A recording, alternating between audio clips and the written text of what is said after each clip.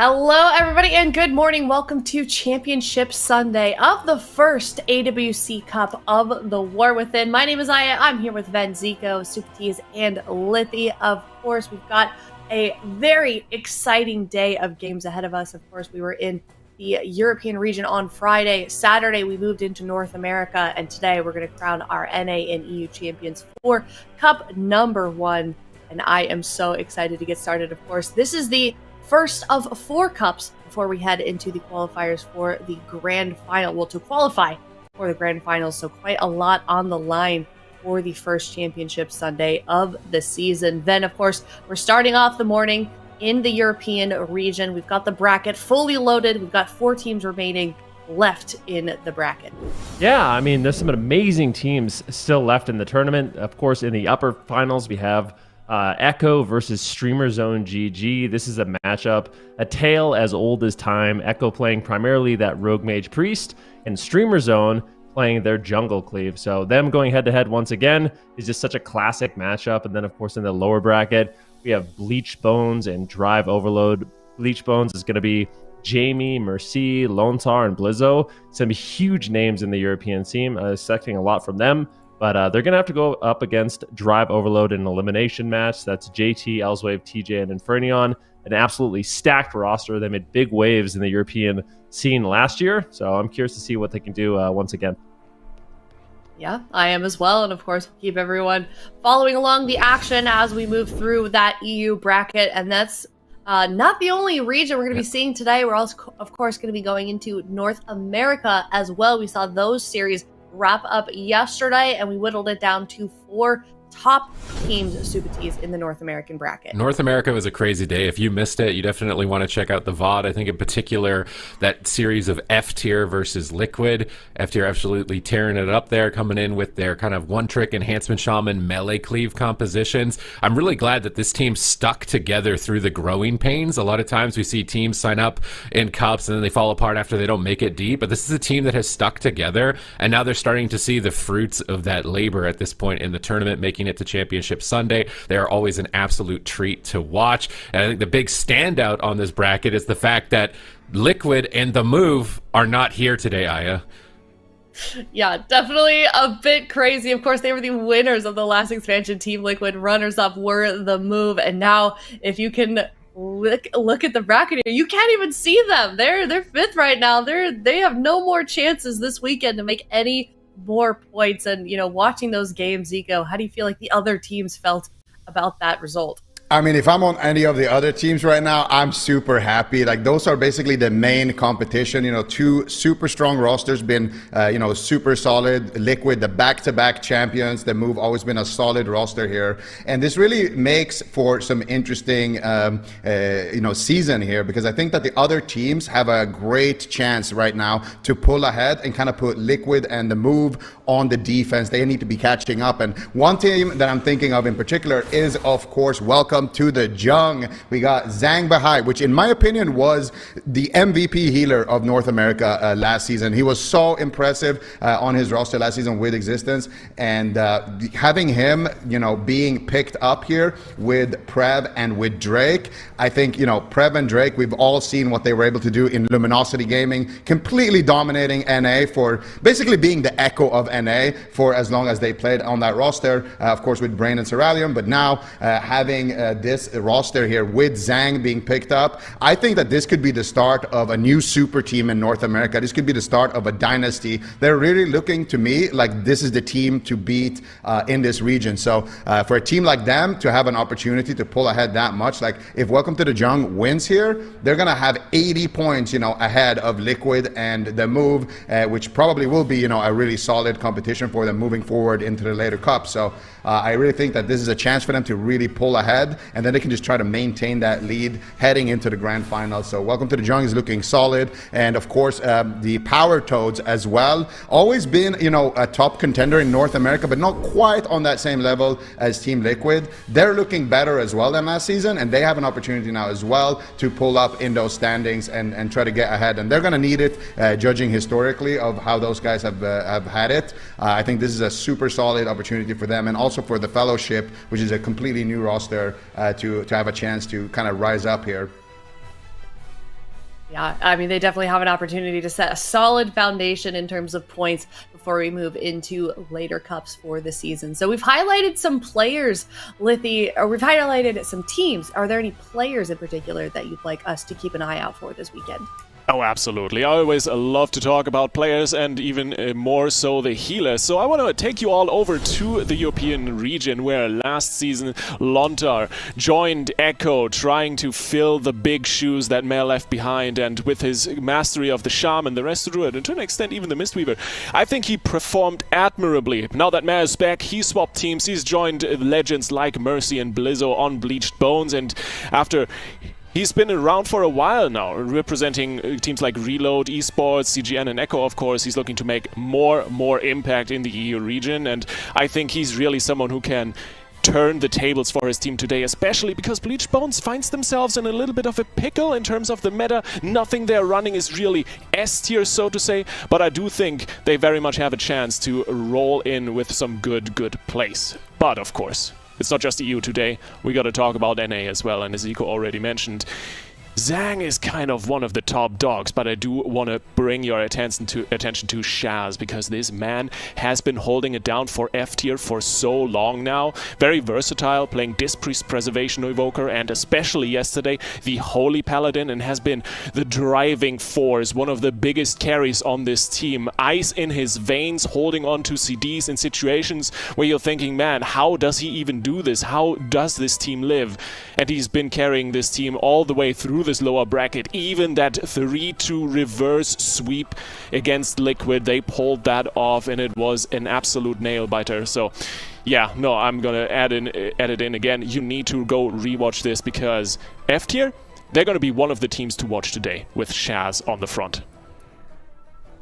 All right, well, we're certainly going to be keeping an eye on them as we move forward here in the series and move on to finding out who our champion is for both EU and NA. So we're going to take a look now at some predictions. Let us know in chat what your predictions are, because chat has been pretty accurate. And I got to say, me and chat, we're mind melding here, because 58.3%, first of all, that's a very specific percentage. And I'm just proud of us as a group here. Super Tees, you need to catch up a little bit. Hey, okay. Man, I was going to say, good job keeping us in the running with Chad, and now you're going to call me out at the bottom? Like, what's up with that? I'm sorry. I'm so sorry. I've got an ego now, you know? Like, I get a couple of predictions right, and now I can't be stopped. This is my new personality. But let us know in chat what your predictions are for this next up series. We can take a look at it here. It is Echo versus StreamerZone.gg, and it looks like most of us agree on how this is gonna go. Yeah. And I think I have the biggest outlier here, 3-2. No hope for StreamerZone.gg Super Tees at all. I just think Echo is going to perfect this tournament. They're going to not drop a map is my expectation for them. They're looking so clean, so polished. Their compositions are very strong with how much time they've put into them. Like, I got my doubts on as to who's going to be able to step up to them, although Streamer Zone is definitely a top contender. Yeah. All right. I mean, we'll definitely find out. I feel like Jungle is kind of back. It's a really powerful composition. We've seen it in both NA and EU. It's kind of been a while that we've seen it in both regions simultaneously, and it's exciting to see also these Jungle teams sort of be able to adopt then as well and come up with other compositions rather than solely relying on that Jungle. So maybe Echo can I don't know. We'll drop a couple of games, but it seems like most people are in agreement here that Echo is going to take this one. Echo just looks unbeatable. I mean, right now, the compositions that they run, with how strong Discipline Priest is, with how strong Rogue is, having Met and Waz on your team, and then you have the perfect complements also. I mean, you got Raikou on Mage and Chanimal on Warlock. It's like, you literally couldn't build a better team if you tried. So, to me, at this point, Echo is basically unbeatable. If Streamer Zone can take some games off them and win a series, I mean, that would be absolutely incredible. If Jungle is good enough to do so, they would be the team to be able to pull it off.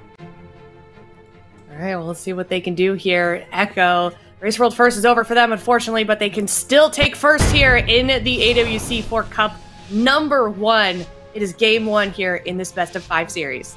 Ooh, Echo not going to be playing the Rogue Mage Priest here. They're going to be bringing in Chanimal for the first time this season. Now, Chanimal, of course, is one of the most decorated players in the game. He's here on his Warlock. We got triple mains coming out here from Echo. And we've seen Liquid kind of struggle in this matchup. So let's see if Echo has any secrets in their back pocket. Immediately going for the kidney shot here onto Tony, looking to set up some dots there. And doing a decent amount there, getting their dots out. Chanimal here with the power infusion. Actually, with the coil as well coming out, doing a lot of damage there onto Tony. Tony needs to make sure he's not overextending too much behind that pillar, or he's going to have to bite it. But now Chanimal caught up in a stun there, and he's going to be in a little bit of trouble. Teleports away, gets the pain suppression, trying to kite here while Meh is sitting through that freezing trap. Do they have any follow-up there for Meh? It doesn't look like it. Meh has a lot of work ahead of him. Yeah, definitely Chanimal under fire. Tony at the same time, though, has the trinket. A big swap there. Nicely done there by Echo, setting that up. It's been Chanimal taking most of the damage throughout this game so far. But Meh with the ultimate penitence is going to be able to keep him alive. Big heals coming in from Meh, and good counter pressure as well. Good gouge on the Relza. Casu getting low, Tony getting low. There's great rock pressure here from Echo, who so far have navigated this situation wonderfully. They have so many defensive cooldowns. They might just get a kill right here, right now. Casu's forced to go into the turtle aspect of the turtle with his trinket, so not many defensives left here for Streamer Zone, Zico. Yeah, Waz trying to find his next target there. They were able to force out the trinket turtle there from Casu. Still no Roar of Sacrifice. Here comes a big swap onto Tony, and that's the powered barrier of Meh. So Tony's going to be forced to get pain suppression there. Nice gouge there onto Relza. Swap over onto Casu to get the cheap shot, and look at Meh immediately there with the double fear. And now Tony's rotting down. Casu's rotting down. Relza's no way out here. Chanimal with the precognition active, doing so much work. They need to interrupt the Cyclone though, and Chanimal, of course, is going to land it. Someone's a new pet here, and almost interrupts Relza there, but Relza actually fake casting with the penance there, manages to get his ultimate penitence off there in the nick of time. Actually looks like he canceled it there at the last second, but now he's going to get it off there. He's flying in the air, and he's going to be sending out these bolts, looking to counter pressure here against Echo. Streamer Zone is going to hold on, but for how long is the question? Kidney shot onto Relza into a full fear there by Meh, and now Tony just line of sighting, playing defense here, and now finally getting back onto his target. Yeah, Chanimal could be in some trouble. We've seen this matchup many times yesterday in North America. Warlocks were just falling over against the Jungle Cleave. So far, Chanimal has navigated this situation quite well. He's got his portal, he's got his wall. Tony's in trouble. Sunlock's coming in from Waz. He gets the full kidney shot on Relza. Can Tony survive? He's in bear form right now with pain suppression, almost getting that bar skin. Shadowy Duel comes in from Waz. Is there any follow-up on Relza? Waz waiting in the wings, gets the full blind on Relza. He immediately trinkets, but now with no trinket to follow it up, I do think the next crowd control on Relza could easily be the game here, Zico. Yeah, absolutely. But now, Waz sitting through a fear. They need to get some counter pressure here. But everyone on Echo is just full HP, Meh. Again, in a freezing trap. But Chanimal is not really taking any damage right now. Tony overextending behind the pillar. Dark Pact is going to trade there for Chanimal. He gets pain suppression there as well by Meh. And now another kidney shot onto Relza. But no follow-up crowd control. Just pure raw damage coming in here onto Casu as well as Tony. Relza still doing okay on mana, but he has no cooldowns left. Spelllock gets hit there onto Relza. Casu, how is he going to stay alive here? Roar of Sacrifice trades. Beautiful counter spells from Chanimal in this game. I don't think he's missed a single one so far. Oh, what a nice grip there by Meh. Gripping Waz out of the line of sight of Tony there so he can't stun into Cyclone. And it's these small plays that make Echo such a deadly force to deal with. Yeah, they are just absolutely insane. Coil into fear here onto Tony. Gets interrupted. Nicely done there by Casu. Finally, the pressure is on to Chanimal. Voice Shift is available. This could be the unending resolve. They're all over him at the same time. Stunlock's going out onto Casu. Cheap shot after cheap shot, but Rel's in the backline. No crowd control on him. I think he's going to be able to hold on and make a swap on Tony now, and Echo is just so good at pushing the pace. Another interrupt here by Chanimal, putting Relza further and further behind. Chanimal going to be using that demonic circle, the portal behind the pillar once again. Just not allow Tony to get out any crowd control. Finally, he finds a Cyclone here onto Waz so they can push onto Chanimal and start getting some pressure rolling, but Tony's just forced so defensive here. Nice sap onto Relza as well. Waz just styling on Streamer Zone. Yeah, beautiful fear into sap, into fear once again here onto Relza, but he has this trinket now for the next CC chain, so if Streamer Zone can recover here, they're not in the worst position here, but meanwhile Chanimal does have his unending resolve, so he's going to be completely fine with that in a second, and he's also sitting in that powered barrier of Meh again with the preemptive barrier there on the trap, but now here comes the damage onto Chanimal. Is he ready? There's the swap coming out there, and they overlap it though with the unending resolve, but Chanimal here free casting damage. They have the counter pressure. They get a full fear onto Tony away from Relza, Malefic Raptor's being spammed out. Cash is running down. Tony's running down. Blind onto Rez. Did he def that? No, he trinkets it. Gets gouged onto his trinket, and potentially a follow-up CC there could be the game, but Waz doesn't have anything more left in the tank. Again, it's going to be Chanimal on the back foot, full freezing trap onto Meh. Can Reza push in for the fear? He doesn't want to risk it right now. Chanimal with the pain suppression. Meh has a lot of work ahead of him. He grips him back to safety behind that pillar, and now Chanimal with the Dark Iron Dwarf is able to cleanse those bleeds from Tony and recover here for just a second, but Echo is running low on defensives right now. They need to try to find a kill. They've been so close so many times, but Kasu, he's got his aspect of the turtle, as well as his exhilaration. Meh now in a freezing trap. He's going to trinket out. There's the gouge onto Reza. They're looking for the fear. There's no will of the Forsaken. There's a gouge cheap shot into a full fear onto Reza. No way out, and Tony is going to get blasted. Echo takes game number 1 in a series. Oh, maybe not yet, though. Chanimal still running down behind the pillar. No way. Chas is trying to get the cross kill. Chanimal, though, with the Dark Pact, with the big powered shield, I don't think he's going to die just yet. Kasu is still playing it out, though. Of course, it is a close situation. Meh has no trinket for this freezing trap, and if they can't push in here behind the pillar, maybe they can close it out. There's still a couple of bleeds as well onto Chanimal from Tony, but Chanimal knows the win condition here. He's just going to play it safe, and I don't think he's going to fall. Echo is going to take game number 1 in what looked like a horrible matchup yesterday when we were watching this basically same matchup play out over in North America. Yeah, I mean, it just goes to show you at this matchup, I feel like Echo played it beautifully, and there's still moments in the matchup where they almost lost, right? Like the way they were rotating through defensives, they were getting crowd control and diminishing return, but you get the feeling if Streamer Zone can just stay on target, there are these panic moments here for Chanimal. We saw the Void Shift as well as the Unending Resolved overlap, but it's this final crowd control chain, the gouge into the cheap shot. You can see Met is already in position to land the full fear, and they're able to take down Tony with a couple cheap shots and a Mortal Coil coming in from Chanimal, but they almost managed to get the cross kill as well. Chanimal played it very cool, just immediately portaling, line of sighting, using Shadow Fury to slow down all that pet damage, just buying Matt enough time to keep him alive. So they shut down that. But yeah, Streamer Zone, I don't think this was that bad of a game for them. And they got Mech completely out of cooldowns. If they had just lived this one setup, I think they could have won this game. Yeah, I completely agree with you.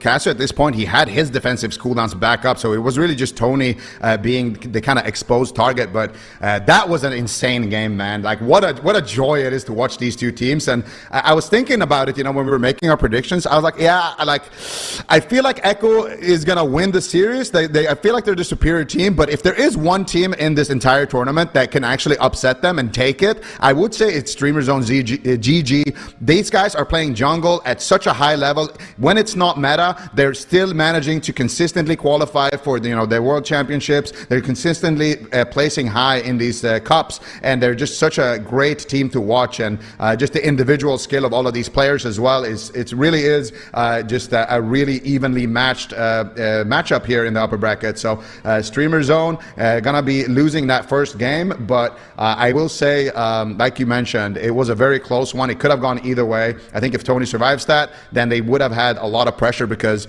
I think early on in the match they struggled with kind of finding their the enemy's kind of defensive cooldowns, kind of struggled a little bit with finding their own pressure. But once they got rolling there towards the end, we saw how rapidly Chanimal was dying. There was one really close call where they had to use that trinket Void Shift from Meh, and they overlapped it with the Unending Resolve, and Chanimal still almost died through that as well.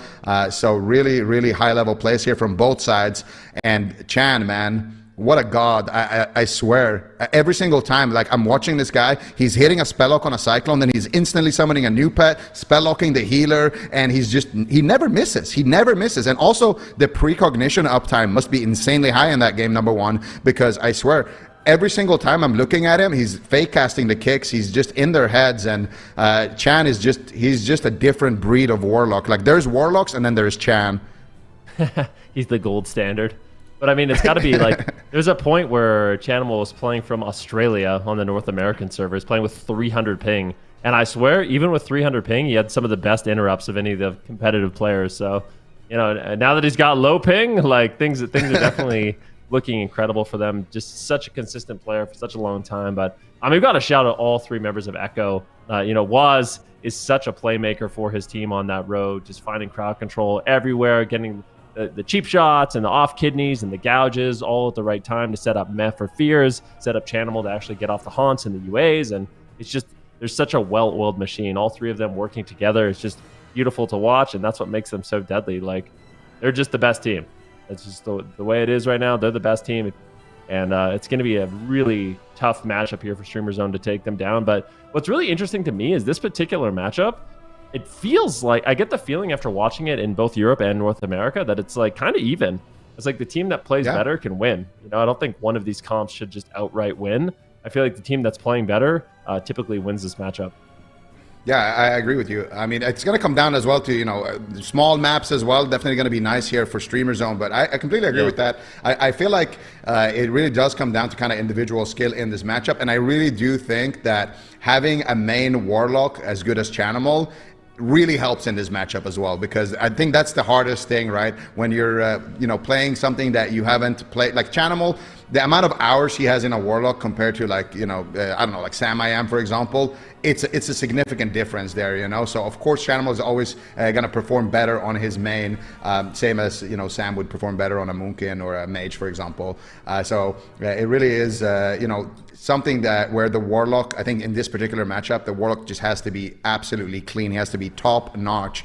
And Chan definitely, this is his first game on broadcast of the season, and he doesn't look like he's missed a single beat here. And you can see here, Echo as well, like their socials. Go give them some love. Go give them some follows. These guys are absolutely incredible. And I wanted to dial it back to something that you said, man, about Waz being such a playmaker for his team and being just an insane rogue. But I think that's very true. But I also think that one of the biggest strengths of playing with Waz, and that's coming from somebody who's played a lot of games with Waz, is actually his communication. Like, his communication is so good. It's, I think, the best out of any player. Yeah, I could agree with that. The way he just sets up everything, you know, like while Chanimal is being trained down, I can guarantee you Waz is saying, okay, I'm going to be, I'll stun this guy off you in a second, get a haunt off, I'm going to go for a gouge cheap shot here, make sure you're in your position to interfere. Like, he's basically just coaching the whole game. And that's not a shot at their team. I mean, it's just, he definitely has that, like, X factor, bring that team to the next level, you know? So I think he's just, I mean, it's undoubted. I was going to say he's one of the best WoW players. I mean, there's no doubt about that, but he might be like the best WoW player, like a DPS that has played the game, really, just because of his communication skills. Yeah, absolutely. It really, like, I think the only people who are that good at kind of talking about win conditions, talking about what we need to do, how can the enemy team win, how can we win, you know, setting up the teammates and things like that. I think the only two players that really comes to mind with that is like Snuts and Waz. That, I think, is the main thing that really sets them apart. Of course, other than being just, you know, top notch at their class, I think that's actually an even more important thing, is how well they can just coordinate with their teams. But we're going into game number 2, Echo versus Streamer Zone. Meh already in a freezing trap, and we're seeing an opener here onto Chanimal, and already Waz is there kind of deflecting that opener a little bit with a cheap shot onto Tony into a fear. They get a kidney shot onto Relza, so he can't dispel that fear, and then Chan gets a fear onto Relza. So they could kidney fear with Mess fear onto Relza there, but they choose to do it the other way around just to deny Tony here in the opener. So I would say solid opener here from Echo, and now Tony could be in a little bit of trouble, taking a lot of damage there in that mortal coil, but Relza being out of crowd control should be able to keep him up.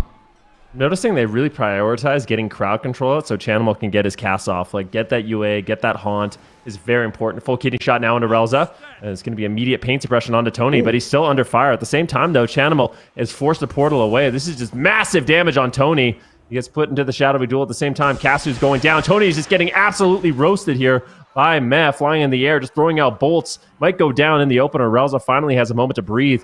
Toss out some flash shields and keep him alive. Interrupt on Tony immediately. It was overlapped with the Shadow Step kick, though, so a little bit of an overlap, but Streamer Zone right now, they're just in shambles. They have no pressure. They're just outright dead. This is an awful start for them. Oh my God, the smoke bomb. Tony might just drop, and he will. Echo making quick work out of Streamer Zone here on a hook point. That was absolutely incredible. They get, I think it just comes back to that opener a little bit. So they force out the Will of the Forsaken there in the opener, and that's with that kidney shot fear that we were talking about at the start of the game. Then Chanimal ports on top of Relza, kind of defensively while Meh is in a trap, and snipes a second fear. Meanwhile, Waz drops the shadowy duel. Then after that, they chain it with the kidney shot and the smoke bomb onto Tony, as well as a blind onto Relza. And I wonder why Relza actually sat through that. And this is the moment I was talking about, actually, right here. Look at Chanimal. He ports defensively while Meh is in a trap, gets the fear. Relza doesn't, he can't trinket this one right now. And meanwhile, Waz drops the shadowy duel here over onto Tony as well, denying some heals. They get the gouge. And then I think as soon as the DR comes back up, they send send the blind onto Relza. Look at that spell lock there onto the Cyclone as well. And I think there's the cheap shot into a blind by Waz, and then here a pre-smoke bomb onto Relza's trinket. So if Relza trinkets, he can't trinket Void Shift, so it has to be Tony that makes the trade. And I think that's where the miscommunication is. Maybe Tony was expecting Relza to trinket and try to save him there, but it definitely was Tony's trinket. And again, Tony, if he trinkets the stun there, boom, coil coming out from Chanimal. And if he waits for the stun to end and then trinkets the coil like he did, it's just too late. So Echo just insane at finding these win conditions early on. Yeah, it really, like I said, I swear it comes down to the opener as well. I'm noticing like the priority of their team is to just make sure that Chanimal can get his damage rolling. It's really important he's getting the UA up. It's really important he's getting the haunt up. So I think what they did is they got a stun onto Relza. I think it was a gouge into a stun on Relza. And then what Matt did is he just feared up Tony. So instead of putting Tony on stun DR and allowing him to cast, they literally just feared him up. And then he got his cast off and they could get the damage rolling. So it's just really beautiful. Echo puts so much consideration into their openers and their strategy, and it just puts them so far ahead in these matchups. Yeah, absolutely. And I really like the way they did that in the opener too, because they got the stun over onto Tony as soon as he opens up onto Chanimal. So Tony can't get his bleeds rolling, he can't get his damage rolling, and then since Chanimal is in a stun himself, he can't fear Tony out of that cheap shot, and instead, Meh is using his fear, which is instant, over onto Tony out of that cheap shot. But then, of course, that can get dispelled. So Waz is there covering the dispel with a kidney shot onto Relza. So just the way that they played that opener was so beautiful to watch, and is exactly what you mentioned there. It is to allow Chanimal to have that opener where instead of the Feral getting a bunch of bleeds on him, the Hunter landing a trap, and then it's a 3-2-1, Chanimal is in trouble. Instead of that happening, it's just the opposite. Chanimal gets to start off the game with a target already feared, primed up. He doesn't need to worry about the kicks. He can just full send his rows of dots, get his pressure rolling, and then start playing defense. And that's exactly what they want to do. And then the fact that Chanimal also was able to land, more fears after that onto Relza, it's so hard for Relza to deal with. And then again, with the spell locks, Tony, he needs to be playing the goalie. He needs to be landing those cyclones. But again, Echo is denying it every single time. Chan is there with the spell locks. And then if they have, good pressure, he even summons a second pet and goes for the healer spell lock. And also, Meh doing a fantastic job shutting them down with things like mind control, with things like fear. And also in game number 1, we saw Waz get rake stunned. And then Tony wanted to cast a clone out of that because there's no kick he needs to worry about. So he's just line of sighting Chan and he's casting a clone. But guess what? Meh just grips Waz while he's stunned out of line of sight. And it's just those small outplays there that completely shut down Tony's crowd control in this matchup. Yeah, we are going to Ashamane's Fall, so a bigger map. And I honestly don't know if I like this map. Like, basically, my assessment of these games is the Warlocks, they just want big pillars that they can port around. So this is one of the biggest pillars in the game that Chanimal is going to have access to. So I'm not exactly sure what Streamer Zone is doing with this one. I think it would have made more sense to go to something like Imperial Domain or something like that. But we are going to Ashamane's, and I think Echo's probably going to be happy for this one. If they can win one more, they will be sending Streamer Zone GG down to that lower bracket. And it's just incredible that Echo does this, right? Like, they just make every single team look like just a tier worse than them, And this is looking like another really good season. It's a great start for them, but we'll see. Streamer Zone GG, what I want to see from them is just, what do we want to see? Like they need uptime on Chanimal, they need to get crowd control up, but Waz has just been doing such a good job playing goalie that it makes it really difficult for them to get anything going. I think the main thing about Ashamane's is just they want to be able to shut down Waz a little bit more, because on the smaller maps, he's just allowed to kind of ping pong between the healer and then back over onto Tony, over onto Casu. He's just all over the place, shutting down everybody with stuns, with disarms, with gouges and things like that. And on this map, they're going to try to limit that a little bit more. But like you mentioned, in the long game, I don't think they win with the long game because Chan is going to just have a really good time kiting around. But I don't know what just happened there. You're having some graphic issues there, but we're all good. We're all good. So let's see here. Tony actually getting coiled there in the opener. Now they shut down Chanimal here. So Casu actually landing an interrupt onto Chanimal here in the opener, and then also Tony landing his interrupt. So they have a lot better opening pressure here on the side of Streamer Zone. And this could be actually the best opener so far in the series. Blind into a sap on Relza. How do they follow it up? Waz is there. What does he do? Is he going to get another sap? Oh no. Relza is just completely taken out of the game. Finally, can get some cast off here. The Shadowy Duel comes in. Waz gets feared. Immediate Dispel. Oh, he actually trinkets out of it. Double stun lock coming in. Kidney shot onto Relza. That's going to be the pain suppression. Caster's in so much trouble. Waz is just putting out a ton of crowd control. Relza is falling further and further behind. Once again, sitting that full blind sap has just put him in such an awkward position. He's held onto his trinket, but the team has no pressure whatsoever. And Chanimal, at this point, he can portal away if he needs to. Relza finally going to be getting that ultimate penitence off to top off his team and try to reverse the pressure here. But I still am really worried about Streamer Zone. However, Relza still has quite a bit of defensive cooldowns. Will be a Chanimal who portals away behind the pillar. Can they get the follow-up fear? It's going to be a coil out of the kidney shot into a potential full fear. Relza, once again, just getting controlled indefinitely. Uses the Will of the Forsaken, but now won't have access to that trinket for another 25 seconds, Zico. Yeah, Matt actually canceled his ulti penny there to not break the fear there onto Relza. Forcing out the Will of the Forsaken. It was like 1 or 2 ticks left on it, I believe, but just high-level plays coming out there once again. And Echo just kind of regrouping here behind the pillar. But now finally, here comes Streamer Zone. They're over onto Chan. But once again, as soon as Chan gets locked down, there's a kidney shot, there's a powered barrier, and Chan is going to feel very, very safe right now. Another cheap shot coming out there. And you can see the positioning here. It's much harder for Waz to stun Tony and Casu and then also get over to Relza and kidney shot him. Nice mind control though coming out there onto Tony, and finally Streamer Zone manages to slow down this pressure a little bit that's coming out from Echo, and I do think that's going to be key for them. But a nice Mortal Coil pathing there actually over onto Tony. It's going to allow Chanimal to potentially get some haunts out, get some dots out, and there's the kidney shot. Now they're all too close to Relza. There's the kidney shot now onto Relza. Smoke bomb onto Tony. Huge damage coming in, but I think he might survive here. He's got the Roar of Sacrifice from Casu, and that is going to be enough defense there to keep him alive, but another great push there by Echo. Yep, nicely done. And that means Tony has no trinket, but there's no smoke bomb thread. Tony's just dying to damage. Are you kidding me? Going down to 5% health. How are they killing him? How is he dead? Relza, what? He has Rapture. Did he get interrupted? He has Rapture. He has Power Infusion. I mean, I can't believe it. Normally that is like, yeah, I don't know what happened to get interrupted. Like, we're going to have to see that in the replay. That is like almost unheard of that Priest has so many cooldowns out, just sitting in the back line, bombing out heals, and they're not able to top off, or at least keep them alive. I mean, what was that damage? We definitely need to instant replay on that one. Yeah, I mean, Relza was a little bit off camera there, so I'm not sure actually what hit him there in the end, but let's just see what happened here. So Tony gets coiled, they get a bunch of dots on him, and then it looks like, okay, well, the pressure is kind of gone. Relza's out of crowd control, things are looking good, but then here they do that crucial mistake of all stacking up too close to Relza, and you can see the triple stun come in, the smoke bomb comes out, and Tony's taking a bunch of damage. Then Relza gets gouged there over behind the pillar. Chanimal is getting his cast off there as well. Mech gets interrupted, they swap over onto Waz, and then here, what happens? Does he dispel a UA? So he's casting a penance there, and he has a Rapture, but I don't know actually. He didn't get spell locked. I think he just died on global there from pressing Rapture, maybe from Rapture shield. I guess they purged the shield as well right away. I'm not sure. Well, is there anything I'm missing here, Ben? That's a great question. We got to watch it again. All right, so this is where they finally get that set up. The double stun lock comes out. It's an interrupt on Tony into a cheap shot, into a smoke bomb. Beautifully done there. That was a great setup. There's a gouge on Relza. Now what happens to him? Because I don't think that he does get spell locked. Just throwing in some shields. There comes the penance. It doesn't get interrupted. He literally just dies through a penance. Right? Oh, is it a shadowy duel there at the end from Waz? Oh, it was actually. Yeah. It was a shadowy duel.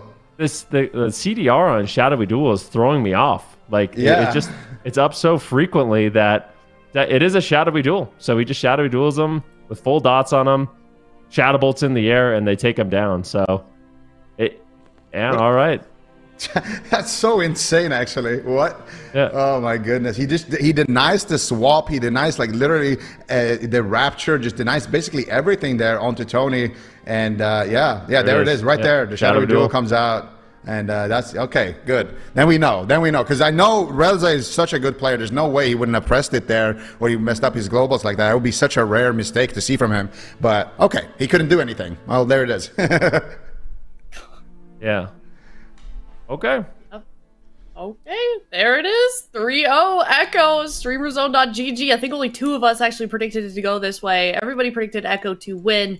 But yeah, only Ven and Sid, and Zico, excuse me, predicted this to be a 3-0. I should have never doubted you guys. But a bit of an unfortunate way for things to go for Streamer Zone GG. But this is the upper bracket, so they do have another chance to bring it back. They're going to be dropped down into that lower bracket, and it's definitely going to shape up to be a very scary lower bracket here for the EU region. We can take a look at how it's shaping up right now. Bleached Bones versus Drive Overload. That is the series that is coming up next, and we'll be facing off against Streamer Zone GG, so potentially have a rematch in that upper bracket. But things are kind of going according to plan, Ben. We got Echo already up there in the grand finals for Cup number 1. I mean, yeah, if I had to make any predictions, that definitely would have been it. I mean, look at this. So far, 3-0 against Choke on Land, 3-0 against Bleach Bones, 3-0 against Streamer Zone, and they've just been really dominant performance, right? Like, at this point, like, it's just looking like who's going to get second place, because Echo is looking completely unstoppable. I would love it if one of these teams could kind of rise to the occasion, but they just set the standard so high, they set the bar so high, and I think in particular what's so deadly about this team is I think it's a really good meta for them too. So it's like not only are they so good, but right now the comps that they run and the classes that they play are also like top notch. So just an extra deadly combo.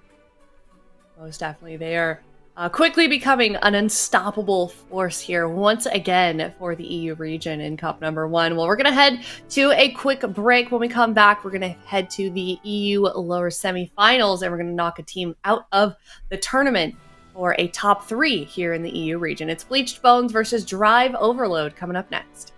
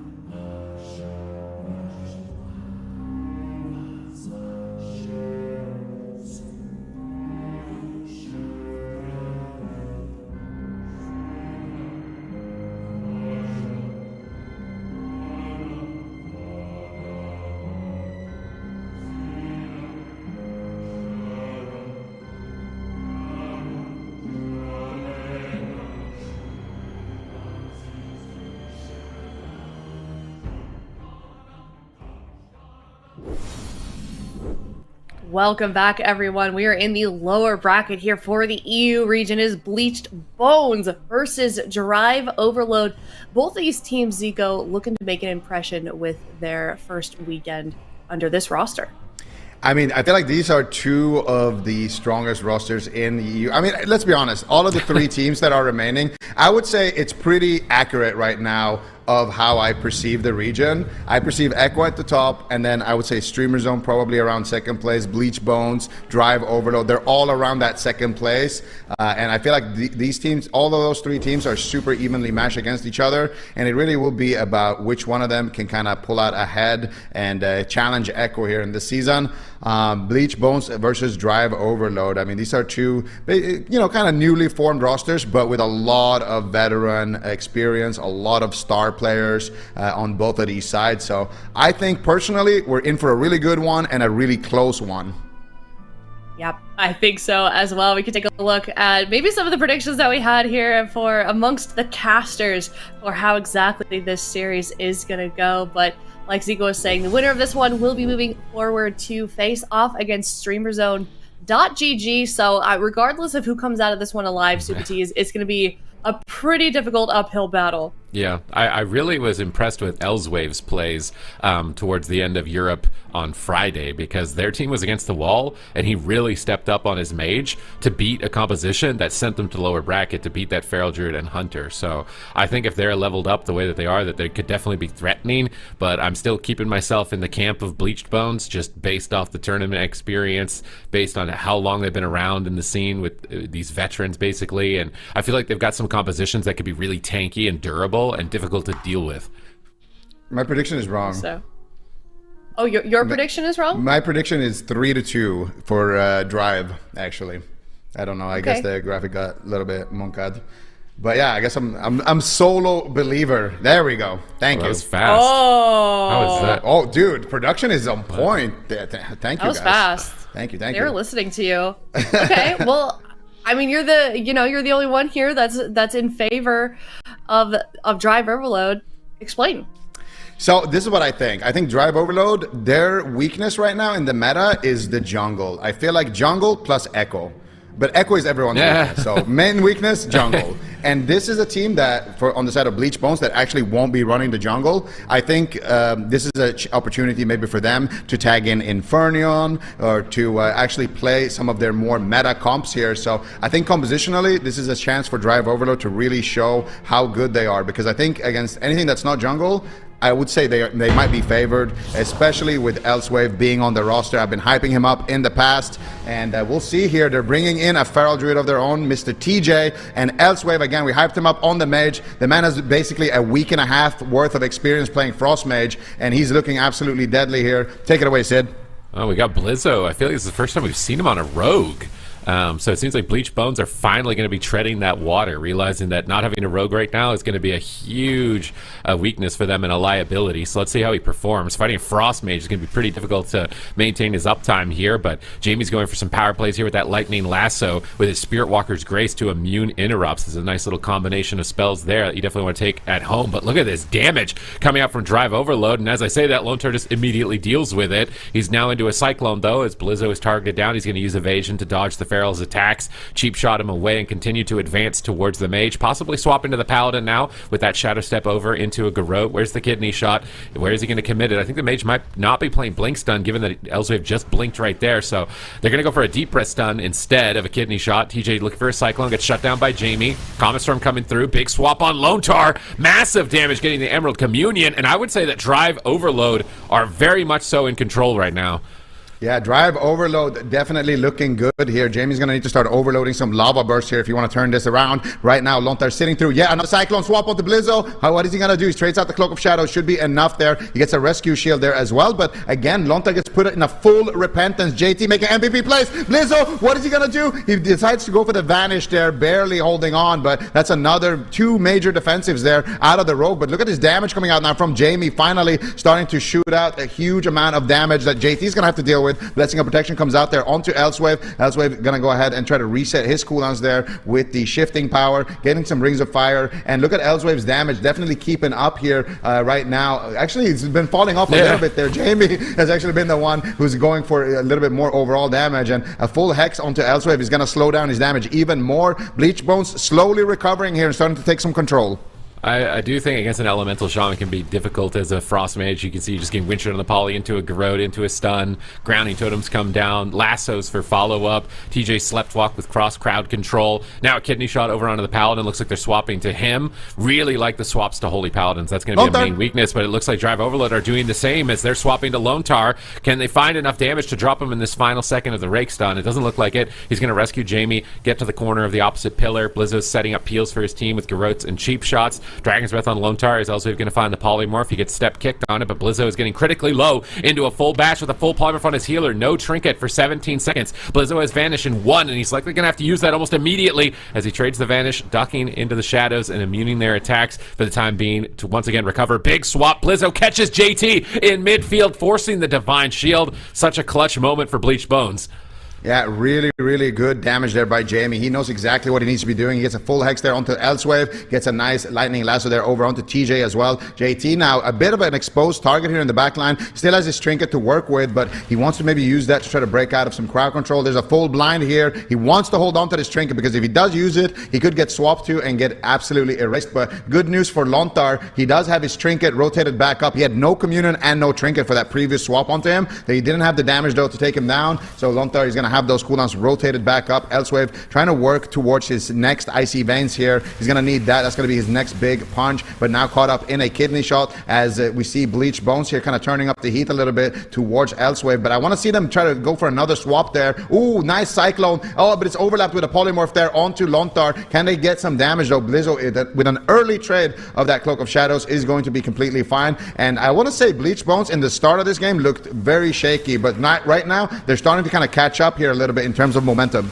Yeah, Lone Tar needs to get ready for this attack here. He's got some cooldowns available. He's got to be the playmaker on defense.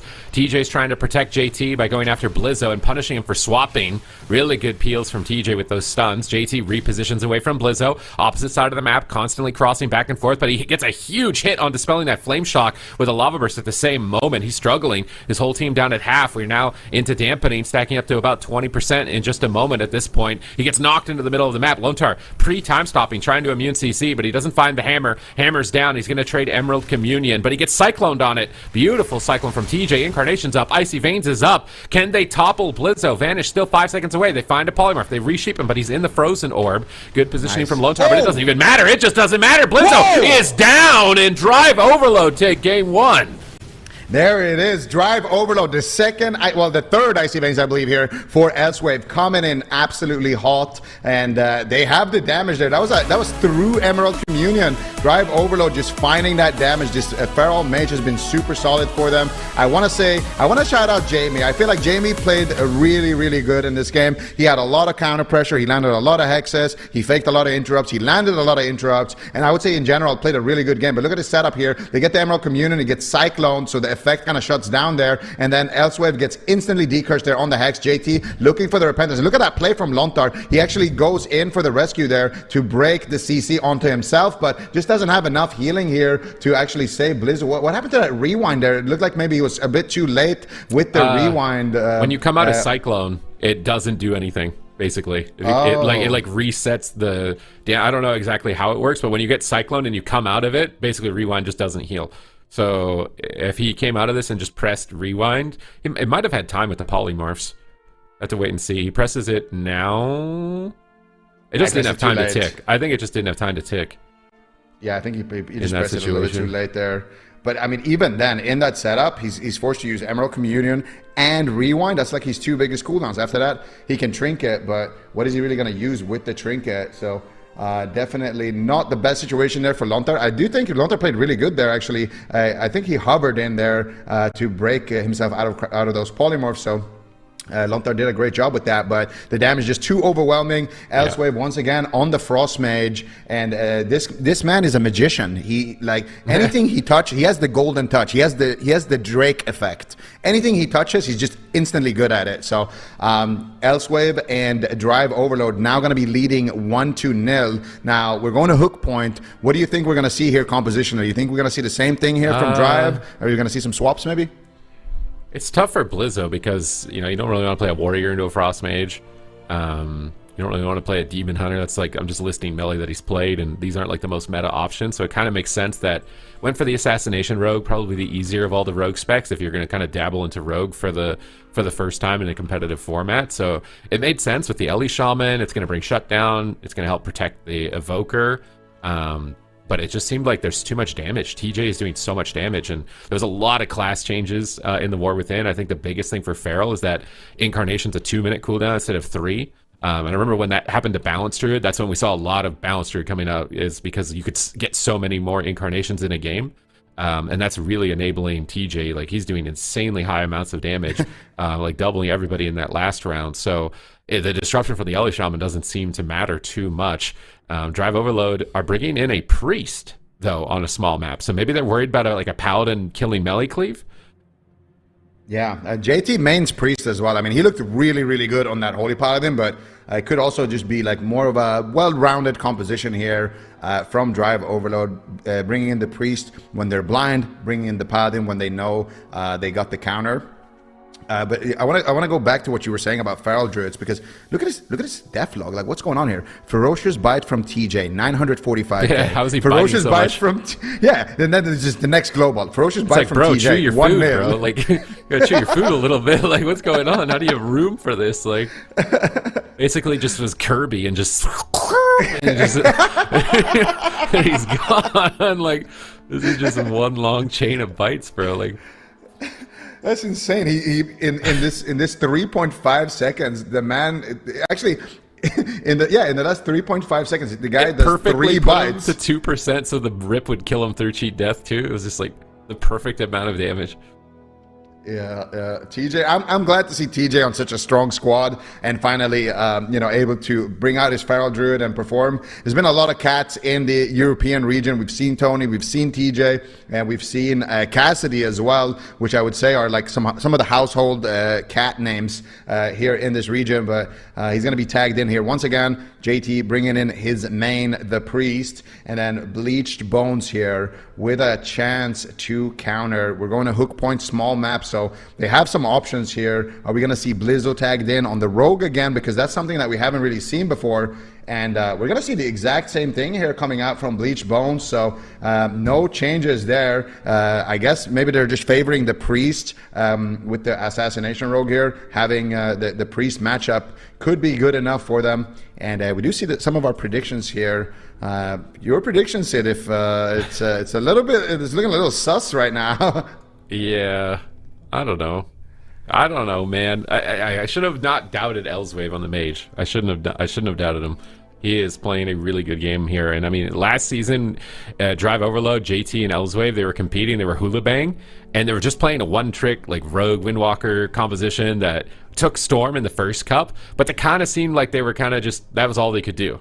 But now they're coming into the War Within with a new roster, and it's like, what is this completely new team? It's like they leveled up like 3 times from the end of Dragonflight to now in Season 1 of the War Within. So this is like a massive change up for them as a roster.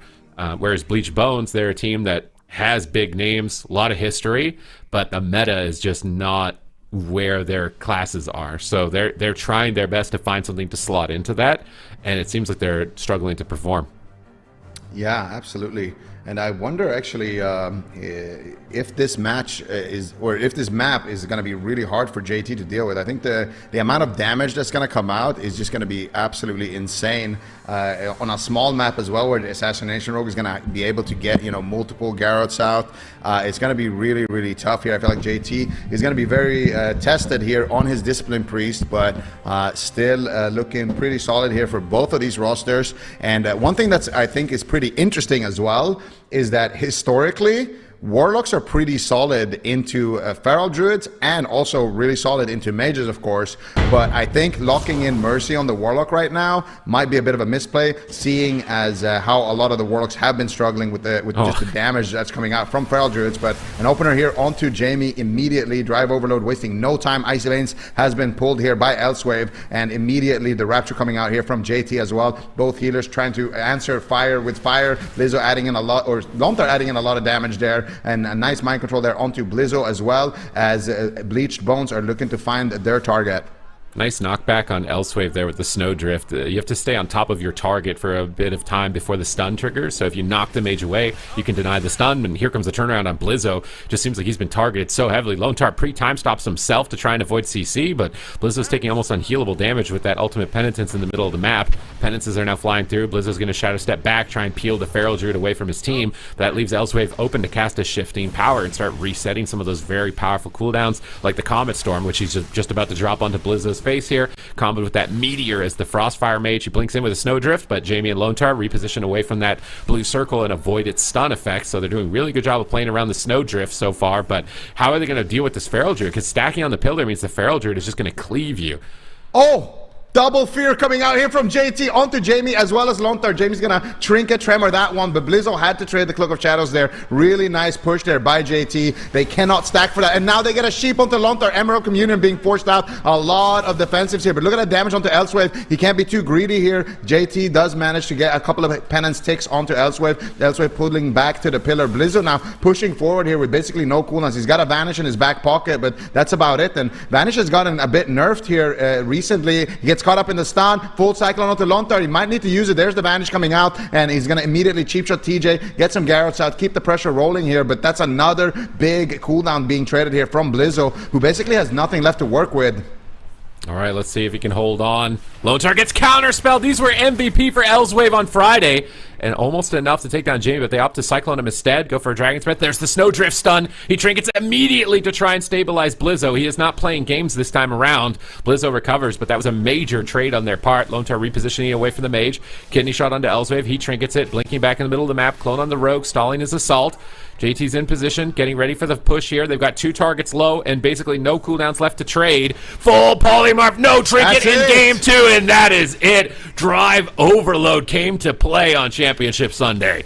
My goodness, what was that? Drive Overload, just finding the crown control, and again, so clutch. We see the double fear coming out from JT. That's going to force out the Trinket Tremor. That's going to force out a bunch of defensives from Lontar. We're seeing these consistent stuns onto Blizzo, forcing out his Vanish, forcing out his Trinket, forcing out his evasion. Early Cloak of Shadows being traded right here in this moment, and this is really, I mean, right at the start of this clip, you see Lontar had to use his Trinket. That's because Elsewave manages to blink on top of Lontar with a Snowdrift. Then he Dragon's Breathed him, half a Dragon's Breath, just to keep him in place for an extra second. Then the Snowdrift stun procs, and that forces out Lontar's Trinket. And now you're in a situation where Lontar has no Trinket, he's got no Rewind, he's got nothing, Blizzo's got nothing, and Jamie's got no Trinket either. So all you got to do is just land a CC onto Lontar, and then you can maybe even chain it with something onto Jamie like a fear, and it's just game over. Just get a stun and a sheep basically at that point. And even if this fails, they're so ahead in the match that Lontar also used his Renewing Blades, he's used his Emerald Communion and his Trinket Rewind, so you could just easily swap to Lontar and just full send him as well if Blizzo somehow manages to survive this. So really big checkmate situation, and they even get him low as well before the sheep lands. They managed to have JT there as well with offensive penances doing work, and yeah, Drive Overload definitely come into play here on Championship Sunday. I kind of wonder if we should see, we've seen Jamie's team play like Hunter Death Knight, if that would go any better for them. It just seems like if they're going to run a rogue-based composition, they're going to have to put more time in. Drive Overload are not giving them any sort of opportunities in this game to be able to come back into it. So I would honestly rather they play a composition that they've had at least more time preparing here in this series, because it's looking like if they do this again, they're going to be walking out of this tournament in 4th place. Yeah, it's a tough one for Bleach Bones here. So they have a couple of lines of play. They could go big map and then tag in Mercy and play maybe some Wizard comp. That is an option for them. Wizard cleaves right now in the meta are just not that good though. but it is a lineup play that they could go for. They could also go for, you know, a melee cleave as well. Maybe tag in like a DK warrior or something like that, and just try to run at somebody. There are some lines of play here, but they're gonna have to navigate through it. Obviously, a very diverse team in terms of how many comps that they can play. But Bleached Bones definitely going to be running down the clock here. Their, you know, lives are against the line, and look at this super team. You're getting a present here for your first cast of the day. All right, Runes of Lordaeron, Drive Overload, they're not changing anything. There's no shot. This comp is looking really good for them. I love how they're playing off of each other. TJ's setting up the damage. Elswave is getting aggressive with the Snowdrifts to get crowd control so that the Feral Druid can just maintain uptime, cleaving 2 targets. JT's just holding it down with really good overall trades to keep the team going for a longer period of time and to be as healthy as possible. This is their comp. I honestly don't even know if I want them to change it for maybe the rest of the tournament. I feel like this Feral Druid Frost Mage is looking really good for them. Yeah, I agree. This is, you know, this is what they've been practicing as well, and the fact that Elswave hasn't even been playing Mage for like not even 2 weeks is just crazy to me. How good he's gotten that fast, and a lot of it just comes down to, you know, the game knowledge as well, just knowing when you should push in for crowd control, when you should be playing defensive, and I feel like he navigated that really well. And also in a matchup where you do get shut down a lot, because one of the hardest things to play, you know, as a mage is against the Ele Shaman. He's gonna have grounding totems. He's gonna have wind shears. He's going to try to hex you, and if you cast, for example, an arcane spell and you have your counter spell ready and you get wind sheared on it, you're going to get hexed after that wind shear because you can't use your counter spell because you got locked on arcane. So there's a lot of like little things like that you kind of just have to learn within the matchup, and I feel like Elswave is being very effective in the game against somebody like Jamie, who is just that good on the Ele Shaman as well. But Drive Overload locking in the FMP once again. Bleached Bones now. They have some options. And what are they going to do? They tag in Mercy on the DK. Yes, sir. Yes, sir. Jamie on the Hunter as well. This is a Mage Slayer comp. They can also go after the Feral, so I like this a lot. But talk to us a little bit about it, Sid. Yeah, this composition is all about the opener. It's basically Pet City. It's like going into the New York City Zoo or something. There's going to be a billion hunter pets, a billion Death Knight pets, just ghouls, goblins, and lions and tigers in the opening stages of the match. So Drive Overload need to deflect those pets, use AoE CCs, use roots, use fears even, maybe even Snowdrift. Just control the pets and reduce the opening pressure as much as possible. If they can survive the opener, then they're going to be in a lot better of a position to be able to take the game. Yeah, the opener is going to be very scary. I mean, we saw Mez tagged in on the DK yesterday, doing like 1 mil, 1.1 mil DPS in every single opener. So Mercy, he's been playing DK a fair bit as well, you know, historically. So this is not something that he's just been picking up on a whim. This is something he's actually been putting time into, as well as Jamie on the Hunter. So these are, you know, very kind of serious alts for these guys. Lontar going to be back on the Priest here. So decent options, I would say. I like that they're getting rid of the Evoker, to be honest. I do feel like Priest is just a bit more well-rounded into this. You have a little bit more ways to kind of avoid crowd control with that Priest. You can use the Fade, you can use the Premonition to dodge some CC. Of course, the Evoker has the stacks, but there's also 2 Purges, you know, that can remove that Shroud on the side of Drive. So I like this from Bleached Bones, but it's going to be a tough road ahead of them. They got a great map as well. To kind of run down the mage. I do think that they're going to be running down the mage here. Just like run at the mage, spam purges on the shields, get DK uptime, and then if they force an ice block, maybe that's when they tab over to the Feral and see what they can get in a situation like that. But I do think Elswave is going to be the main target here for Bleach Bones. And it enables just all the cleave damage from the Death Knight, and even some cleave damage from the Hunter possibly, so they can attack 2 targets at the same time, keep their diseases up on 2 targets. But BM Hunter is generally pretty single target focused with the talents that they've got in the War Within. They kind of ramp up damage on a target. So generally speaking, they don't want to swap a lot. So whatever they pick, they're going to be pretty committed. I also like the Priest just for the Mass Dispel threaten on the Mage, whereas if they went with the Evoker, every Ice Block is guaranteed a reset. Now at least there's something they got to be worried about. They've always got to be on top of them and ready in a moment like that. So this is a very threatening composition in terms of aggression from Bleached Bones, but we have also seen that it can run out of steam really fast if they don't win early. Yeah, that's the thing. Survive the opener.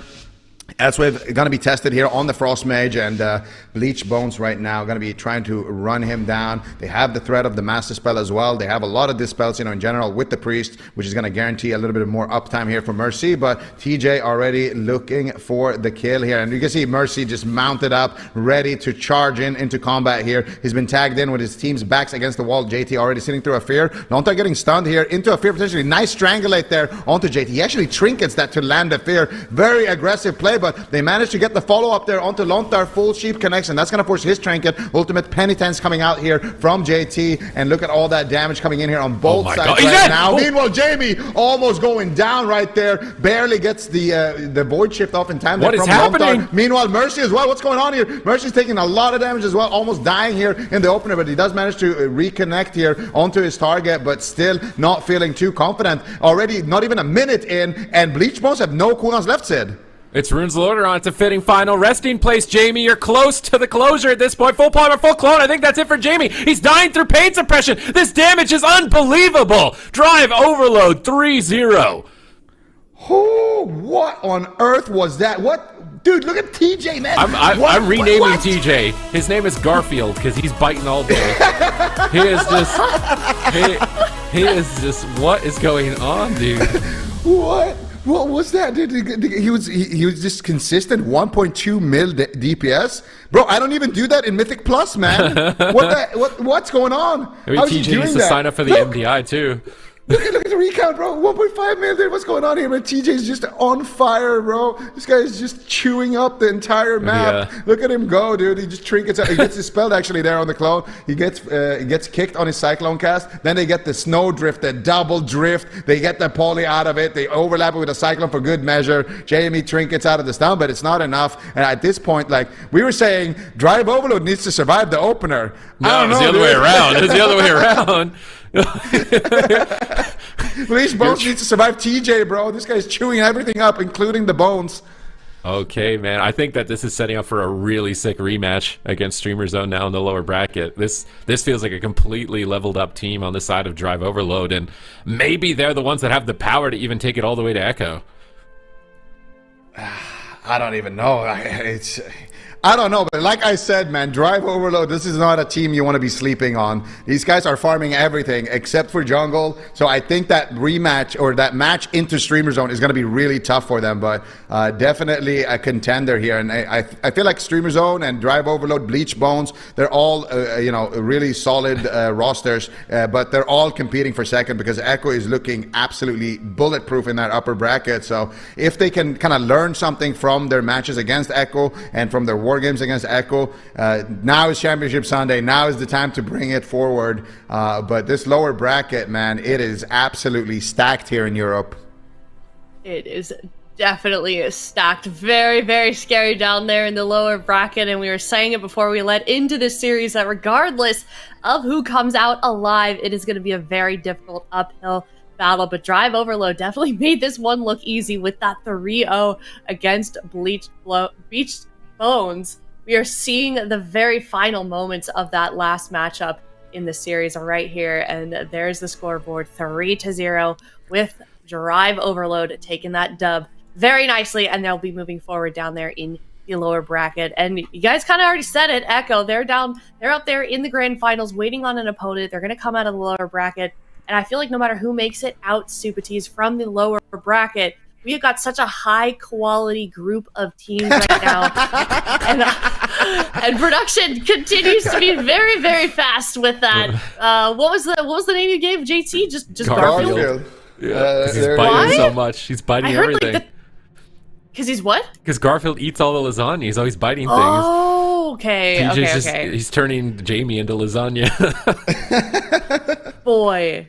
Yeah, he definitely did. All right. Yeah, Garfield and the boys. Love it. Love to see it. All right, well, maybe we'll see some more of that in the next series with these guys. But Drive Overload, they're certainly going to be happy with that victory. And now we just GG go next. We're moving on to the next series here. And Zico, EU, shaping up to be very competitive, as always. Yeah. Prediction. I did predict it at 3-2, but Drive Overload, they're delivering right now. It's looking good. The stonks are rising right now, ladies and gentlemen.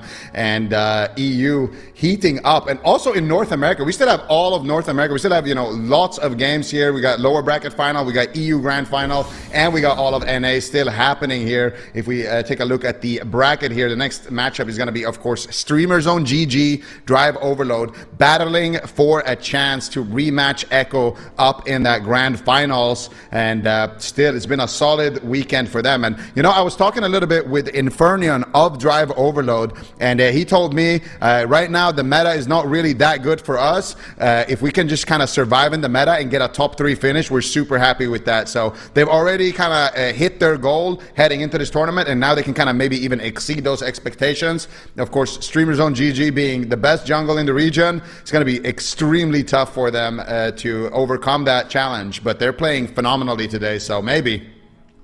Yeah, they certainly are. We'll see if they can exceed their goals that they had leading into this weekend. We're going to head to that series up next. Before we do that, though, we are going to play a round of the spell guessing game. If you're watching from home, definitely play along with us. I feel like overall we've been doing pretty well so far. What would you guys say? I feel like this has been your season, Aya. You've been on fire. Is that like a humble flex on us? Like, we've been doing pretty good. I'm hyping. Listen, it's been pure luck. The ones that I've gotten right were just from classes that Look I how humble she is. That's crazy. Just tell us the truth, Aya. You've been maining Disc Priest behind the scenes. You've been pushing rating, and I could tell. That looks like an execute. Does execute have 10 seconds cooldown? That looks like that. You attempt to finish a wounded foe, dealing 400% of attack power. I think this is execute. This is warrior execute. I'll trust you on that. It can't be Shadow or Death because it wouldn't say attack power. And it wouldn't be Touch of Death because I think it's lower than 20%. I think it doesn't have the 400% attack power part on the tooltip. Also, it wouldn't say attempt to finish off, I don't think. I think it would say do lethal I'm damage. pretty sure execute says you attempt to finish off a wounded foe. I want to say that's what it is that says. First 10 though? Is that like range? Oh, like it could be kill shot. It could be kill shot. Yeah, the range is hidden, but then it's like this random 10, so it costs 10 something. So does execute cost 10 rage? I think I want to say execute costs. I don't know more actually. than that. But I the think kill shot probably costs 10 range, right? Does kill shot cost 10 focus? I think it could be kill shot. I'm gonna go with kill shot actually. I'm feeling the kill shot. Yeah. I don't think execute has a cooldown. I'm pretty sure that's the main takeaway here. I'm pretty sure execute is just spammable. Like the cooldown of execute is that it depends what you have procs, but also it just dumps all your rage, right? So it generates rage for fury, and then it spends rage, I think, for arms. But it's hard. So it would say generates rage if it was fury execute, and it doesn't say that. And then arms warrior, it would cost rage. I'm going with kill shot, locking it in. I think it's kill shot, yeah. All right, I feel like I gotta go with kill shot too. Then I'll trust you guys. You're just copying our homework here, Aya? What's going on? Yeah, man, this is how I get such a good score. Oh, should I do the cooldown of kill shot? That's like another. That's the biggest tell is the cooldown difference. Yeah. Yeah. All right, well, let's see it. Which one's I don't think gonna execute be? has a cooldown. Oh, 10 focus. Yeah. Okay. All right, they're gonna give us the icon next. I think. Do we know the icon of kill shot? We're so good. All right, they're gonna give us the icon next. I think.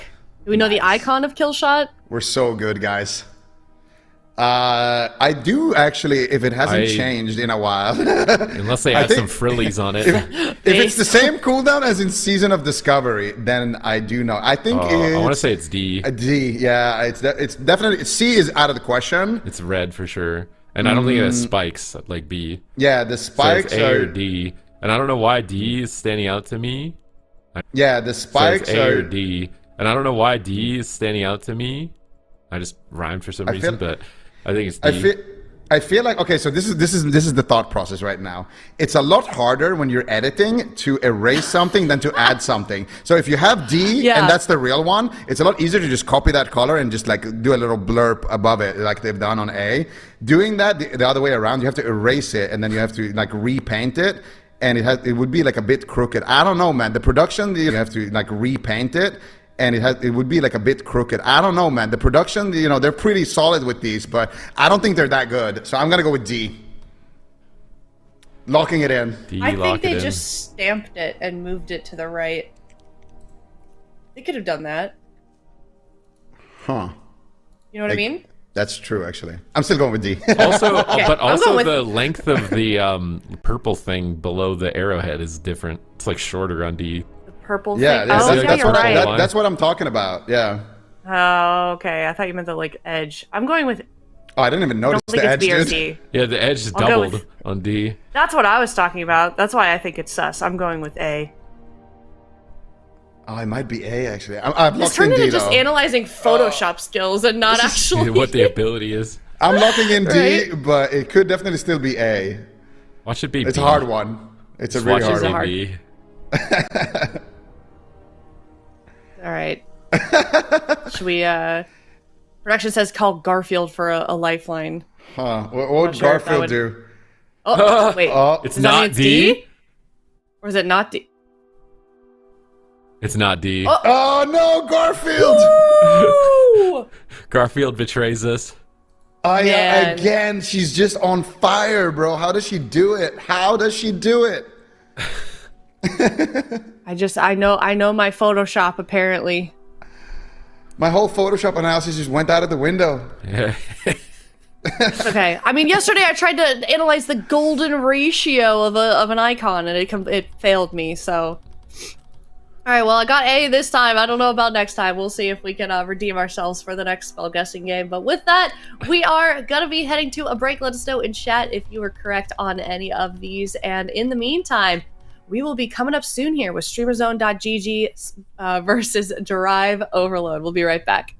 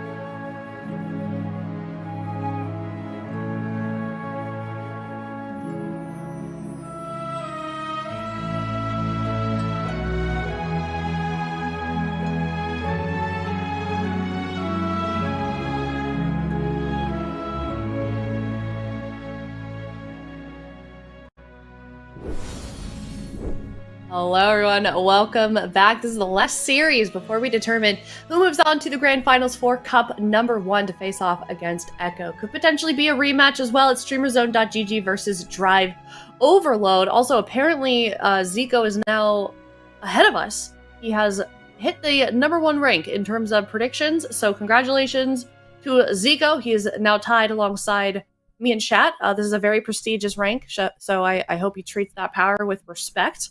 But let us know in chat what your prediction is for streamerzone.gg/drive overload, because I feel like Supertees, this is kind of a hard one to predict, especially with these two teams and just kind of how the current meta seems to be shaping up.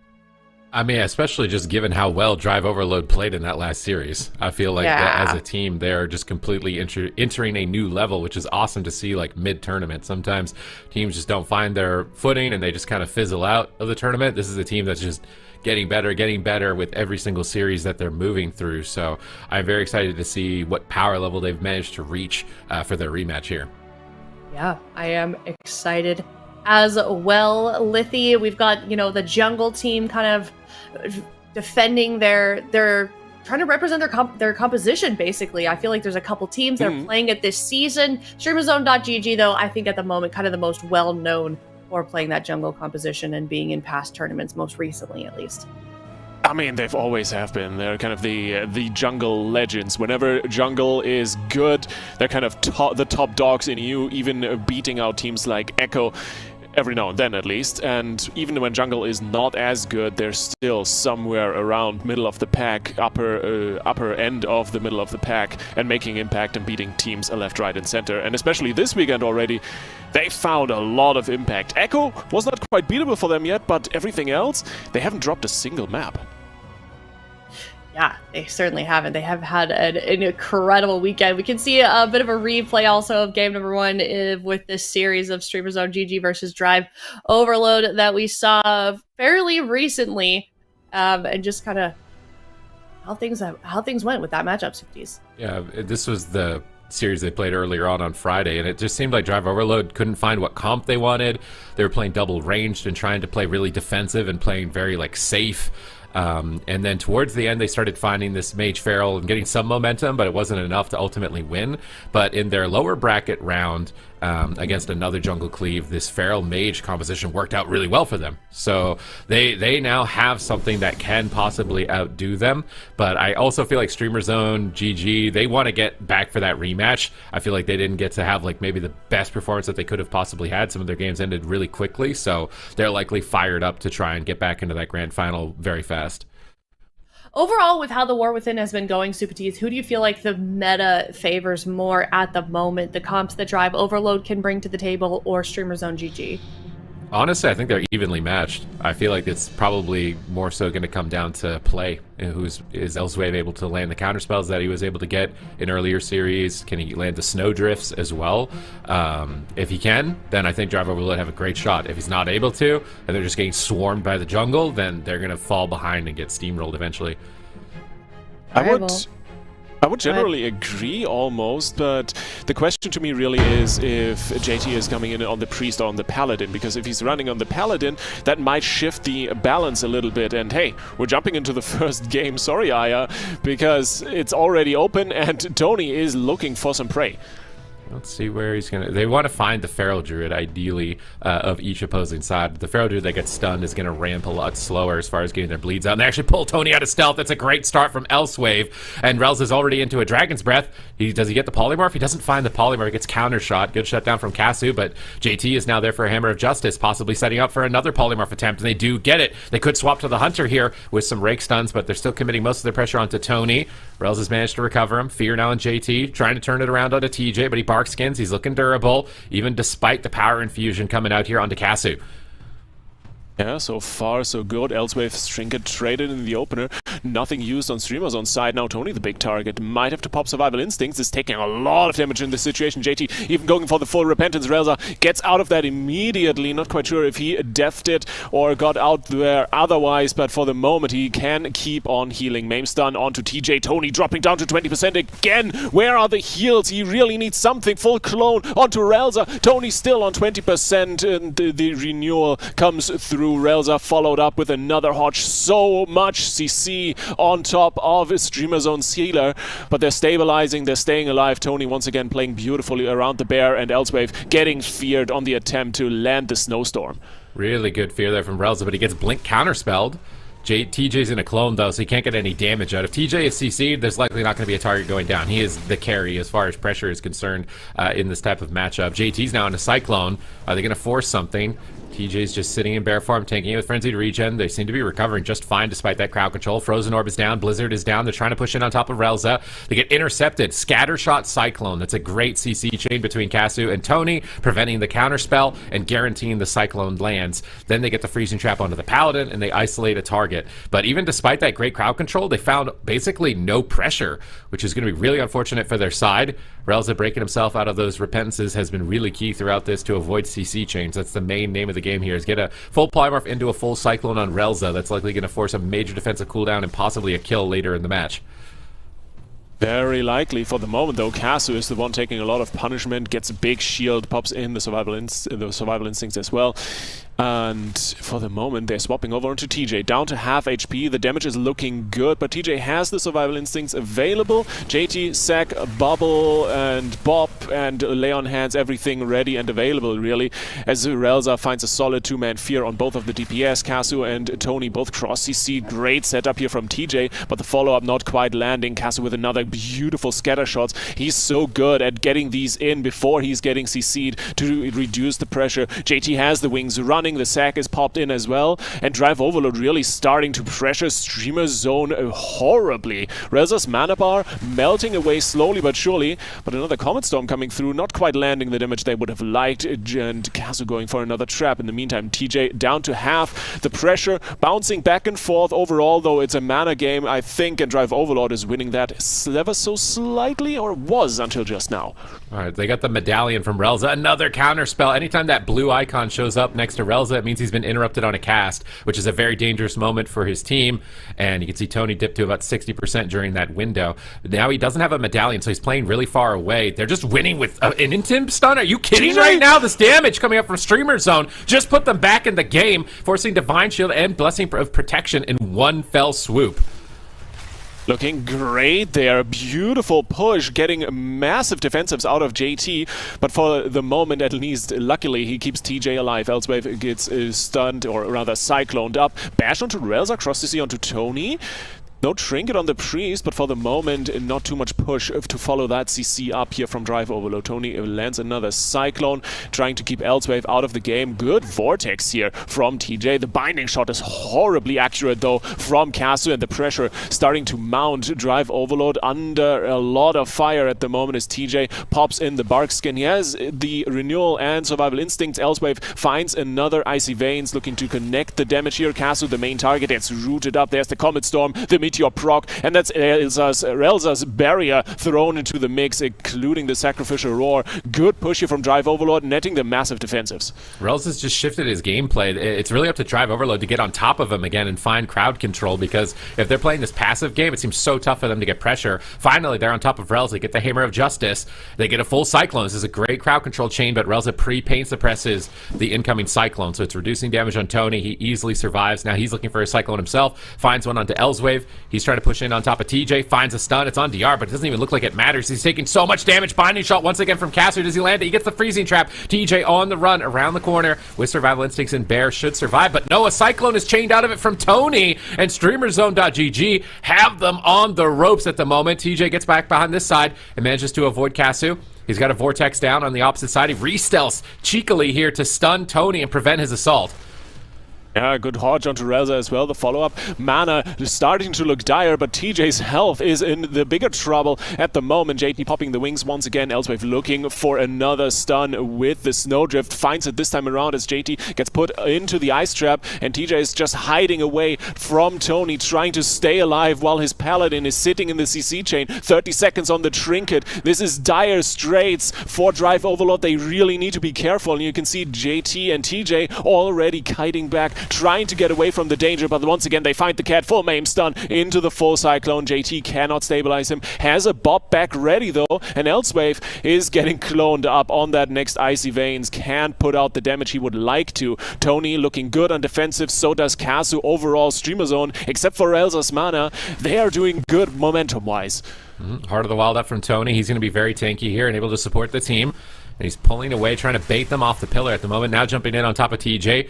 Tony's on the back foot, though, from that assault. Elswave is blasting him with the remainder of this Icy Veins, holding him at 50%, even through Barkskin and Heart of the Wild. Rels is almost completely tapped. GT's coming out of Freezing Trap, but he managed to get the Blessing of Sacrifice up before it. But now he's into a Cyclone. These Cyclones are difficult to time out of a Diamond Trap, but Tony keeps landing them before they're able to go immune. So great Cyclones from Tony. Is putting TJ so far behind here at almost the 7-minute mark. They've been so evenly matched this entire time. Relza looks like he's trying to sneak a drink in behind the pillar, possibly, but maybe he got like tiniest bit, if any, mana right there. But any mana is going to be important at this point in the game. TJ's on the run once again. JT in a Freezing Trap. He decides to trinket. Blessing of Protection. They're turning it around. Here comes the Feral Frenzy. TJ is tearing in and trying to close this out onto Tony. They need to force his Survival Instincts here or get a kill. They force the Survival Instincts. Can they kill him through it? Comet Storm comes through. He's taking so much damage. He's got to be careful, but he's just continuing to push in cat form. Finally, ducking into bear form. Charging over to the mage. Trying to Cyclone him. He gets blast waved on it. Elswave blinks out of range of the Cyclone.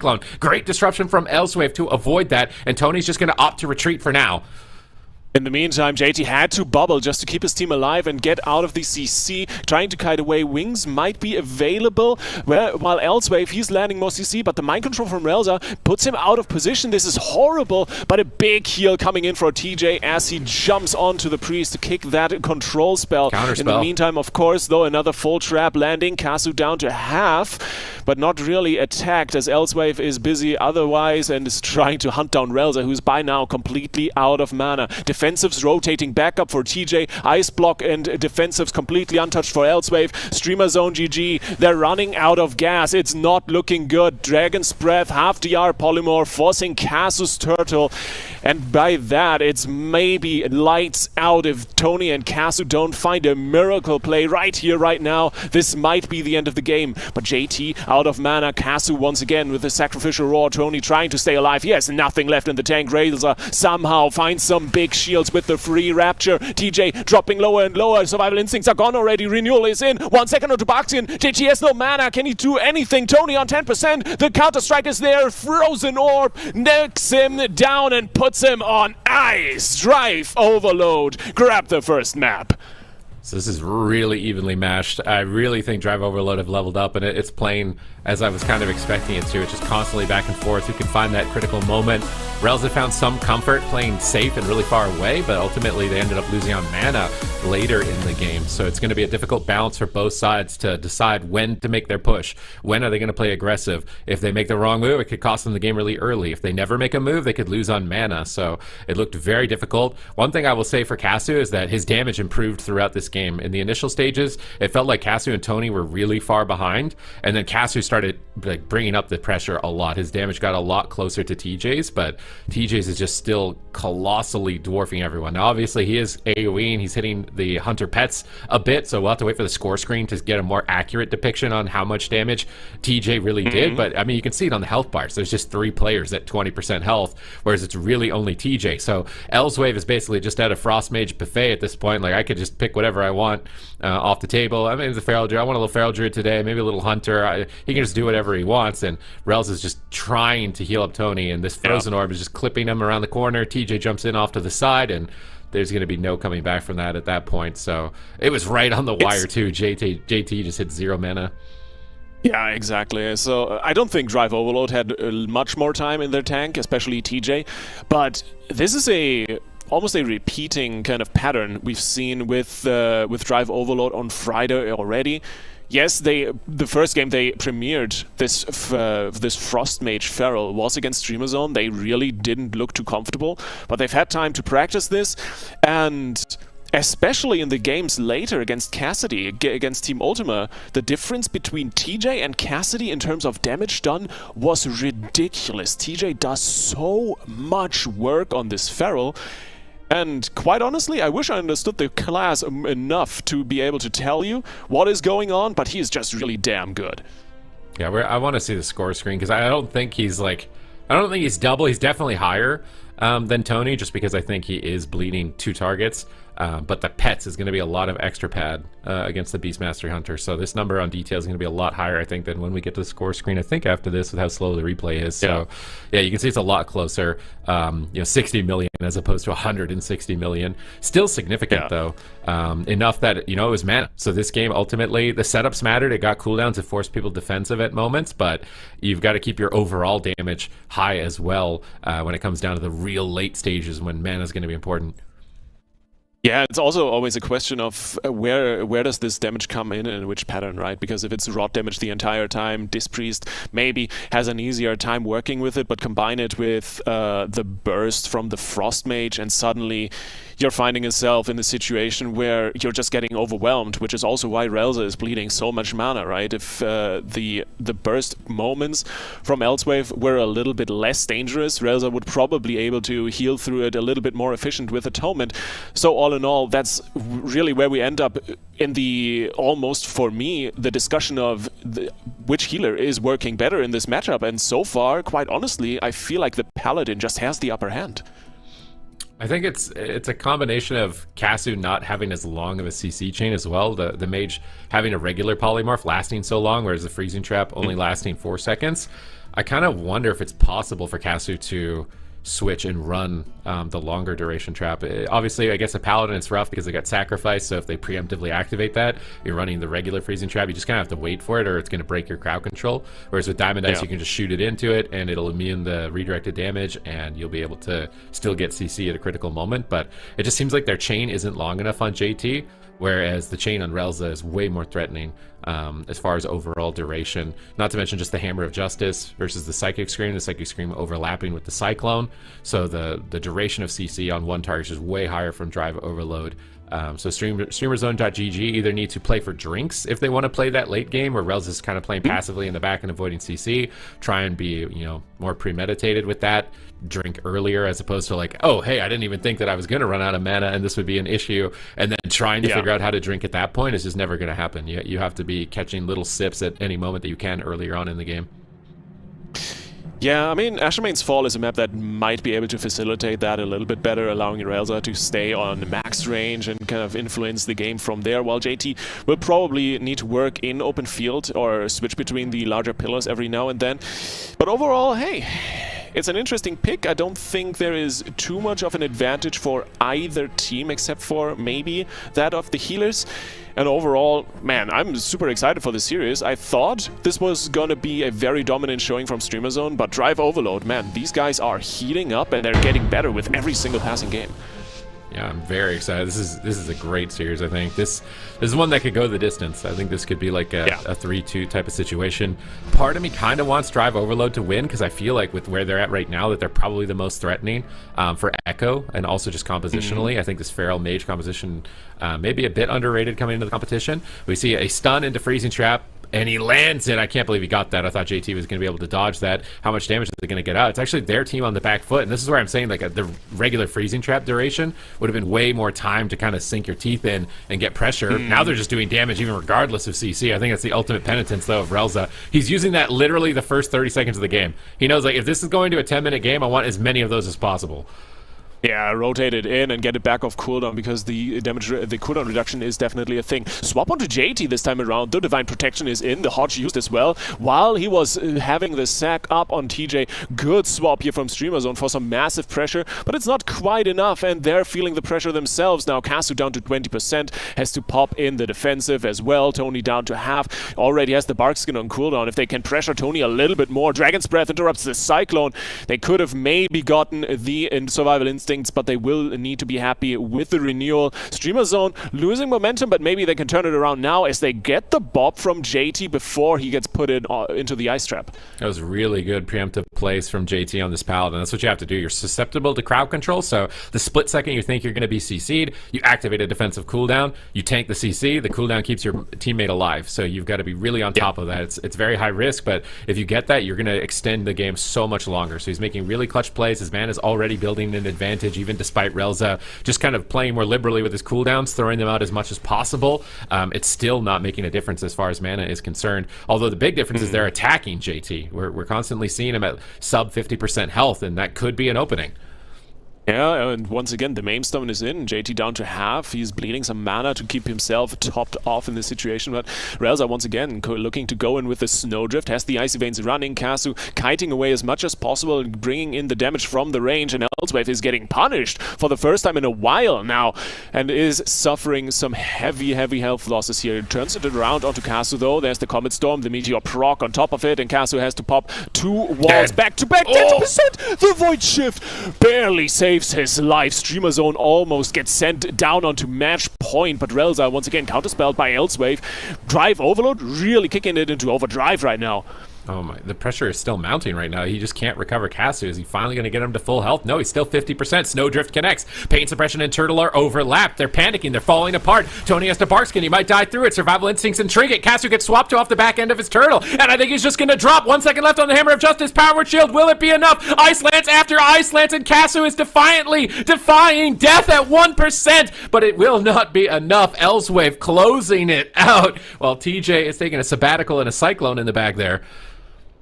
Beautiful. So much pressure onto Kasu there. Back-to-back defensives, then the overlap, and quite honestly, Relza unable to do anything. You could really see there at the very end he was bringing in any global he had to heal Kasu one way or another. And it's just it wasn't enough. Maybe there were some Finger of Frost procs in there. Maybe he got a lucky flurry of, but Elswave just doing too much in the end there. We praised and kind of hyped Elswave up as kind of the EU golden touch, the new Drake on this side of the pond, and by now I think he is absolutely living up to the hype. 100%. I'm not betting against this guy again. I did in this series. I was like, yeah, they kind of dominated his jungle. I don't really feel comfortable betting on Drive Overload, but I'm a believer now in Drive Overload. What a phenomenal performance. The damage they had between both Kasu and Tony at this one specific instance, because the Pain Suppression was overlapped, they could swap to Tony, force all of his cooldowns. And then as a Disc Priest, when you're CC'd and you're behind, you have to reapply your Atonements. You have to reapply your Purge the Wickets. That you fall so far behind if you're CC'd for an extended period of time that it becomes like, just basically unrecoverable. You see he's just panic healing and a counterspell. This instant snap locked by Elswave. And look at TJ. He's not even there. This is all Elswave. Elswave is just taking him down. TJ's not even there. So that was such an insane power play from Elswave in game 2. Yeah, especially the follow-up here onto the Void Shift. He Void Shifts, pops all his defensives, a PI, and then gets counterspelled immediately. No follow-up here, can't top himself, is CC'd out in the open. And Kasu is just getting murdered on the way there. Elswave goes in with his Snowdrift, once again CCing up Relza, continues to be unable to top off himself or Kasu in this situation. Turtle and PS get overlapped. Tony has to pop every defensive in the book just to keep himself alive, barely goes up to half. Meanwhile, Elswave keeps the CC chain on Relza going. JT comes in with the Hodge. It is clinical what Drive Overload is playing here, and quite honestly, you can be the best healer in the world. If Elswave is locking you down like that, you got no chance. This is a crazy team. Typically, this is a tough comp as a mage. You see a Feral Druid or a Hunter or that type of situation. This is really rough, and he's out-damaging them. He's out-damaging them, out-maneuvering them, out-CCing them. I haven't seen any major flaws defensively yet. From their side either. And I really like that JT flipped the switch. Sometimes he's very conservative, wants to chain his cooldowns together so the game can go long. But in that last replay, he trinketed something that was only 2 seconds long, just because he knew if he got the Hammer of Justice, they could win the game. So he risks the late game, calculated risk, risks it, and then closes it out. So a player that can switch gears, that's the ideal player. You can switch between offense and switch between defense. That's the sign of an upcoming champion. And it's not just what we've seen from him this at the end there, right? This entire map, every now and then you saw JT sitting in the middle of Streamer Zone and just pushing in, taking some punishment, of course, for it, but and being aggressive, trying to bring in the CC, so much more pressure onto Relza this time around. And we're going to Ruins of Lordaeron. That's another map where JT really can get in as much pressure as he wants in terms of CC. Yeah, but it could I don't know. Like, if they're going to kill the Paladin, maybe this works for them, but I think it could backfire too. It's really hard to avoid CC as a priest on this map. So, also, there's no way they're going to switch off jungle. In a jungle meta, I don't see them switching off jungle. I'm just wondering, maybe it's possible Marksmanship Hunter?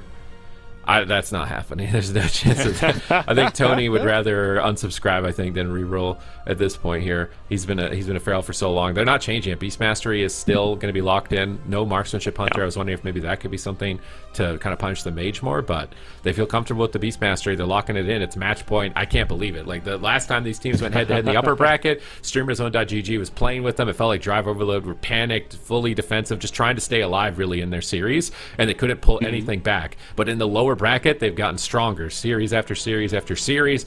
They're looking like they're at max power, and now it's complete opposite. They're in match point situation and looking like they're going to 3-0 Streamer Zone.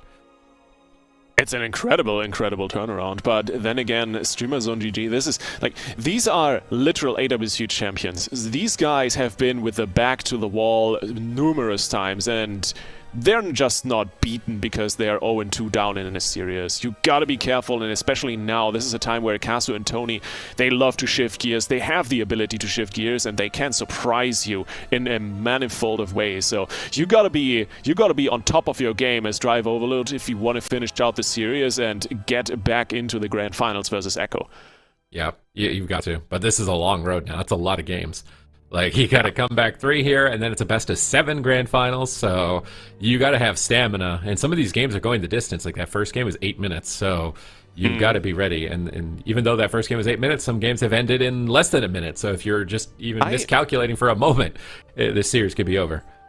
I wonder, because the last 2 maps, it didn't really seem like Streamer Zone GG was able to dictate the momentum from the start, right? They were always caught off guard. First game, Tony got knocked out of stealth. Second game, similarly. And this time around, maybe Tony is the one who gets the rake stun onto TJ as the game is underway and we're on match point. Oh man, TJ already down below half, but it's only Barkskin. It's a very efficient trade.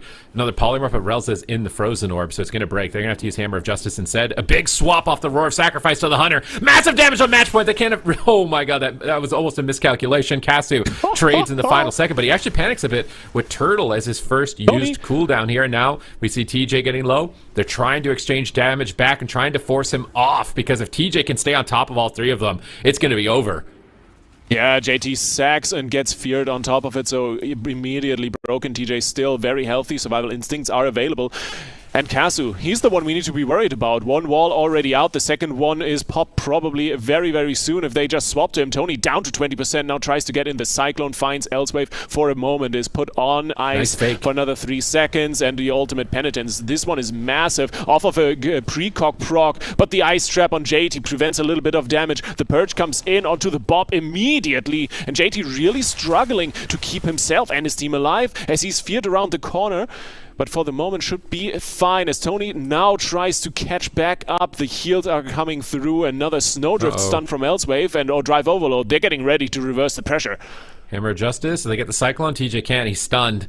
Good breakup of the CC chain there onto Relza. Relza's playing a lot more aggressive with his Psychic Screams. He's getting on top of the Paladin. You see him playing right next to him at the moment, just waiting for that cooldown, getting ready for it. And JT's trying to maneuver away from it. He does not want to tank another Psychic Scream. Relza's pinned in the Frozen Orb. Tony moves in for the bash. Relza can't get there. Casu looks like he will, though. Freezing Trap has landed. Where's the damage now? Who's in more trouble? Is it TJ? Is it Casu? It looks like Casu's totally fine with the survival of fittest. TJ has Barkskin. Both sides are looking good. Yeah, so far so good. Effective cooldown trading. Another Snowdrift stun. Elsewave has the Icy Veins. He's looking for a push. 20 seconds on Casu's Trinket. Relza would be the one to pull the trigger here. Tony trying to play a little bit defensively while he's reapplying bleeds, and Relza gets hoshed up. The swap onto the Priest is absolutely massive, forcing out the Trinket and the Desperate Prayer, but he's still dying. JT going on the offensive, popping in the wings, and Relza gets polymorphed up. Swap over onto maybe Tony, maybe Casu. There's another Rake stun. They're trying to put the pressure deep onto the health bars of Streamers on Drive Overload, really hammering the advantage home right now as Tony sits in a full main stun. There's the Comet Storm, survival instincts out, his Trinket gone as well. Streamer Zone GG, they're bleeding defensives everywhere, and Tony gets executed while Relza is facing the full might of JT's Justice. Okay. Okay, drive overload. This is a new drive overload. This is a fully powered up, maximum power, final form drive overload. This is the position that they're going to need to be in because they are facing Echo. Echo have been ruling over North America for such a long time at this point, and drive overload former members of Hula Bang took Echo out. I think it was actually in Cup number 1. So are they going to be able to have a repeat where they managed to have that deep run against Echo? Because if they're playing at this level, I don't think this is going to be a freebie for Echo. As much as I thought it was going into the start of the day, I was thinking they're not going to drop a single map. I feel like Drive Overload's Paladin, Feral, and Mage look so colossal. They just are overwhelming their opponents with control and damage. So this is, I don't think you could ask for a better team right now, in my assessment, to go against Echo. I almost feel like this team versus Echo, it's a little bit of a unstoppable force meeting the immovable object of Echo's CC and setup capabilities, right? It's gonna be so good. I can't wait for this, man. You can just watch it back and back. Obviously, StreamerZone.gg doesn't want to be watching this back, just getting totally demolished. A complete reversal of how this went the first time around, which just can go to show like how much you can improve when you manage to find a comp that clicks. And this time around, TJ was doing significantly more damage, right? You know, not including the cleave damage on the pets. Like he's doing, you know, getting close to double. You almost doubled Tony. They are ready. That's crazy. Wow. Yeah. Crazy. Definitely. I mean, the fact that they got lost to this team 0-3 the first time around, and now here they are in a situation where they dominated the series and just completely did a 180 on them. That night and day difference from Friday's games to today is definitely a feat in and of itself. But now they've got the ultimate challenge, as Sid has already mentioned. They're moving on up against Echo, the reigning dynasty in the European region. This is going to be the ultimate stress test. You know, they've had a pretty good weekend here, but Echo is going to be the final boss in their weekend for the EU region. We can see the journey that they've had leading up to this point. That series that I did mention over there in the offline games, you can see it's 3-0. StreamerZone sending them down to that lower bracket. They battled it out, had some incredible games, 2 3-0s in a row, and now they're gonna definitely be taking that momentum, Lithy, into the grand finals. They will try to, yes. It's not going to be easy. Absolutely not. I think they're coming in with a solid wind in their sails.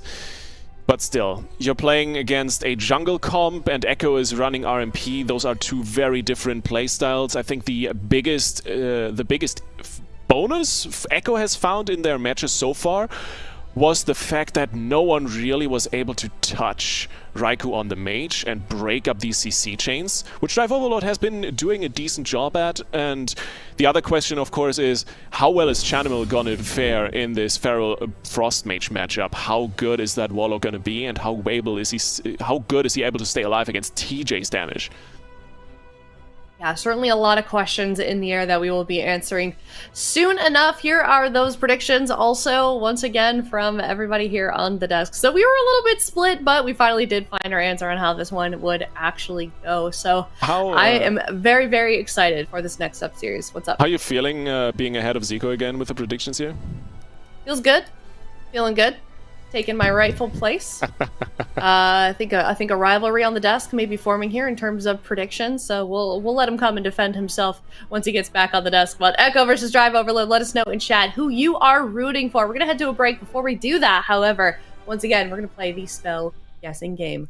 Ooh. Back to the spell guessing game. We'll see if we can get some correct this time. We need one that's hard for Aya, because she keeps just getting all of them. We need Aya to be stumped. Level 50. This is the first leveling. Fall slowly to the ground. Is this just slow fall? No, it's not, because I think it's too low. Ground. Is this just slow fall? No, it's not, because I think it's too low. Is it? I think it's could Divine be rain Ascension. from above. Could be Divine Ascension. Could be rain from above. Could be... Slowfall's bait. That's got to be bait. Yeah, Slowfall is bait. Wait, Ultimate what? Penitence has a way longer. Neither of tooltip. the two that we said are on this. Neither of them. Oh, Rising- I think it's right. Oh, is it Rising Dragon Sweep? That's the talent for Whirling Dragon Punch. I don't know if that is the name of the talent for that, but they did change it so Whirling Dragon Punch is the talent that knocks an enemy up into the air, and then it falls slowly to the ground. That's a nasty one. I don't know if it's level. Also, the fact that it says level 50, so like maybe you unlock that talent at level 50. Whereas Ultimate Penitence is also a talent, and I think it's in and around the same area of the tree. I'm going to say Rising Levitate. Dragon Sweep. I'm saying gonna say Rising Dragon Levitate. Sweep. Okay. Production. Done. Reveal the answer. Reveal What the answer. was your lock, Anaya? Rising Dragon Sweep. Oh, Woo! Oh, thank God I fought enough it's a Windwalker monks and got PvP annoyed enough at talent. getting knocked up by this that I knew what it was. I thought this was part of the normal talent tree. Oh no. Maybe Damn. things are. They keep moving things around. I don't They know where kind of flip things flop. are. They're like, anymore. hey, that was kind of cool in PvP. We want that for PvE too now. And they could just yoink it over. And they're like, now we're done with this in PvE. You can have in PvP. Spells have gone back and forth a lot. We're gonna Damn. change the icon. We're gonna make this ability actually do this ability. See, Whirling Dragon Punch, I want to say is A, but they just edited in an arrow on it, so it feels like bait. Would they have edited an arrow though? Is this one of kinda those seems questions? random. Could they do one where it's none of the above? Is that? Because I'm Okay. pretty sure Rising Sun Kick is C, and then B is a world buff in Classic WoW, and then Yeah, but they reuse icons sometimes. I think it's B. you think it's on Nixia's Blessing? I think it's B. 'Cause D is the only one that's D is actually a recolored- sweep. D D is the a only one recolored visually. leg sweep icon that doesn't exist in the game. C is Rising Sun Kick. A, Blizzard our team doesn't do blue arrow on a talent icon. It's B. I'm throwing it out as D. This is a random one. I don't think it's on Nixia's. And I don't think it's Rising Sun Kick. And I don't think it's the blue arrow. I'll go with D. Someone at Blizzard's gonna get really mad that we're like, there's no way they would draw a blue arrow, and they actually did. I mean, I can't think of anything I'm ready with to an be arrow in it, corrected, but I think it's B. All right, we're locked in. Let's reveal. Hmm. Oh no, please stop. Oh, Just stop I it, think it D. might be Oh, B. yes. It's definitely. Yes. How Oh, is it on no. Nixia's face? That is weird. Why is it? Why? Because it's a dragon, I guess? I guess so. It's like Whirling Mhm. Dragon? Hmm. Okay. All right. I'm not Okay. questioning it. I'm happy about the point, you know? Well, thank you for playing along with us. We are gonna shamefully head to a break here and see ourselves out. When we come back, we've got more matches. Break here and see ourselves out. When we come back, we've got more matches coming up next. It is the European Grand Finals for Cup number 1 in the War Within. You definitely don't want to miss this one. It is Echo versus Drive Overload coming up after this break.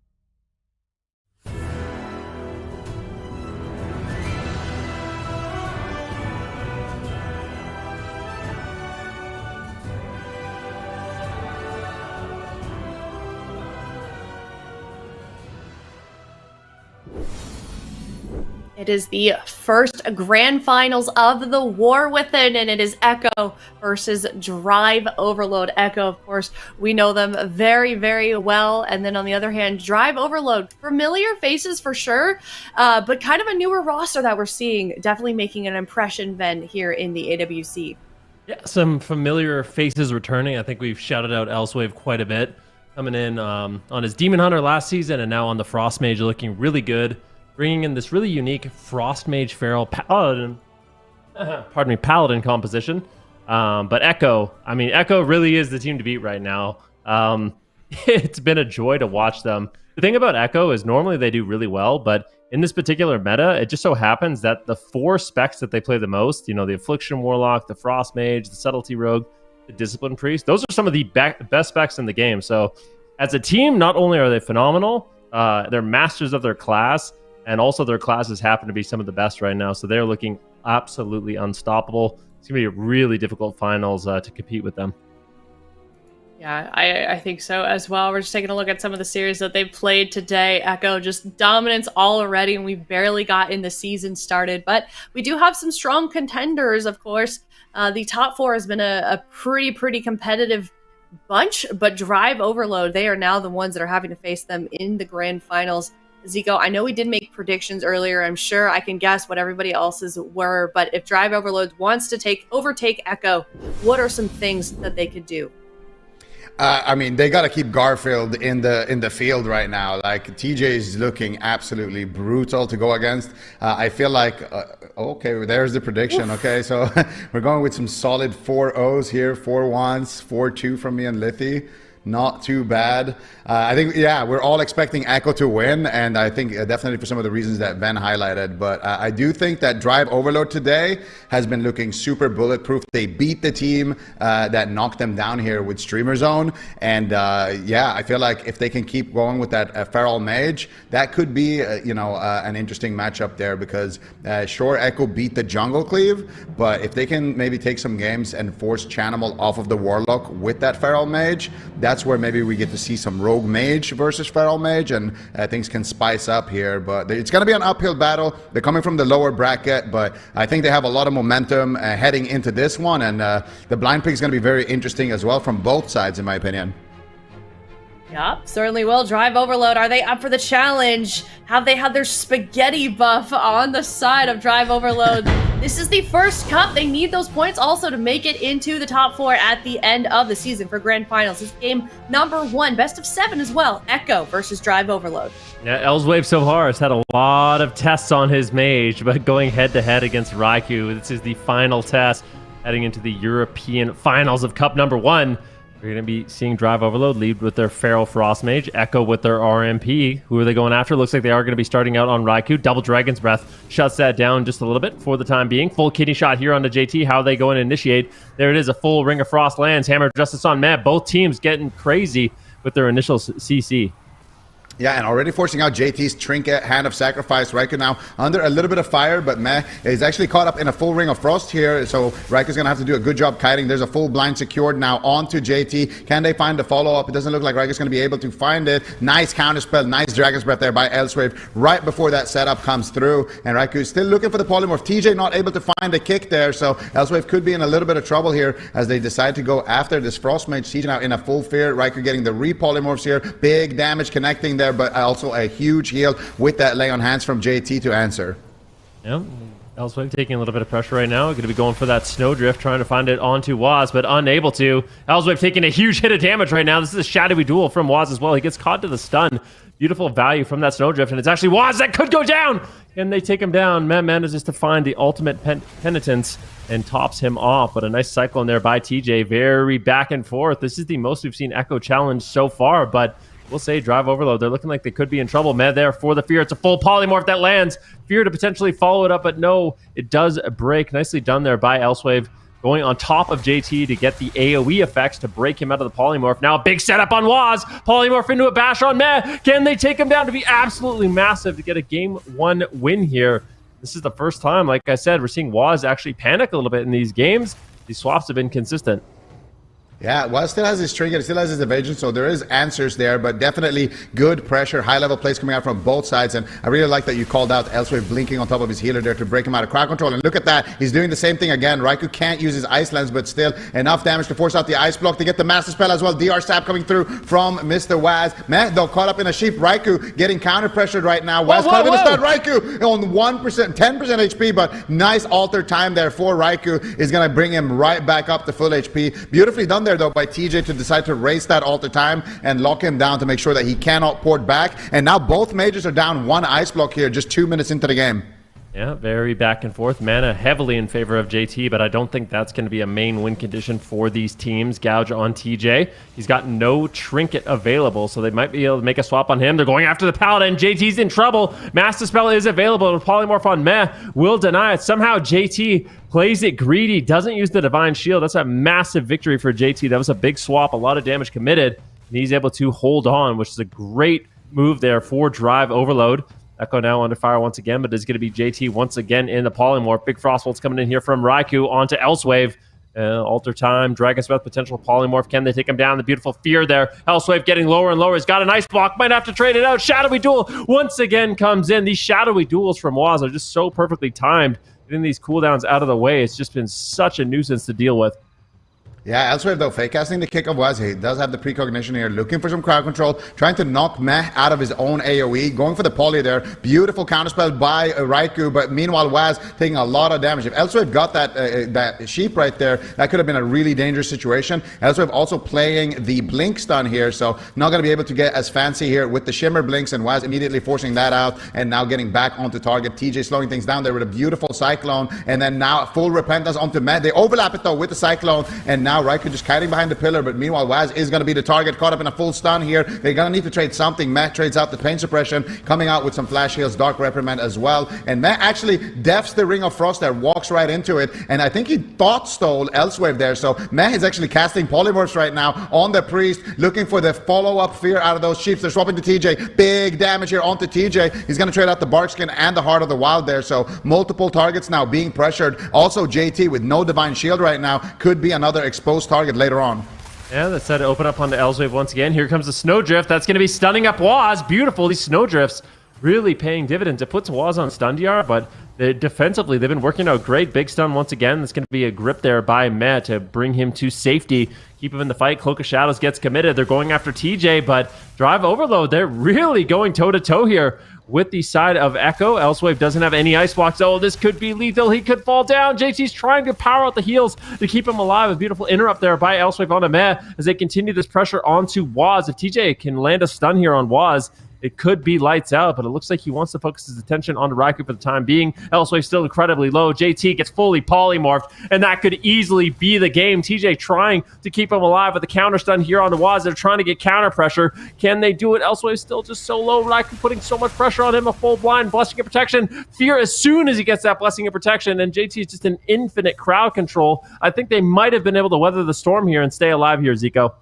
And now they have a full repentance here onto Meh. Waz could be in a lot of trouble here. He has his trinket though for the potential stun. He's trying to avoid it as long as possible. Frozen Orb coming down here. Big damage onto Waz. Needs to get out of that immediately here. TJ gets spell locked on the Cyclone. Ultimate Pentiness coming out here onto TJ. Huge damage swap onto the Feral Druid. He's going to trinket, trade out the Barkskin. Has survival instincts, but wants to hold them here for a little bit. Raikou gets polymorphed up. Meh pushing up for the fear. Manages to find it there. And who are they going to go after? It's actually going to be Waz here in trouble. Huge damage coming out from TJ. Garfield is hungry, but Matt blocks it with the Void Shift. Yeah, beautiful Void Shift there. Elsewave and JT, they're just like sharks.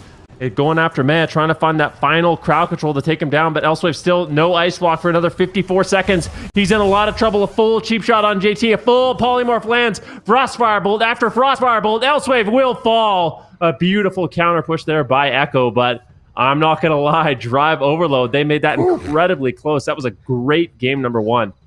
Yeah, these teams are definitely evenly matched. I don't think we're seeing a 4-0 here in favor of Echo. They had to sweat for that one, but they do manage to bring it home here. Echo going to be taking the first map in this best of 7 grand finals, the very first grand finals here in the War Within on the EU side. And you can see that swap here again at the beginning of that replay, the ultimate penitence coming out there for Meh, and then cheap shot onto JT, and they get the full fear there out of that one. JT with no trinket available, and then Waz gets stunned up here. TJ going for the counter push, and that powered barrier actually was dying through that. Matt barely getting that void shift off in the nick of time, but then immediately they swap over to aggression. They go after Elsewave, and this is where Elsewave makes a bit of an error. He blinks without being stunned, which means he's going to get caught up in that full kidney shot there. And you're playing that blink stun, you definitely don't want to be blinking like that. But the Feral Druid being the target means that Elsewave feels like he has to go in and make some offensive plays. And right there, immediate punish coming out from Echo. They find the stun, they find the crowd control, and they're able to send him. And yeah, what a great game number 1 this was. I'm really surprised that Drive Overload was able to make it that close. I mean, the Paladin, Feral Druid definitely looking good in this matchup. I mean, you called it this powered barrier that gets dropped out. Like, if this wasn't down, Waz is 100% dead in these stuns. Even vanishes out there at just like, a fraction of a health before Met is able to get that void shift off. So really back and forth game. Really impressive gameplay from both sides, but ultimately it's this full stun onto Elsewave that does seal the deal. But I'm getting the feeling, honestly, that we're just going to see these two comps going head-to-head for the rest of this finals. Like, I think it's destiny at this point. Like, I think both these teams, this is their best foot they're putting forward, and we're just going to see this over and over and over. Yeah, I mean, I completely agree with you. And personally, I don't mind that. Yeah, that was a very entertaining game number 1. This is easily a series that could go either way. I feel like Drive Overload really showed up today to play. They have been super impressive in that lower bracket, just sweeping all of the teams down there. And that's been some really solid teams, even teams that's given them, troubles in the past, like Streamer Zone, just looking like a completely different roster on the side of Drive Overload. But Echo, this is our first look today on their RMP, and they're looking as deadly as ever, and they're able to take that game number 1. Now we're going to go over to Empyrean Domain. Echo most likely locking in the RMP once again on the blind. They do have Chanimal there in the bench waiting, but I don't think that they want to be tagging him into this Feral Druid composition. So yeah, I think Echo just going to have to play RMP and play it as clean as they did in that game number 1. All right, let's see what they do. Empyrean Domain, much larger map, much smaller pillars. It did seem like Waz was the main pressure point in that game on the Rogue, so going after the Rogue seemed good. Probably in just a straight-up mage race, there is a bit of an advantage there for Echo, but we'll have to wait and see. So Echo confidently locking in the Rogue Mage Priest once again. So far, the theme of Echo has been they kind of have one composition. It's either, the Priest Rogue Mage or the Priest Rogue with an Affliction Warlock, and they just played that for the entire series, and they haven't had to switch just yet. Still undefeated in this tournament. So we'll see if Drive Overload is going to be able to put the first point on the board. And I think in general, at this point, Drive Overload, they've already made like a really big statement in this tournament, making it through that lower bracket, making it into the finals, and really challenging Echo in that game number 1. I feel like even if they lose this series, it's like mission success for them. Absolutely. I mean, this is their first cup together as this roster, and already securing a place in the grand finals is definitely quite the statement. And it just shows, in Europe, the teams are rising up, and there's so many good teams. Didn't even make it to the top 8. There's so many good teams as well that's already been knocked out, earlier, like Bleach Bones, like Streamer Zone. These are definitely contenders that we're expecting to see more of later on in the season. But Drive Overload with Elsewave going head-to-head against Raikou. Raikou's been a master of Mage for basically as long as I can remember. Elsewave just basically picking it up here recently, and he's definitely keeping up the pace here. Raikou did do a little bit more damage, but you can tell Elsewave, he's had just a phenomenal game number 1 there. A little bit of a misplay there at the end, blinking in like that. You definitely don't want to be doing that unless you have like a trinket or an ice block in case things get a little bit dicey. But still a solid performance there. You can tell he knows exactly what he needs to be doing. They're going after TJ. That means I need to be aggressive as the mage. I need to look for crowd control. I need to find a way to kind of reverse the momentum back in our favor. And then also the defensive plays that you highlighted during the match, where mages just have splitting ice. Everybody's playing splitting ice always, and it's when you ice lance a target, you shoot a second ice lance for less damage to a nearby target. So Elsewave knowing, okay, I'm far away from my healer is in a polymorph, I'm gonna just blink on top of my healer right before Raikou sends that ice lance, and I'm gonna break him out. So definitely, you know, Elsewave pulling out some Michael Schofield plays here. I know you didn't watch Prison Break, man, but that's a reference to that. Thanks for letting me know. I'll try to remember for if I do ever watch it, but you should. Yeah, I know, and I will. I promise you that. But yeah, game number 2, Imperium Domain, Echo, Lucky, and the Rogue Mage Priest once again. Drive Overload with this composition. This composition honestly looks fun. This is a composition that was actually really popular in the 4th season of Dragonflight. And one of the things that makes it so strong is you have a lot of crowd control with the Paladin, with the Frost Mage, with the Feral Druids, you know, Cyclones, the Hammer of Justice into Repentance, Dragon's Breath Polymorphs. I know you have the Snowdrift coming in from Elsewave, so there's a serious threat of crowd control. And if Meh misplays even a little bit, you know, if he doesn't have good fades, he doesn't have good Shadow or Deaths, if he's in the wrong position, they can catch him in a really long extended chain. And that is one of the main threats of this Feral Mage Paladin composition, is that crowd control is absolutely lethal. Yeah, and I'm just taking a look at some of the talents here that the players are running. So Elsewave is running the Snowdrift, of course, and instead of the Master Shepherd. Now, Raikou is running the Master Shepherd, and I think the biggest reason for that is just the fact that Raikou's playing with a Sub-Rogue, so he's got a lot more stuns to kind of work with, and you can see it right there at the bottom, well, at the middle of the screen, but towards the right there, right above where it says Talent Tree, you can see those PvP talents. And the one on the left there is the Snowdrift, and then you got the Concentrated Coolness and the Ring of Fire there as well. So you can see that's what Elsewave is opting for. And then Raikou, of course, running that Master Shepherd. It's going to give him more versatility, and it's going to allow him to sheep people on low health and kind of keep them at low health, whereas you know, sheep normally heals your target. So Raikou can afford to do that because of the fact that he has a Sub-Rogue. He doesn't need to Snowdrift on top of the healer and go for those sheeps.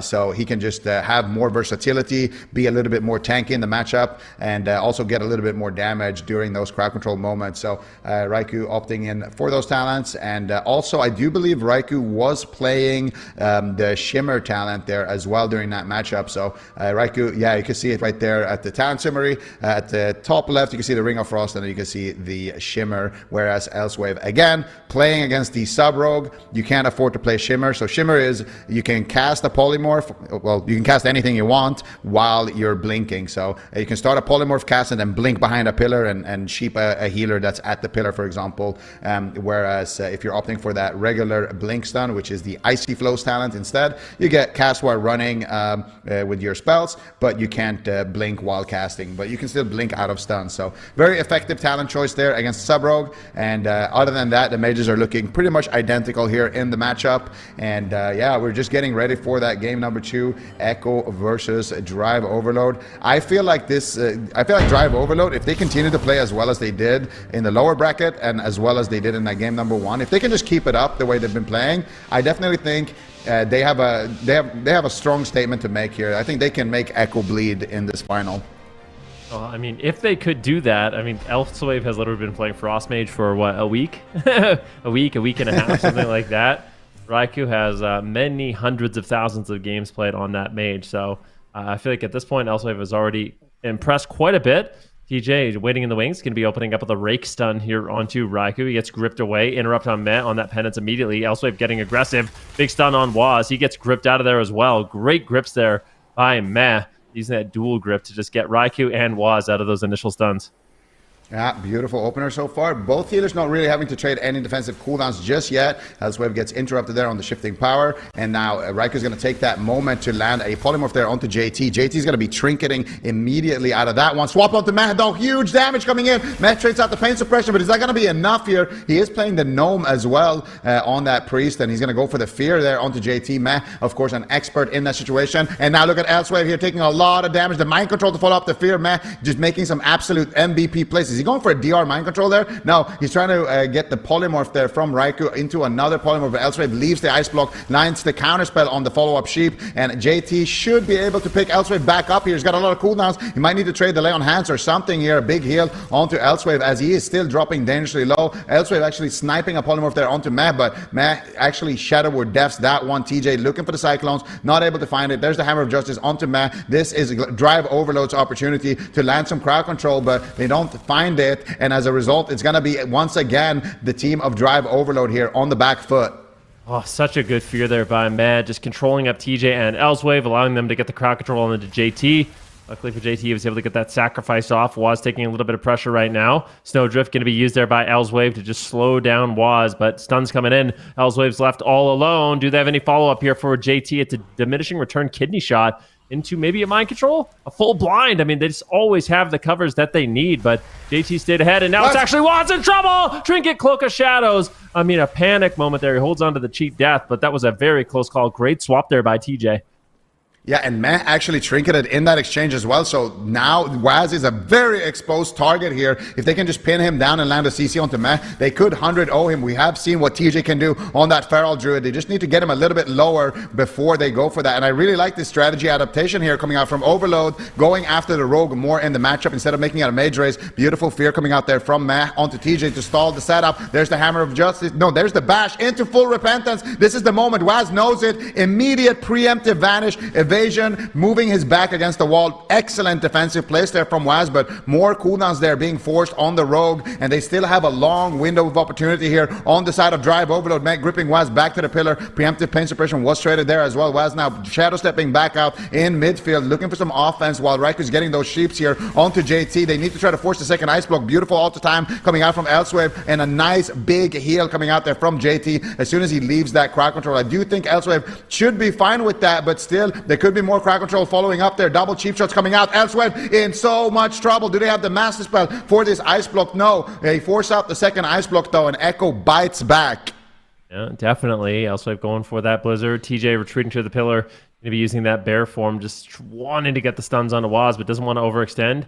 Maim stun comes in onto Waz. Do they have any damage to follow it up? TJ just souling him behind the pillar. Beautiful Hammer of Justice onto Meh, but Raikou really slows it down. Waz might die anyways. No way. They get the cheat death. Such a close call. I mean, Elsewave wasn't even there. That was just all TJ soloing Waz in that situation. Getting that cheat death is massive. No trinket, no cheat death. The next stun could be lights out for Waz.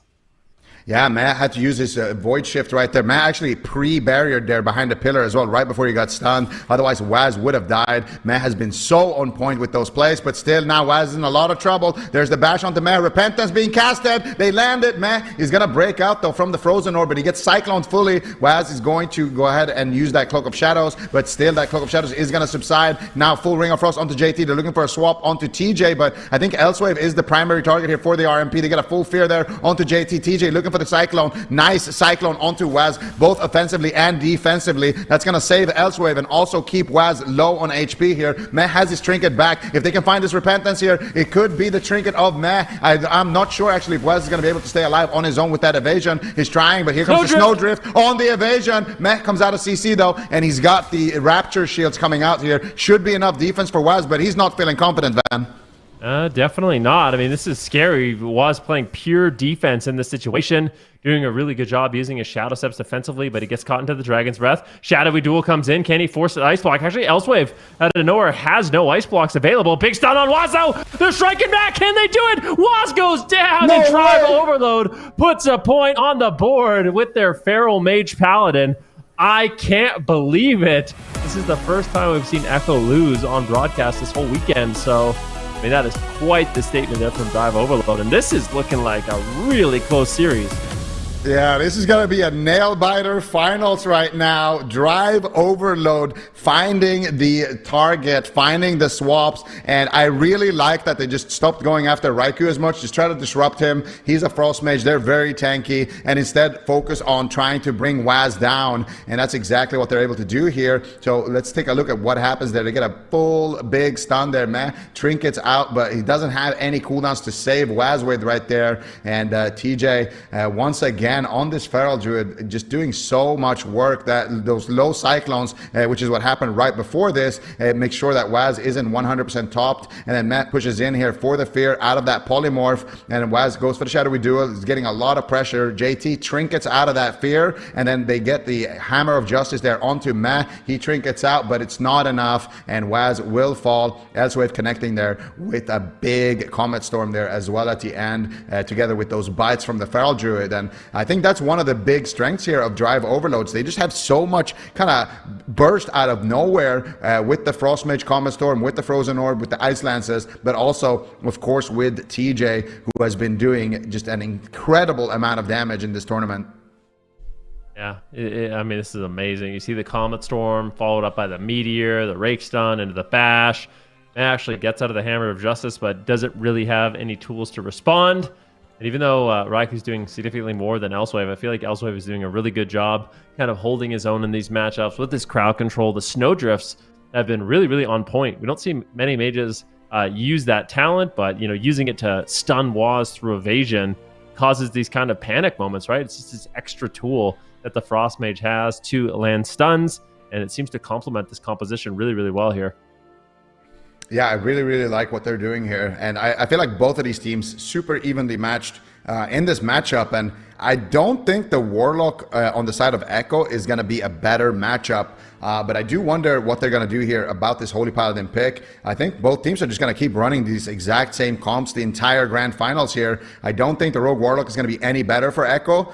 So just keeping Raikou in here, and Drive Overload now going to be playing this one out on Ashamane's Fall. So Echo still opting for a bit of a large map here, and we'll see what happens. I mean, both of these teams are quick to lock in their compositions. They're quick to lock in the maps, and you can tell both of the teams are just fired up and ready to go. And we can see here towards the end of that combat log, TJ 1.1 mil ferocious bite, and then into another 1 mil bite, just doing so much damage. And you can see that Meteor, which is actually one of the new Frostfire talents for Frost Mage. Frost Mage getting a free Meteor when they use that Comet Storm. So the Comet Storm basically does a lot of damage on its own, and then it adds in a Meteor there as well. And if you have an isolated target, because that is cleave damage that's like evenly split, so if you have an isolated target like that, it's gonna do a lot of single target damage. So really finding that moment to isolate Waz. And I think that that one kind of crazy burst that happened a little bit earlier, where they forced out Mess Trinket and Waz's Trinket, was kind of the big opening for Drive Overload, like that rare defensive overlap that happened there on the side of Echo. I think Drive Overload really punished that well. Yeah, no doubt about it. And we'll have to see what Echo's going to be able to do, what strategies are going to be able to clean up. The thing is, these are the kind of compositions that are a little bit more difficult to deal with, right? Because you can't, especially when you have a mage like Elsewave, and he's playing Blink, so he can actually just remove stuns. It's much more difficult to do the classic, isolate one target, get CC on everybody, isolate one target and take him down. Once you're blinking all those stuns, you kind of throw a little bit of the wrench of the plans of Echo. So I like that, the fact that he is playing Blink, it just makes it way more difficult for him to be locked down. He's using the Snowdrift, which if he blinks and Snowdrifts, then all of a sudden Waz has to either commit Cloak of Shadows, or Matt has to be there to get a Dispel, and then he gets Dragon's Breath. Just a bunch of really annoying things that Drive Overload is doing to break up the perfect crowd control chains that Echo normally has. Yeah, and that's exactly what they got to do. Just buy time in those moments for JT to come out of crowd control and be able to pick this team back up. But I have a question. Do you think Echo should maybe be going after JT a little bit more on the Holy Paladin? Because I feel like they have to speed up the game a little bit somehow. Going through 2 ice blocks plus all the Holy Paladin cooldown seems really difficult right now. But we'll see what they decide to do here. Yeah, gouge on Elsewaves right now. There's a full stun onto Waz. He gets gripped away. Raikou just spamming out polymorphs right now. But these stun locks, I mean, Waz, he's in trouble. Pain suppression trades immediately. TJ Feral, I mean, he's just a different beast on that Feral Druid. It looks like they are going to be going after the Feral in this game.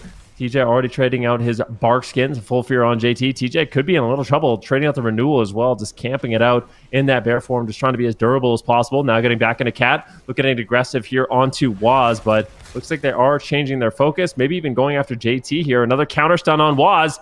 Can they take him down? TJ looking for a Cyclone. does manage to land there on demand. Now, once again, it's going to be Echo that could be in trouble. However, a counter setup here by Waz is getting a stun lock onto TJ, and they're reversing the pressure just a little bit. Yeah, I really like that. Going after the Feral Druid, going after the Holy Paladin, I think is the way forward here. That's why we're getting quite a lot of crowd control onto him by Raikou. And Waz now looking for the opening. I think he wants to stun up JT here. He's going to go Shadow Step over to Elsewave, look for the crowd control there with the full blind onto JT. He's going to bop out of that immediately. Raikou looking for the Polymorph on the bop, manages to find it. Then it looks like they're going to go after Elsewave right now. They don't have the stun DR over onto TJ. Nice mind control there, but it's interrupted by TJ. They find the repolymorph. Elsewave still very low, but not enough damage there to force out the Ice Cube. And now instead it's going to be Waz on the back foot. Kick lands onto Matt. TJ looking for the Cyclone. Waz is there though with the interrupt. TJ fake cast, but he's going to land it there. Very patient with the kick. Now ultimate penitence coming out there from Matt as they look to cleave up the team. TJ though pre-bear forms to stun. Right going for the Dragon's Breath polymorph. Manages to find it. TJ on 50% HP. Heart of the Wild active. He does have a bark skin as well. He wants to hold on to it with that extra defense from Heart of the Wild, and it looks like he's going to be able to camp it out in bear form. Not a mind control coming out there from Matt, but now it is Drive Overload looking to push forward. Ooh, full polymorph on Matt. Snowdrift on Waz. Beautiful setup here by Elsewave. TJ's rotting down though. But it looks like JT out of crowd control will be able to keep him nice and stable. That was a really good push there by Elsewave, basically setting up that attempt all on his own. Double stun locks coming in though, as Waz is looking to get aggressive. Elsewave's a lot more free in this match. They're not going after him nearly as much. The main focus is going to be TJ, as we have seen. Full fear on JT. Immediate trinket. He is not messing around, realizing TJ was in a lot of trouble. But I think target swapping and not going after Elsewave, not dealing with all those ice blocks, was definitely a good shout out. And it seems like it's working a bit better here for Echo. JT's just running on top of Matt. He doesn't have Hammer of Justice, but he's just running on him. And they're actually going to swap to him. By the looks of things, no, they're going to just kidney shot him for CC and go after TJ. Once again, Ring of Frost being dropped here by Elsewave, looking to snipe it there onto Matt. But look at Raikou shutting it down before it gets, the cast finishes there. So really good job there by Raikou. Now finding a repolymorph here potentially onto JT. Matt's in position with the full fear. Can he find it? He finds it, and they find a counterspell onto TJ. 3 versus 1 situation for Elsewave, and he's going to respect it. Trade out the first ice block there, and now a kidney shot there onto JT. They're going to swap to TJ. Huge damage coming out there. Another cheap shot here. Waz taking the situation into his own hands. They're going to force out the bark skin there as well from TJ. So forcing out multiple defensives, and I really think that attacking the Feral a lot more and just swapping between him and the mage has been very effective so far for Echo, as JT is sitting through another CC chain. Elsewave could be in trouble, but at the same time, Waz is taking a lot of damage here. Yeah, definitely. TJ gets stunned up in caster form. An absolute nightmare. Huge shatter combo there by Raikou.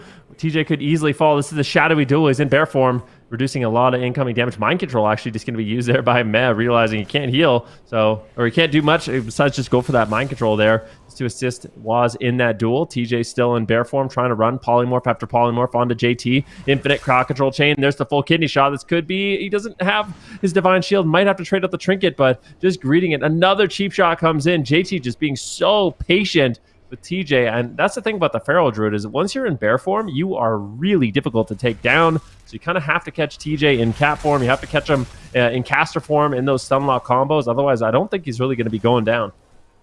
Yeah, and Elsewave right now at 50% HP. They only have that trinket left onto JT, but TJ's trinket is rotating back up, so they have a bit of an opportunity here onto Waz, though, taking a lot of damage. Nice Dragon's Breath there by Elsewave, looking for the sheep. Beautiful knock there by Elsewave, knocking Meh out of line of sight. But look at Raikou shutting down every single polymorph here. If Meh got polyed there, that would have been a really scary situation, but instead, it's going to be Echo here on the assault. Full fear connects onto JT. TJ's on the run around the corner. Beautiful stampeding roar. Waz shadow melts in to stealth. Shadow steps back out in the open field. Full polymorph connecting now onto JT. The crowd control is just endless. TJ getting offensive though with a stun onto Waz. This could be Waz in trouble. Meh's counterspell. Can they take him down in one counterspell? Meh manages to find the void shift. Can they swap to Meh in this Hammer of Justice? No, it doesn't look like it. Instead, they're going to crowd control him up. Beautiful Ring of Frost there connecting from Elsewave. Waz in vanish for just a split second. Meh is low. Waz is low. He's got a lot of work ahead of him, but at the same time, TJ is also falling further and further behind. JT has answers though. Sacrifice trades there for JT, and TJ is going to be fine with that. And now Drive Overload managing to pounce back here in the matchup.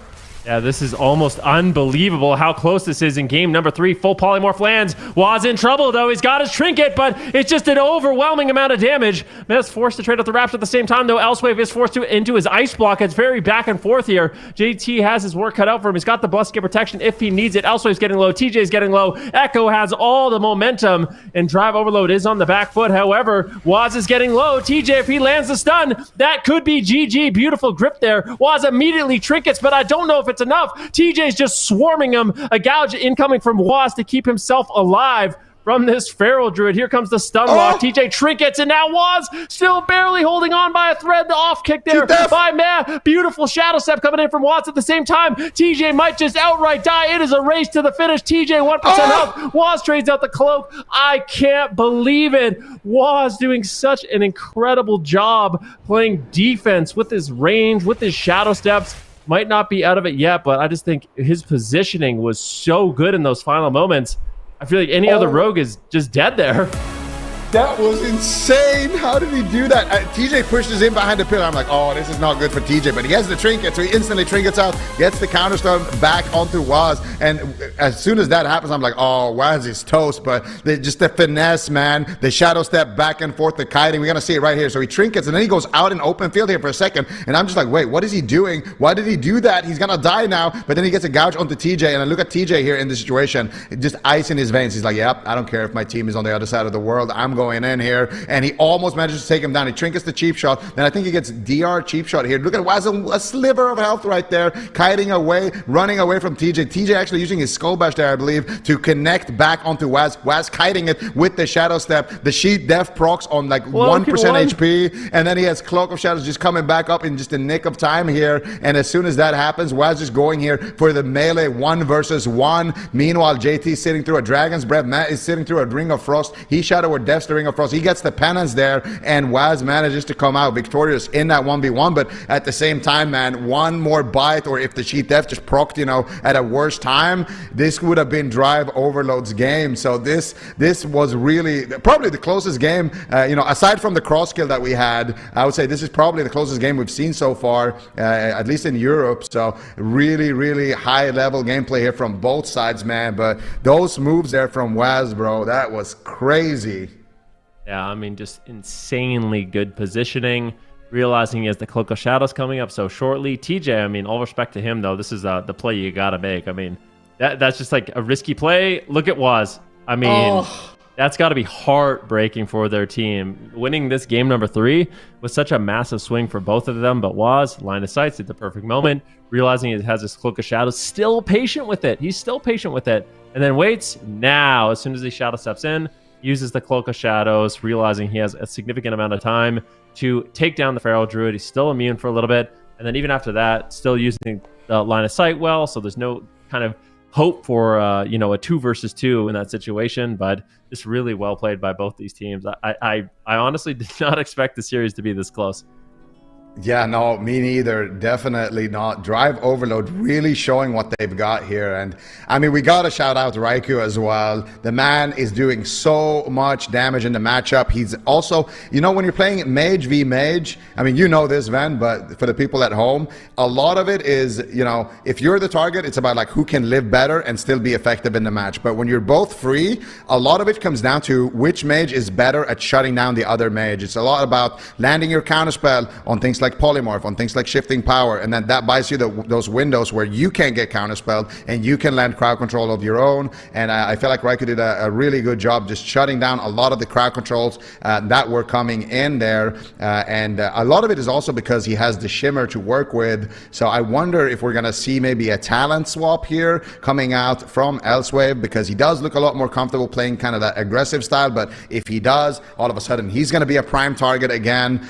Maybe they just continue to play the same thing because that game was just so incredibly close. I think that it's just going to come down to those minor adaptations, but I really do like that both teams kind of went off a little bit from attacking the mages and going for, you know, the rogue and the feral, and also swapping to meh at one point, swapping to maybe the holy paladin as well if there's an opening, maybe on the sacrifice. I think things like that can really be what kind of decides the matchup. Yeah, it's really, like, if you're playing Blink in these matchups and Icy Flows, it feels really good. When the subtlety rogue is going after you and you're just blinking every stun, it's like, oh, this is high value. But as soon as you're ignored, you feel like it's way harder to get crowd control onto the healer. It's way harder to, do that little CC game like you were saying against the mage. So I think Echo just playing around that talent, literally that talent. If Elsewave decides to play Shimmer, you go after Elsewave. If he's playing Blink, ignore him, go after a different target. But even going after TJ in that game, it was still so incredibly close. I mean, Waz literally lived at 1% health, right? Couldn't even see his health bar. So this could have easily been drive overload up 2-1 in this situation. But now it's about, you're at the point that was maybe a little bit of a tilting loss where you can't believe what just happened. But hopefully their spirits are still high and they'll play this next game at full power. Yeah, no, definitely. I think there's two ways to look at that game, right? You can look at it as, oh, we had that.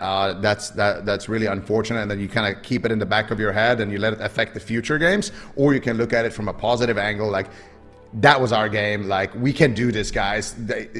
We've already beaten them once. We should be up 2-1 right now. There's no reason why we can't win this 4-2. So it really does depend on, the mentality there. And that's where, a lot of these players are going to be tested. Some of these players with a little bit less tournament experience compared to Echo. And this is really where the mental game is also going to be setting in, as well as for Drive Overload. I mean, they've been playing the entire day. Echo just had to play one series, and they've just been kind of chilling around in the upper bracket, coming in kind of fresh with just like watching the games, whereas Drive Overload, they've been locked in for a long time, and that's where the mental fatigue can start kicking in as well. So we'll see what happens here in the next one, but I don't think we're ever gonna see. I don't want to see a comp swap from either side. This is perfect for me. Just keep doing this. We got 2 mages on the desk. We got 2 mages in the game. I mean, what more can you ask for? True. Game's already underway here. Stun onto Raikou, and looks like he will immediately trinket. They're going after JT, so a little bit of a strategy change. Going for that early Divine Shield, I think would pay off huge, but JT is not going to be tricked. He does use the Divine Protection. It goes for actually a trinket, so he's going to be using that trinket early on. Wants to kind of stay on tempo. They get the trinket out of the way anyways. Now he's got no trinket, no Divine Protection. I swear, if Echo does one more good swap on JT, it's going to be an immediate Divine Shield.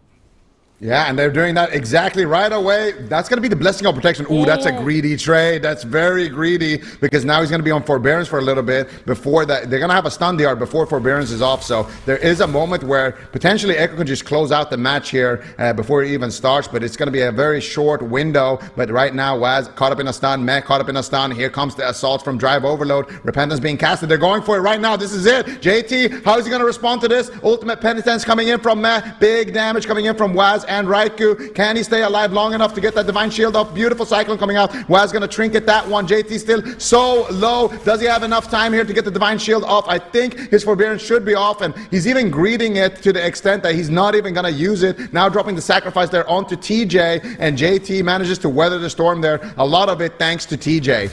Oh, he's still low. Another stun lock comes in. JT's in trouble. Divine Shield is available. The Double Fear comes in. TJ cannot help him. Master Spell. Can he get the Master Spell? Mez not even going to go for it, but now Trinket is rotating back up, so JT has bought himself some time, but going after the Paladin and just CCing the DPS, this strategy is looking really good for Echo.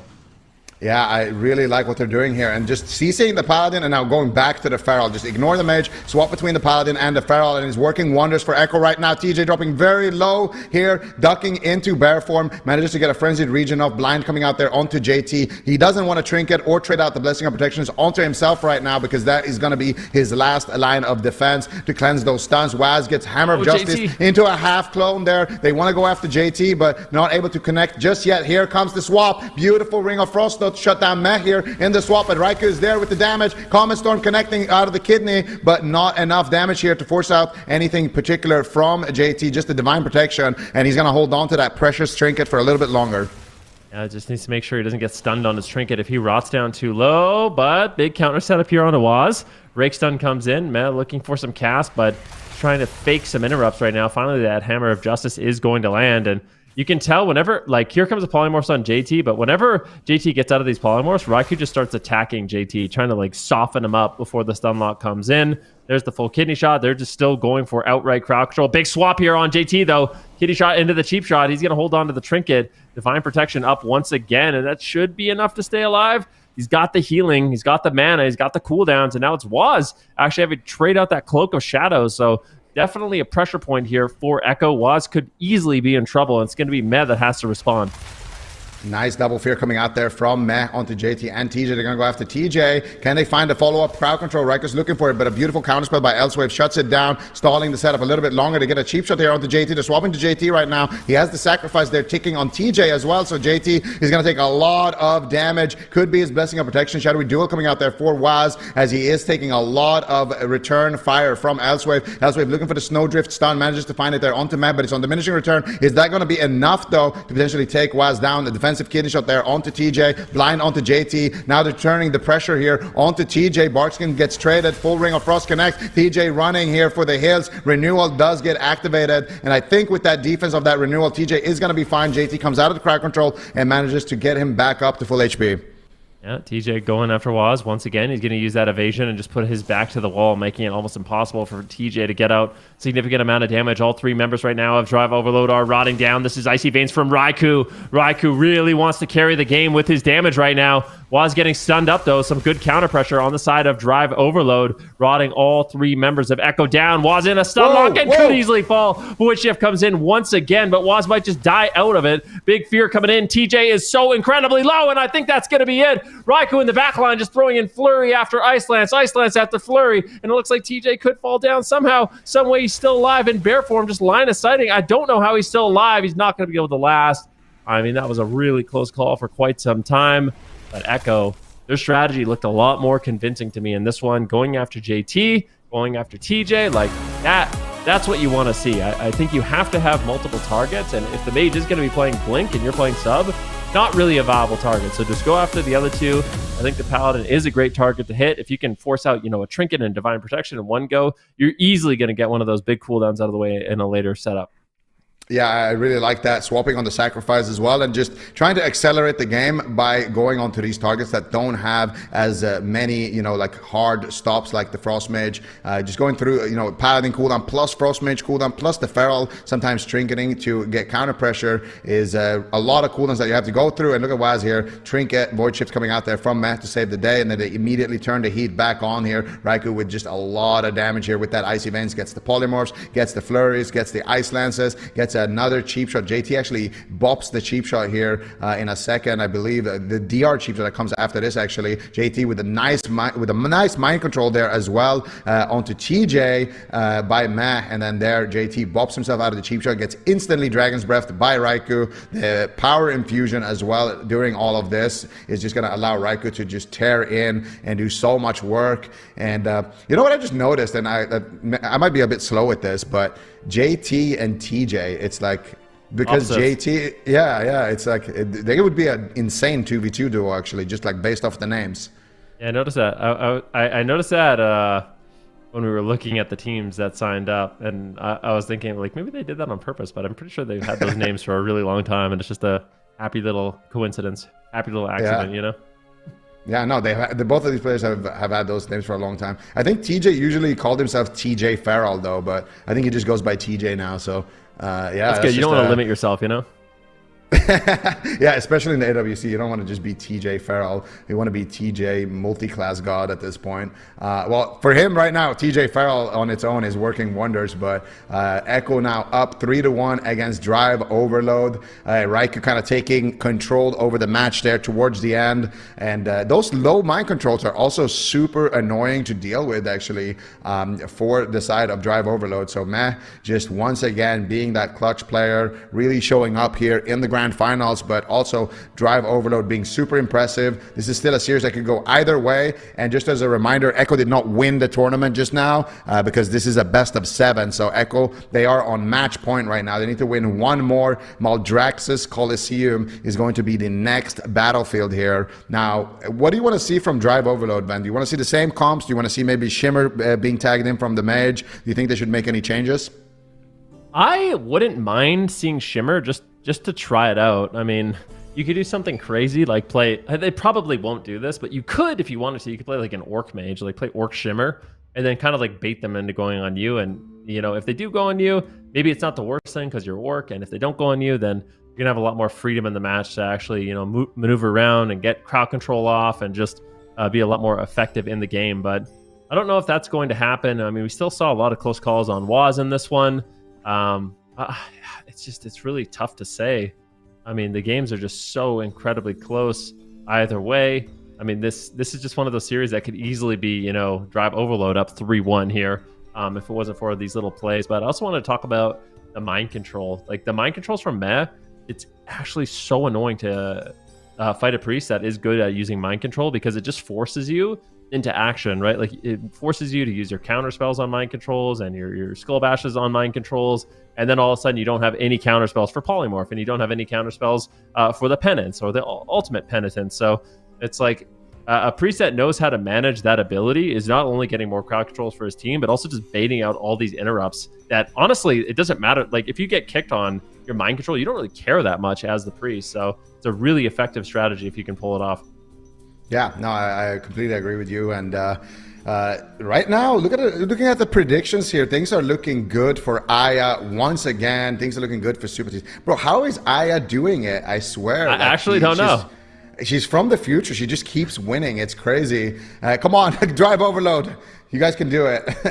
Echo here, 3-1, and I mean, what a performance as well. We saw their Rogue Lock Priest earlier. We saw now the RMP once again being tagged in. So far, only suffering 1 loss in the entire tournament. I mean, with how close that Ashaman's game was, I'm gonna say 1.5. Suffering 1.5 loss throughout this tournament, but still looking as bulletproof as ever. But Drive Overload, definitely not a team that you want to be counting out here, and they're gonna try to bring us further and further in the tournament. Game number 5 right now between Drive Overload and Echo. Grand Finals, match point. This is for all the marbles. Echo looking to make a statement. The repeat champions of Europe, the winners of the cross-region tournament. Can they do it again against Drive Overload here and take this first cup?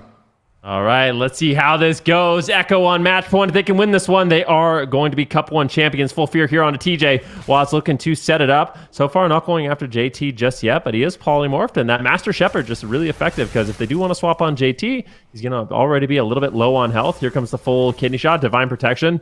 Really effective cooldown. I don't think they're going to be able to take him down through Divine Protection, although I could be wrong. They do get the Divine Shield. There it is. They have the overwhelming amount of damage. That is a massive victory. It's basically a guaranteed trinket from JT on the next setup. With no Divine Protection, there's just no way he can stay alive without trinketing. So it's such an effective strategy to go after the Paladin like this. Waz is looking for the blind. Oh, what a beautiful sack there from JT. To be honest, that was a really obvious play there coming out from Waz, but still JT reads it, and Waz now in trouble. Matt is in a full sheep. They get the Hammer of Justice follow up there. Waz going to trade out the cloak, the vanish, but now stuns here coming out onto TJ. JT actually Ring of Frosted around the corner, and what they're pushing for right now on the side of Echo is JT's trinket. If they can get JT's trinket, that's why Waz did that blind as well. They want to get a long CC chain onto JT and then force his trinket, but now they have no CCDR, so they could kidney shot him and go after him, and it looks like that's what they're prepping for. Full blind coming out here, and who are they going to go after? It is going to be JT here. If they can get his trinket or a Blessing of Protection, it's going to be lights out. There's the full kidney shot, and that will be the trinket of JT. A huge victory here for Echo, and now all of a sudden that next kidney shot, only thing he can do about it is Blessing of Protection. JT already finding himself in a situation where he's running low on those breaker cooldowns like the Divine Shield and the trinket. Yeah, let's see what ends up happening here. JT finds himself in a real world of hurt. If he gets stunned, it's got to just be an immediate Blessing of Protection. He needs to get out of that first stun immediately. TJ getting incredibly low, though. Big shadowy duel here from Waz. Can they take him down and claim this first cup? TJ down to 20% health. He is on the run. Frenzy Regeneration coming in. Is it enough? At the same time, Waz is getting low. Full fear on JT. TJ is still running for his life. Survival Instincts comes in, but Waz still has to pull back. He's afraid. He was too afraid to make the push. They had good counter pressure on him. Great job by Elslave setting that up, but another stun lock onto JT, another cheap shot onto TJ. Both of them just rotting down, an overwhelming amount of pressure. JT might be able to hold on. He's got the Divine Protection. He still has both Blessing and Protections as well. That was such a close call, but somehow Drive Overload, they still have some tools to work with. That was super clutch there by Elsewave, making sure that they don't fall in that moment. That's going to allow them to buy some time for their cooldowns to come back up. JT with a preemptive sacrifice here as well on the swap, and that's going to be an instant blessing of protection there on the kidney shot by JT. JT so far reading the game very well, but still a lot of damage coming out here from Raikou. Big frozen orb, ring of fire just doing work right now as they decide to swap back onto TJ there for a second. JT potentially is going to get crowd control, but he's looking for his own crowd control. Counterspell hits on the repentance there, so JT gets denied, but that means Elsewave can sneak in a polymorph. Waz in a lot of trouble. Meh has the trinket void shift. He could make the trade, but once again, it's going to be Waz just being absolutely insane here with the counter pressure, getting stuns onto TJ, but still, Waz not out of the woods just yet. Stun onto TJ. They're looking for the setup. They get the full blind and a gouge onto Elsewave as well. 3 versus 1 situation. Fear onto TJ, but TJ is still on stun DR. Waz is actually going to be the one in trouble. Elsewave not able to find any crowd control just yet, though, and now JT's trinket has rotated back up. His divine shield 20 seconds off, and things are actually looking pretty good for drive overload. Oh, Shadow Step kidney shot. He's in caster form, blessing of protection. He needed to make that trade, and he did. That was really well done there, but at the same time, Waz getting low. He's got the evasion, might need to trade it out. Void Shift is available here for Meh. He's held onto it. A full cyclone lands. Great job there by TJ, but a shadowy duel onto the healer, just avoiding most of the incoming damage, but he catches them in a stun. Waz is rotting down. Finally, Meh breaks free of some of that crowd control. That blizzard will break the full polymorph, and Meh should be able to top off Waz, so little bit of a misplay there by Drive Overload, but ultimately it is going to be them still getting good pressure here onto the Rogue. Waz now has not only his trinket, but evasion, so there are tools to survive. Both these teams have tools to live. Shadow Blades comes in here for Waz. Full Ring of Frost lands onto JT. Raikou gets interrupted on this Frostfire Bowl. He's not going to be able to do any kind of damage here. Really good job there by Elsewave, coming in with a Snowdrift as well, just playing a panic defense, but it is working out for them and keeps TJ alive.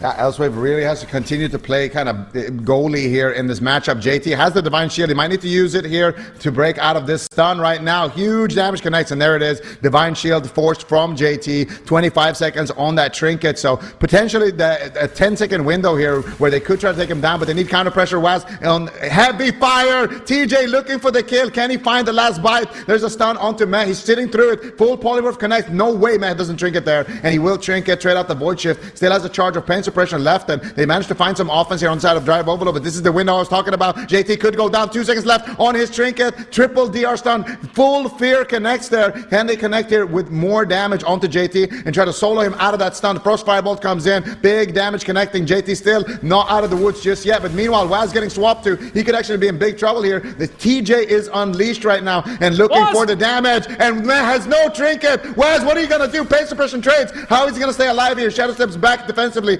Comes out with the stuns, but TJ gets interrupted. Double fear coming out onto Elsewave and TJ. Meh buying some time. They're looking to set up onto JT. Sacrifice is ticking onto JT. He has trinket though for the stun. The shadowy duel is good here for Waz, keeping himself alive, keeping JT low. Full stun connecting here onto JT, but I don't think they have the damage here on the side of Echo. And once again, it could be TJ in trouble here as he gets another big heal from JT. Oh, TJ still in trouble. Hammer of Justice if they can connect a stun on Waz. Waz is playing such a good game of defense, but TJ is still so incredibly low. Survival Instincts comes in. He needs to try to get counter pressure. Waz trades out the evasion. He's got the full blind rolling right now. JT still in crowd control. TJ could easily fall. Both of these melee DPS are just in so much trouble as both Raikou and Elsewave are just trying to connect the damage through the line of sight. Full kidney shot lands into a full cheap shot. Double fear from Meh. There's no way that's not the game. How is TJ still alive? He's burned through almost all 9 of his lives in that cat form, but I don't know if he's going to be able to survive much longer. Another polymorph lands at the same time. There was Cloak of Shadows. It's a race to the finish once again, but somehow TJ gets topped off. I can't believe it. Everyone in this game is just playing so incredibly well. That has to be the biggest value Heart of the Wild I've ever seen there. JT bobbing himself out of a stun. Ultimate Penitence coming out from Meh. Big damage onto TJ. How is he going to respond? Tears Deliverance being casted behind the pillar. He gets interrupted by the blast wave into a full sheep shot, into a fear. That has to be the game right now. TJ running. What? No way. He goes around the corner. Regrowth being casted. No shot. He lives this. JT still in crowd control. TJ had one more life in his back pocket, and this guy is still breathing.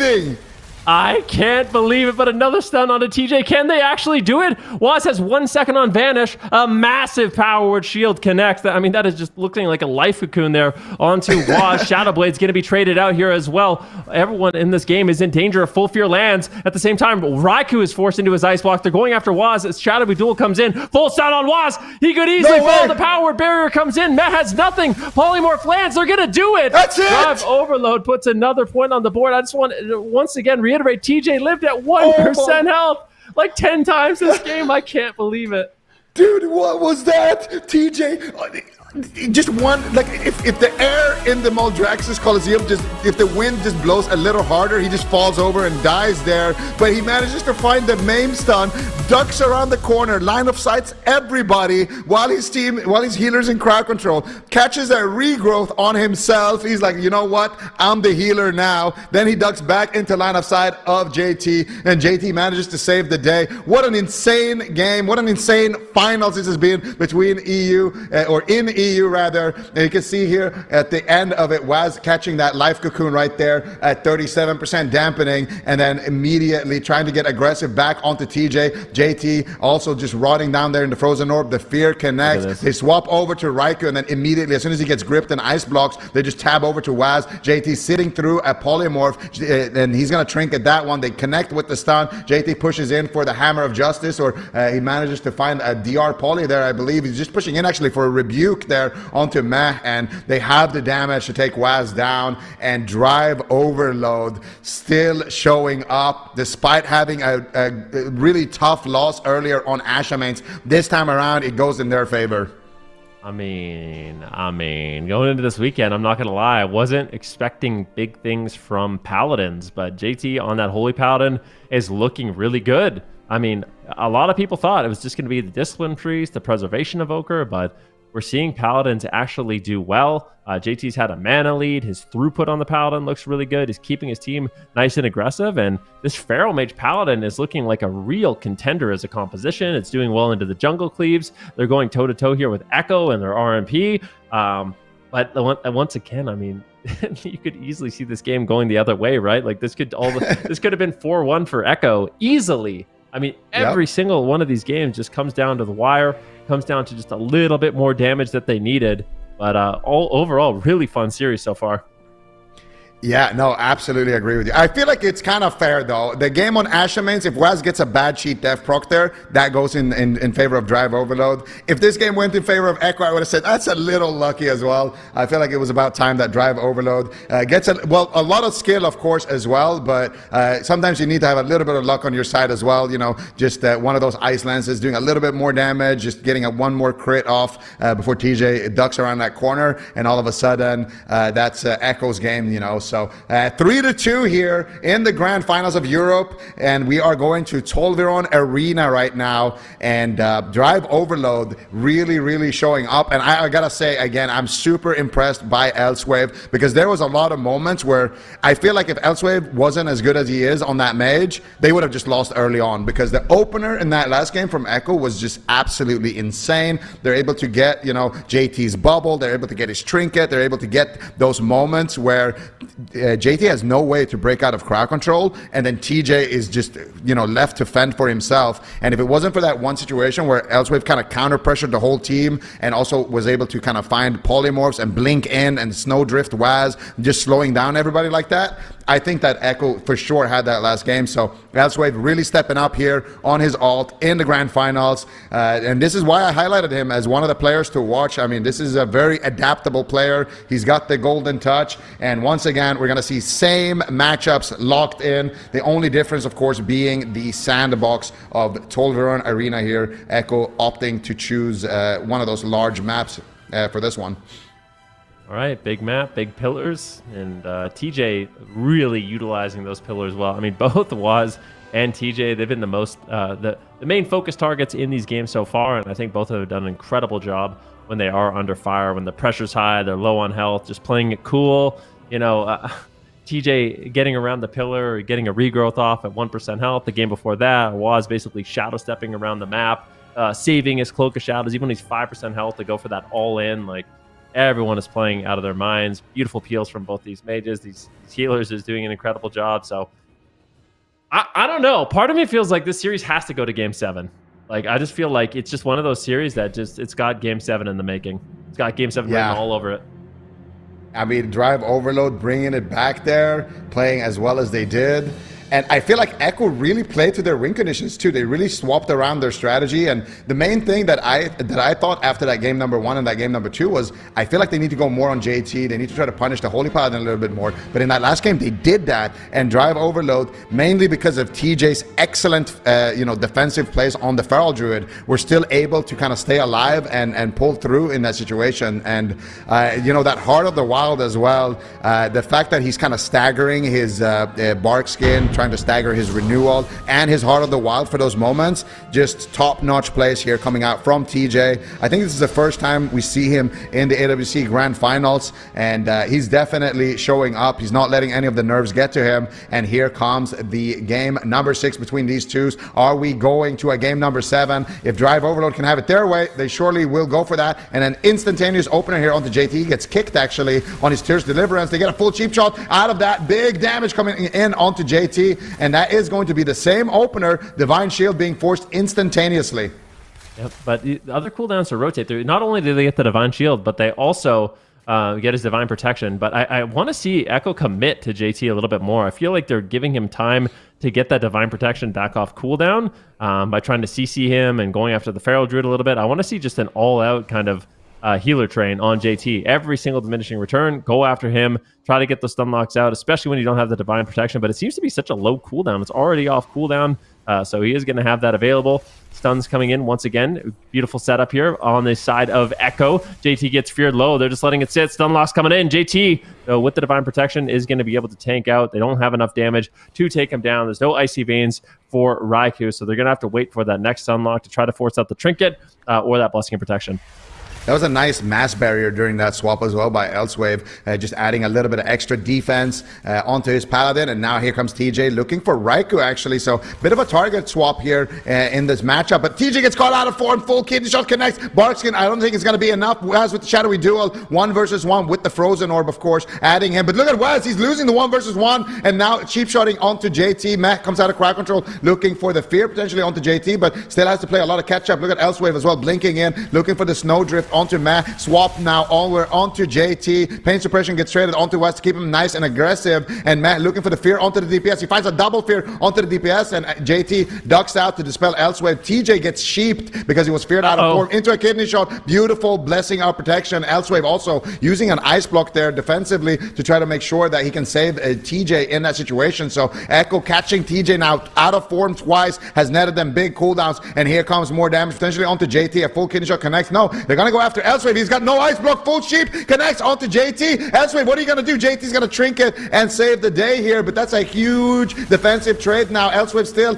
in trouble with that ice block. What is he going to do? Alter times. He tries to blink back there with the displacement. He has another blink there from that alter time, and Elsewave is going to stay alive, but that was another blessing of protection. That was a trinket of JT, and he's going to be an extremely exposed target now, both him and TJ.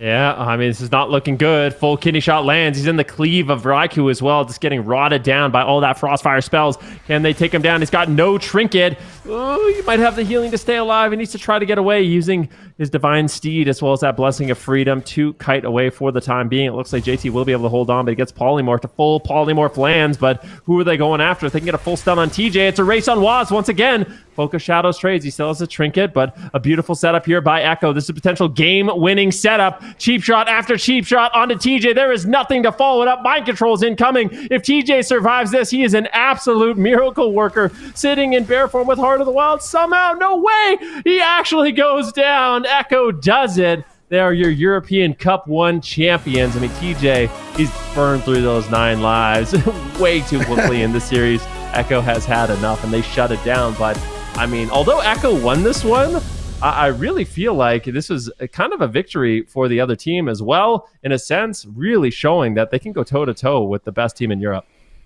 Absolutely. Couldn't agree with you more. That was an insane showing here from Drive Overload, but it was that, I think that ice block of Elsewave, bit of unfortunate overlap, and after that he just got punished. They forced out JT's Trinket. They forced out a lot of cooldowns there by punishing that, so that was a great play there by Echo. And here you can see the side of Drive Overload trying to counter pressure, and TJ a little bit late here with the Heart of the Wild. I do believe he gets stunned again, and as soon as he comes out here, he activates his Incarn, he re-stealths. Oh no, then he had to activate the meld right there, or the Incarn re-stealth, just to get a second there to get his Frenzied Regen off, but it wasn't enough. They had the CC chain there. Echo closes it out. Their RMP looking just as god tier as ever, and they will be the champions here of Cup number 1. Just a phenomenal performance all around from both of these teams. I think Drive Overload really exceeded expectations though in this Cup number 1, and if Elsewave can have a little bit more time on that Frost Mage, this is absolutely going to be a contender for the season.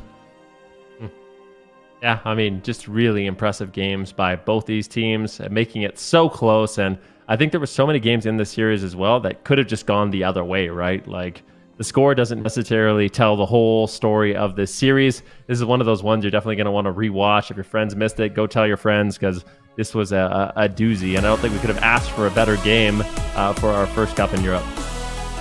Certainly not. It was exciting from start to finish. Echo, your Cup number 1 champions for the European region here in the War Within AWC Cup. So very, very exciting stuff here. We're hopefully going to get a interview with them, so stick around. But I mean, we're not even halfway through the day. There's a whole other region that we're going to have to get through. But let's talk about Echo for a bit. We can take a look at the bracket and the journey that they did have. Of course, there were offline games all the way to back as in on Wednesday this week. So they've had quite a journey to get here. You can see their earlier games. They've had a 3-0 every single Zico until this series up against Drive Overload.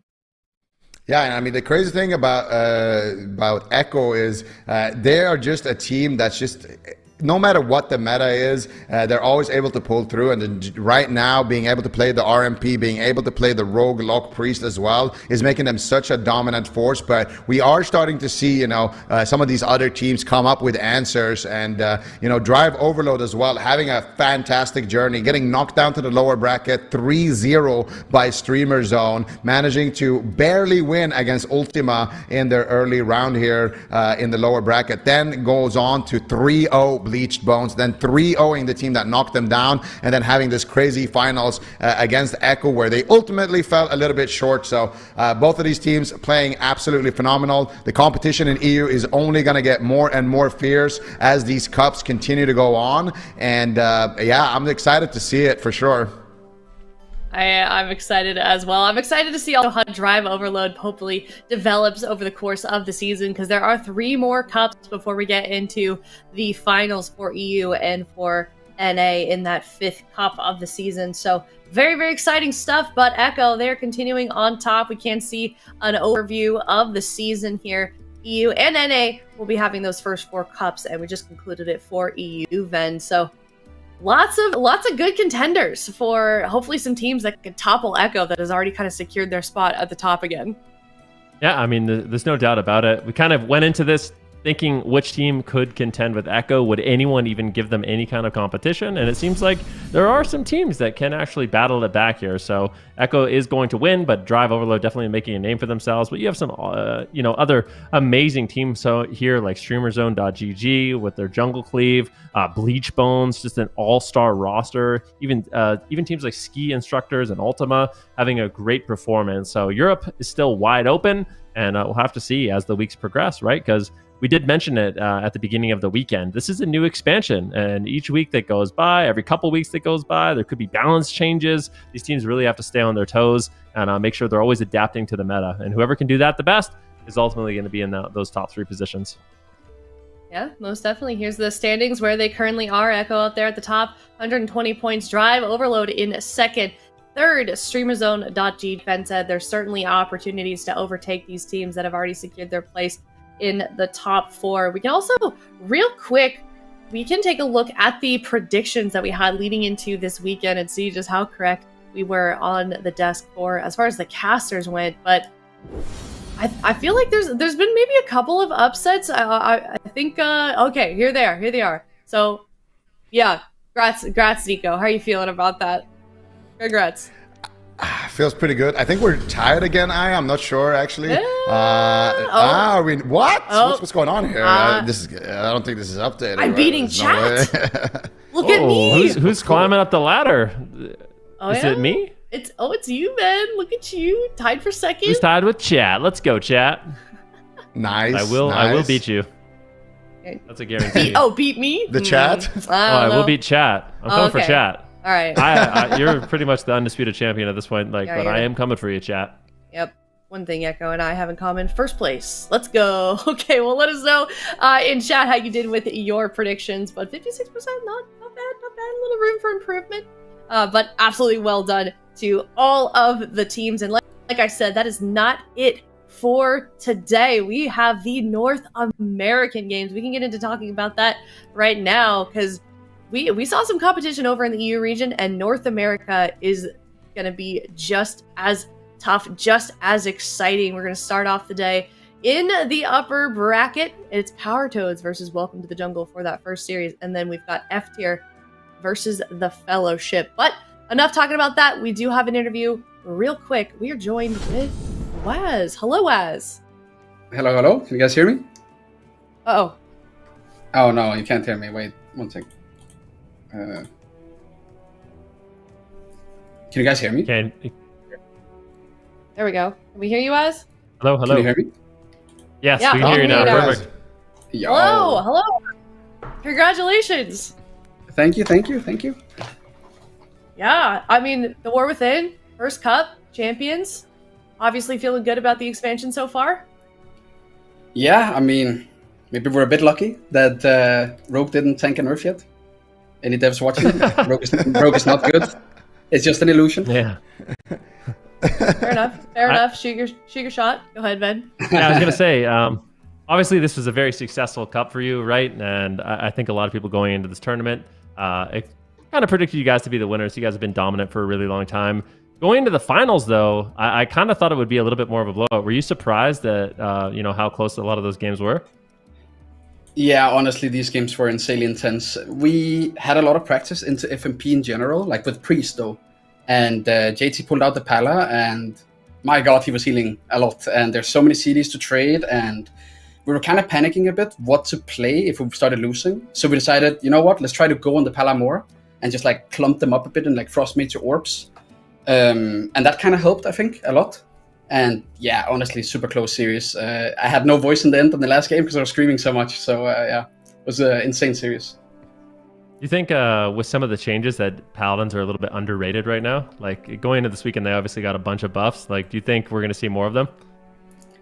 Yeah, honestly, Pala felt really good. Notoriously, Mage has always been super dominant into Pala because you play Shimmer and you can kind of just CC him and he only has to sack to avoid it. But yeah, I think in general, when you don't face a Mage, Pala is insane. Like even now, he was healing it like no problem, kind of. Yeah, definitely seems good. I mean, Gratz, first of all, what's up, my boy? I wanted to say, you have Meh back on the roster. How's that been? Like, you guys are getting to play your RMP once again. You guys are looking better than ever. How's it been kind of bringing Meh back into the mix for you guys? I mean, it's good to have Meh back. Like, Lontar knows we loved playing with Lontar. But when we made this team, we kind of like, that was like our team, with Meh. Then he wanted to retire for a year.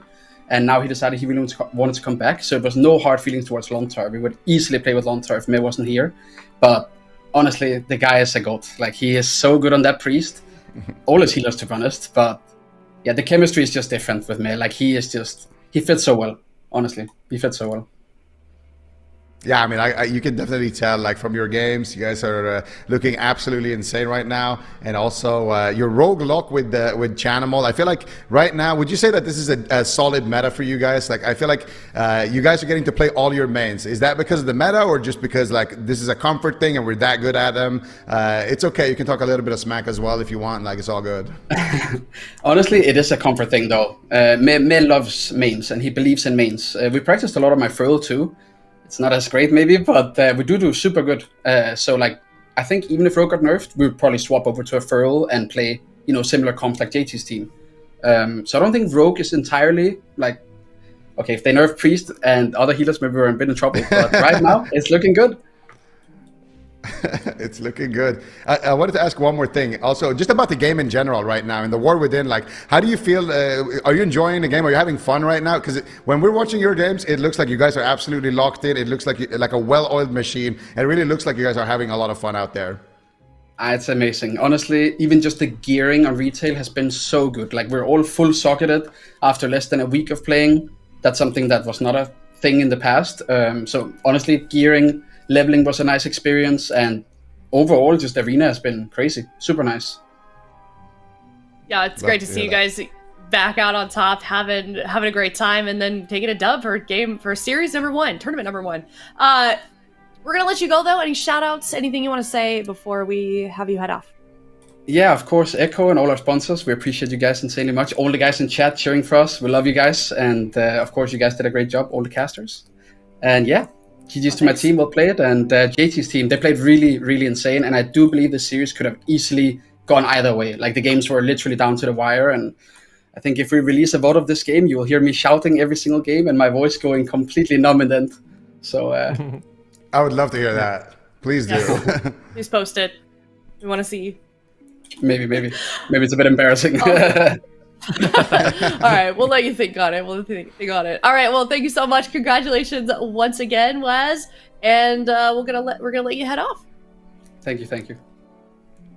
All right, see you later. Congratulations once again to Echo, the EU Cup #1 champions for the first cup here in the War Within on AWC, and that was Waz. And now that means we move on to North America. I was giving a little bit of a preview before we got Waz loaded in here for that interview, but we've got 4 teams left here in North America. It's Power Toads, Welcome to the Jungle for the first series, F tier versus the Fellowship down there in the lower bracket, and it's going to be pretty intense down there, Ben. I mean, it definitely is. Going into a top 4 and you don't have the move, you don't have Liquid. Liquid, they're the reigning champs. So they've been eliminated. They lost in the upper bracket to Power Toads. They lost to F tier in a really close series. But yeah, the games have been really, really close. But there are some teams that have formed. I mean, Power Toads roster bringing on Axton, they're looking unbelievable, playing compositions like Jungle Cleave now all of a sudden. Then you have Welcome to the Jung, the return of Prev and Drake with Zhang Bahai. I mean, this team is just looking absolutely insane. We haven't even seen Nick play yet, and he's an absolute monster. F tier. Honestly, for me, going into this North American bracket, I'm going to show a little bias because I've been a huge fan of F tier for a really long time. They've just been locked into these mains, Laros on the Warrior, Saul on the Enhancement Shaman, Dorito on the Windwalker Monk, Jazz on the Paladin. This is the compositions that they've been playing for a really long time. They somehow made it into the top 4, and I'm honestly cheering for them. And that says a lot because I like the Fellowship a lot too, which is obviously Calvish, Kearney, Chun-Li, and Majin, who've been playing a lot of Thug Cleave. Yeah, I like them as well. I like watching them play, and I'm very, very excited for that series F tier versus the Fellowship. But we've got Power Toads versus Welcome to the Jungle coming up first after this break. We'll be right back.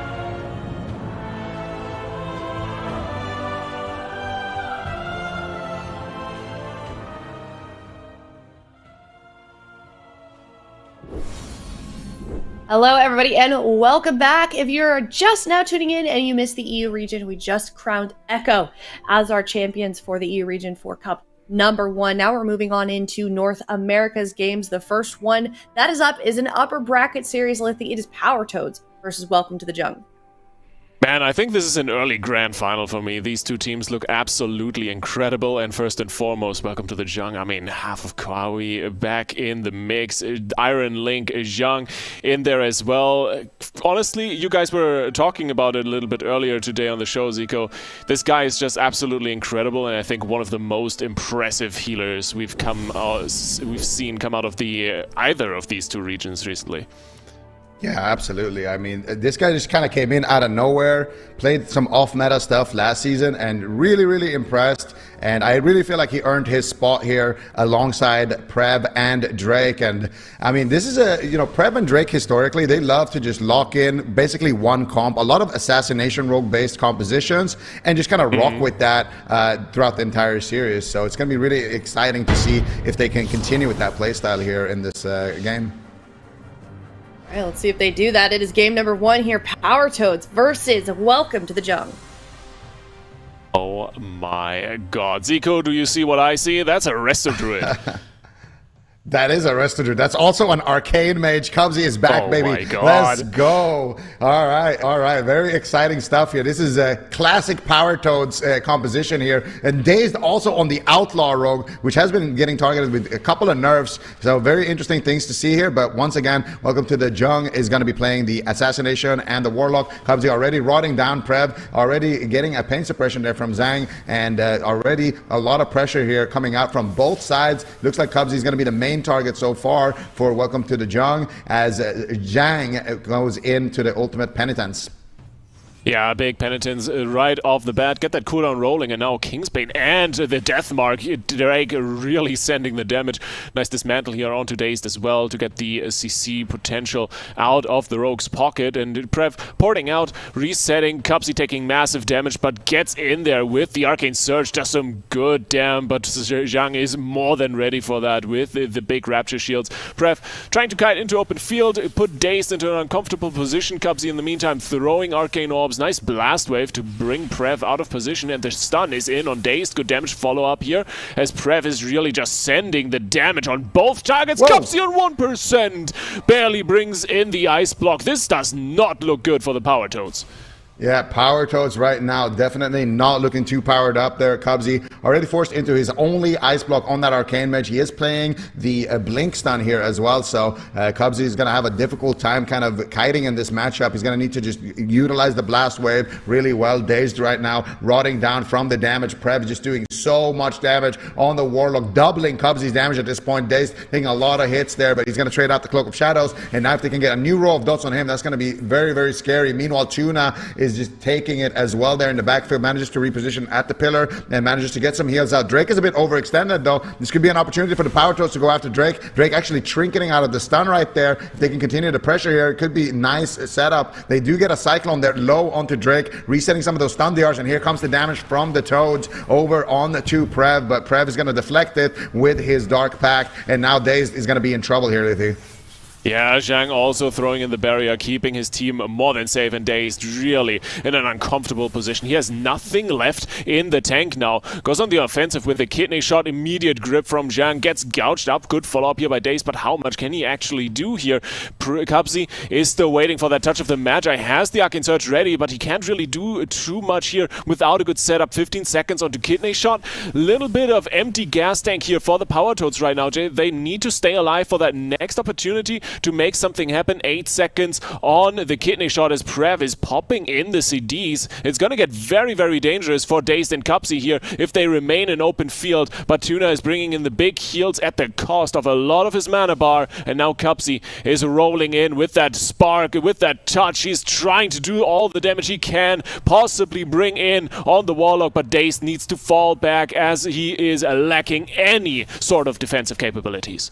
Yeah, good push there from Cubsy with his Arcane Surge, but now he's going to need to make sure that he's kiting here. Drake actually manages to connect back to his target there with the death from above. Cubsy getting kicked there on the Arcane Miss-Off. A lot of rot pressure coming in here, and remember the Assassination Rogue has that execute effect as well nowadays, so they need to be very careful with dropping under 35% HP. Drake now caught up in a stun, into a disarm daze now with a kidney shot there onto Prev, and Cubsy's going to have his touch of the Magi up here without the Arcane Surge though, but he's going to be able to pack a pretty decent hit. Full blind there onto Jung. Can they get any follow-up? There's the gouge coming out there as well, but nothing more out of that one. There's the touch of the Magi, and Prev is going to respect it. Port back to his healer and give him some time to catch him back up. Meanwhile, Cubsy rotting down, still 2 long minutes away from that ice block as Welcome to the Jung makes their next push.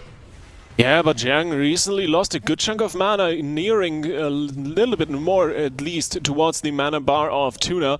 But overall, I'm not really seeing any pressure from the Power Toads. They're just staying alive. They're playing to stay alive, and that's not how you win games. You gotta make something happen at some point soon. Nice coil here from Prev as well. Getting kicked though from Cubsy on the follow-up, so no damage from the Affley lock, at least for a few more seconds. Dazed, a little bit overextended. Gets kidney shotted here. Drake definitely has plans. 10 seconds onto that Kingsbane, and Cubsy is just getting executed. Yep, the wall was available, nothing he could do in that situation though. No heals possible from Tuna. The Power Toads are down 1. Yeah, really, really nice stuff there from Daze. So Cubsy goes for the Arcane Surge, and then they let him get it off, but then immediately Drake is there with the kick, shutting it down, and at the same time, Jung goes up in the sky. Ultimate Penitence comes out, and he's able to take control over the match with that beautiful talent there. So we're going to see it here in a moment. So Cubsy goes for the Arcane Surge. He spell steals actually the Power Infusion here, so he's got pretty good pressure onto Prev, and now his touch of the Magi is ready as well. So Cubsy has a lot of damage here, and he goes for the Arcane Surge, manages to get it off, and then he goes for the missile right here. Look at Drake, instantaneously, preemptively moving. Boom, 0.1 kicks him, and then they manage to get the Ultimate Penitence at the same time while he's kicked, so he can't use that Arcane Mage shield wall with the Greater Invis. Then the Execute there comes in for the Rogue as well, and immediately just 1-0 here, only 4 minutes into this one. And this is kind of a comp stylistically that really plays into the Power Toads play style. This is something that they love to do. They love to play like a Rogue Mage Druid, Windwalker, Arcane Mage, these type of comps, and just try to play the long game, go for drinks, let their Druid get, those Shadow Melt drinks off in dampening, and then try to win with like a late game advantage or just like a Cubsy one-shot. But this time around, not gonna work. No, not really gonna work out. It's a dangerous comp to play, and we saw that especially with that Arcane Mage getting locked out on your basically half of your defensive while you're trying to do some damage. It's very risky, especially against a rogue like Drake, who will Shadow Step kick you on every opportunity. And quite honestly, the other discussion I think we need to have in this comp, in this matchup, is Tuna on the Resto Druid, right? There is a reason we've seen barely no Resto Druid at all this weekend so far. It's just not very good in the current meta, and I'm not quite sure if it's the right healer to keep up with the pressure that Welcome to the Jung is bringing into this game. Yeah, no, absolutely. I feel like the Resto Druid, not the greatest healer right now, especially into Assassination Rogue as well. Like historically, that's been a really tough matchup for Resto Druids to deal with, and it's only going to get more tough. But something tells me the Power Toads, they're going to just continue to lock these things in, go for big maps. I feel like this is just this is their play style. So welcome to the Jung. Have 2 minutes now to select the composition, and I think it's safe to assume at this point we're going to see some variation of Assassination Rogue and Warlock once again. This is how they love to do it. Even when they were on Luminosity Gaming and Kawaii, Drake and Prev, they love to do these things where they just play one comp until they get forced off of that composition. And so far, it's looking pretty solid for them. And we got some predictions here. So we're all expecting Welcome to the Jung to win this one. Except Aya? Maybe? I think not there. Yep. Okay. The point leader in this one is gonna go against the grain. I'm not sure. That is a risky move right there. Venruki and the chat could be catching up here on the predictions. Zico, Prophet Aya is telling a story here. Do you want to change your prediction after map 1? Maybe I should. Like, on one end, I just watched the game and I just watched Cubsy get like basically 3x'd his damage against that Warlock. But at the same time, if Aya predicted it to go the other way, she's the top predictor right now. So you gotta keep that in mind. But look at a def log. The ultimate penitence from Zhang did so much work actually during that kick. That was just insane. And also the wait, did Cubsy dispel his own UA with the dwarf racial at the end there? Is that what happened? That is absolutely brutal. Just sealing the deal. I thought it was a rogue execute, but it wasn't. It was a self-dispel with the dwarf racial. Now, as a fellow Dark Iron Dwarf Arcane Mage, there's been a few occasions where that's happened to me as well. That is always, it feels bad, man, when it does. Oh yeah, no, very amusing, quite honestly. It just happens. It's the internal bane of playing against Affliction logs, and it looks like we have our comps ready. We'll keep an eye out for Cubsy's Dwarf Racial if that happens again, because the Affliction log is still in the game, the Arcane Mage as well, and Dazed sticking to the Outlaw Rogue here. I'm very curious how this is going to go, because if you talk to some of the NA players, right, if you ask around, like, the good mage players, Cubsy's name, especially in connection to the Arcane Mage, is going to come up more than once as one of the best in the world, actually. So if someone can make something happen in this matchup, I think it's him. Absolutely. Cubsy's got that X factor when it comes to the Arcade Mage, and his journey as a player has been so interesting to watch, because he used to be considered the best druid in NA. He used to be considered just the god tier of healers, and then one day he just woke up. He's like, you know what? I'm sick and tired of healing. I'm going to just play Arcane Mage now, and a little bit of Warlock as well on the side. But yeah, it's been absolutely crazy to watch his journey, and he's always in a team that's a top contender in the region. He's always, you know, consistently getting those top 4 placements. So it seems to be working for him. And of course, here we can see the rest of the roster. They got Axton waiting in the wings. They got Dazed as well as Tuna, and you can see their socials. Go give them some follows. Go give them some love. If you want to learn how to play a healer, go watch Tuna, go watch Cubsy, etc. And yeah, we're in. I mean, I should be surprised every time this happens, but it's happened so often that I just don't really. It doesn't surprise me anymore. We're seeing the exact same matchup. It looked so horrible in game number 1. But Power Toads, they're just going to lock it in again. Outlaw, Arcane, Resto Druid. They don't care. Something obviously went wrong. I think the opener, forcing out Cubsy's Ice Block that early, is the main issue there. But this is something that works for them a lot of the time, just trying to bring it into the extreme late game and then finding those one-shots. So you can never, even though it looks really bad on paper in that game 1, this is something that has historically worked for the Power Toads, so they're going to continue to go with their strategy and stay true to themselves here in game number 2. Yeah, absolutely. I mean, one of the big cornerstones of that, not just being Cubsy on the mage, but I think we also got to talk about Tuna. I mean, the resident Resto Druid expert, usually the one to bring that in, even if it's not particularly amazing, but still making it work. So if he can delay the demise of his team long enough, I'm very sure something can be done here. We got to keep an eye out for Dazed, bleeding a lot of his defensives early. Last game, we got to keep an eye on Cubsy, but Tuna generally staying in the back very nicely to keep things under control. Opening Zap onto Jung as we are on Empyrean Domain. Dazed opens up on Drake and gets coiled immediately. Great reaction from Prev. Yeah, and Jung already looking for some massive spells there. Prev is going to go ahead and use his Demonic Circle back behind line. Dazed, getting a gouge there onto Drake. Now cheap shot onto Jung, and Cubs is going to go for that evocation here. This is going to give him a free Arcane Missile, as well as basically a stacking intellect buff. You can see that Siphon intellect, which is under his debuffs right there. So he's going to pack a pretty big punch right now, and he's going to go ahead and unload right now onto his target, which is going to be the Warlock. Dazed, though, forced into the Cloak of Shadows there in the midst of things. Jung with the ultimate penitence as well in the backline. Tuna did use his bark skin right there in the backline, I guess just to dispel some UAs, but Drake now getting swapped to huge damage coming out there as Drake is forced to trade out the Cloak of Shadows, the Health Stone, and the evasion there in that exchange. So a pretty good push here from the Power Toads. Yeah, the Star Surges from Tuna streaking in, but here is the Deathmark, the Kingsbane. Drake looking to make a big push. Not quite finding the damage he was looking for, though. Dazed with the killing spree, does some solid damage to Prev's shield, but doesn't quite manage to break them. Dazed under more fire. As mentioned, heal bled so many defensive start of last game. This time around it's the same. Once again, Drake is the swap target, though, with the Spark, and Tuna Star Surges is starting to hurt a lot more than last time. Power Toads swapping up their game style, and for the moment it seems to be working, but Cupsy once again being the target. Ice Block is still available, might be able to be forced here. 1%, he doesn't block! He doesn't block, and welcome to the JUNG are up 2.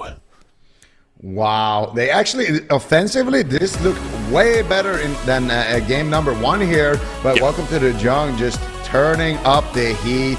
Manages to find that window, gets the burst onto Cubsy, and he didn't want to ice block there like he did in game number 1. He doesn't want to go for that early ice block trade because most likely he's not going to get a second one in the matchup, so it's really their most precious cooldown. So I wonder if Tuna could have saved him here somehow. So the Iron Bark was active right now, and they have good pressure onto Drake, and then here is where the pressure starts rolling in onto Cubsy. There's no nature swiftness as well. There really isn't much that Tuna could have done here to save Cubsy. It just had to be the ice block, even though Tuna wasn't in crowd control. And I'm going to be honest, this Resto Druid is not working out right now. I want to see Tuna go on a Disc Priest or literally any other healer because the Resto Druid has just not looked too hot for them. Definitely a little bit of a struggle moment here, considering the Arcane Mage is taking so much damage at the moment. You can tell, it's like you have this ice block here, obviously, that Cupsy could have pressed, doesn't get the opportunity to do so. But once that ice block is gone, yeah, Tuna can top him off, but his Iron Bark is on cooldown. He has a Trank, but that's not really an individual's external ACD that he can press just to save him. Where does this game go from here, right? Dazed is out of cooldowns, Cubsy out of cooldowns, the invisibility maybe rotating back up in 15 seconds, but after that, what do they do? What can they actually do? I don't think there's much. Yeah, I mean, the only thing they can do is just ice block and play like the range game, but it's so hard with Warlocks. Like, if you're not all over them the whole game, I feel like Warlocks just take over. They do so much damage, and Prev, of course, he is definitely going to be one of those Warlocks that's just dishing it out, doing almost, actually doing more damage than Cubsy and Dazed combined just by himself. And then when you add in the fact that you have an Assassination Rogue who's also doing more damage than the enemy team, also adding in, you know, Mortal Strike effects. There's the Sudden Demise, which is the execute procs, and also you know, things like Shiv, just reducing a lot of the healing. It is so difficult. Tuna is really getting stressed a lot in this matchup, so I feel like we're gonna need to see a healer swap at the very least from Power Toads. But honestly, I'm not a huge fan of the Outlaw Rogue either. I feel like Outlaw Rogue's been hit with a lot of nerfs, and it's just kind of fallen a little bit out of flavor. Maybe even keeping the Resto Druid and going for something like a Sub-Rogue could work, but one of them has got to change. The thing is, if we're looking at Power Toad's match history this weekend, right, they're the ones who even sent Liquid down into the lower bracket. They were playing Axton, who they just recruited for the first time ever. He's finally competing in the AWC. He was on that Feral, Dazed on the Hunter, Tuna on the Disc Priest, and they managed to 3-1 Liquid. So there's a definite opportunity to swap it up here, and they're bringing in Tuna on the Pally, Cupsy on the Ellie, and finally Axton rears his head through the door. I mean, I like this more than the Outlaw Arcane, that's for sure, but I feel like what we've been seeing in North America, and also to some extent in EU, is just the Roguelock Priest against the jungle, and that seems like a matchup that can go either way. Now they have the option to actually run that on the side of Power Toads, but I assume that they've tried this in practice or in war games or something, and it just not worked out for them. So they're opting to go a completely different route. Now I do like the Holy Paladin pick here. Because, well, it's not a Resto Druid to start off with, but still the Ele Shaman here, I don't know, man. Ele Shaman, I don't think he's going to be able to keep up with the Warlock in terms of damage, I feel like it doesn't pack enough of a heavy punch to really kind of eliminate somebody with a CC chain. The good thing about the Ele Shaman is at least they don't have a Hex dispel on the side of Welcome to the JUNG, so they could potentially get some extended crowd controls with like a Hammer of Justice, Hex, Cyclone type of deal. So Power Toads, they have some ways to victory, but it's going to be a tough one for sure. I'm very curious, and let me put on my hat and toss the pan just ever so slightly in this case. What if the Power Toads know exactly that they can utterly crush Welcome to the Jung with a specific comp, maybe even the jungle, but they're sandbagging intentionally to go through the lower bracket so Jung doesn't have an opportunity to get used to this comp before the grand final?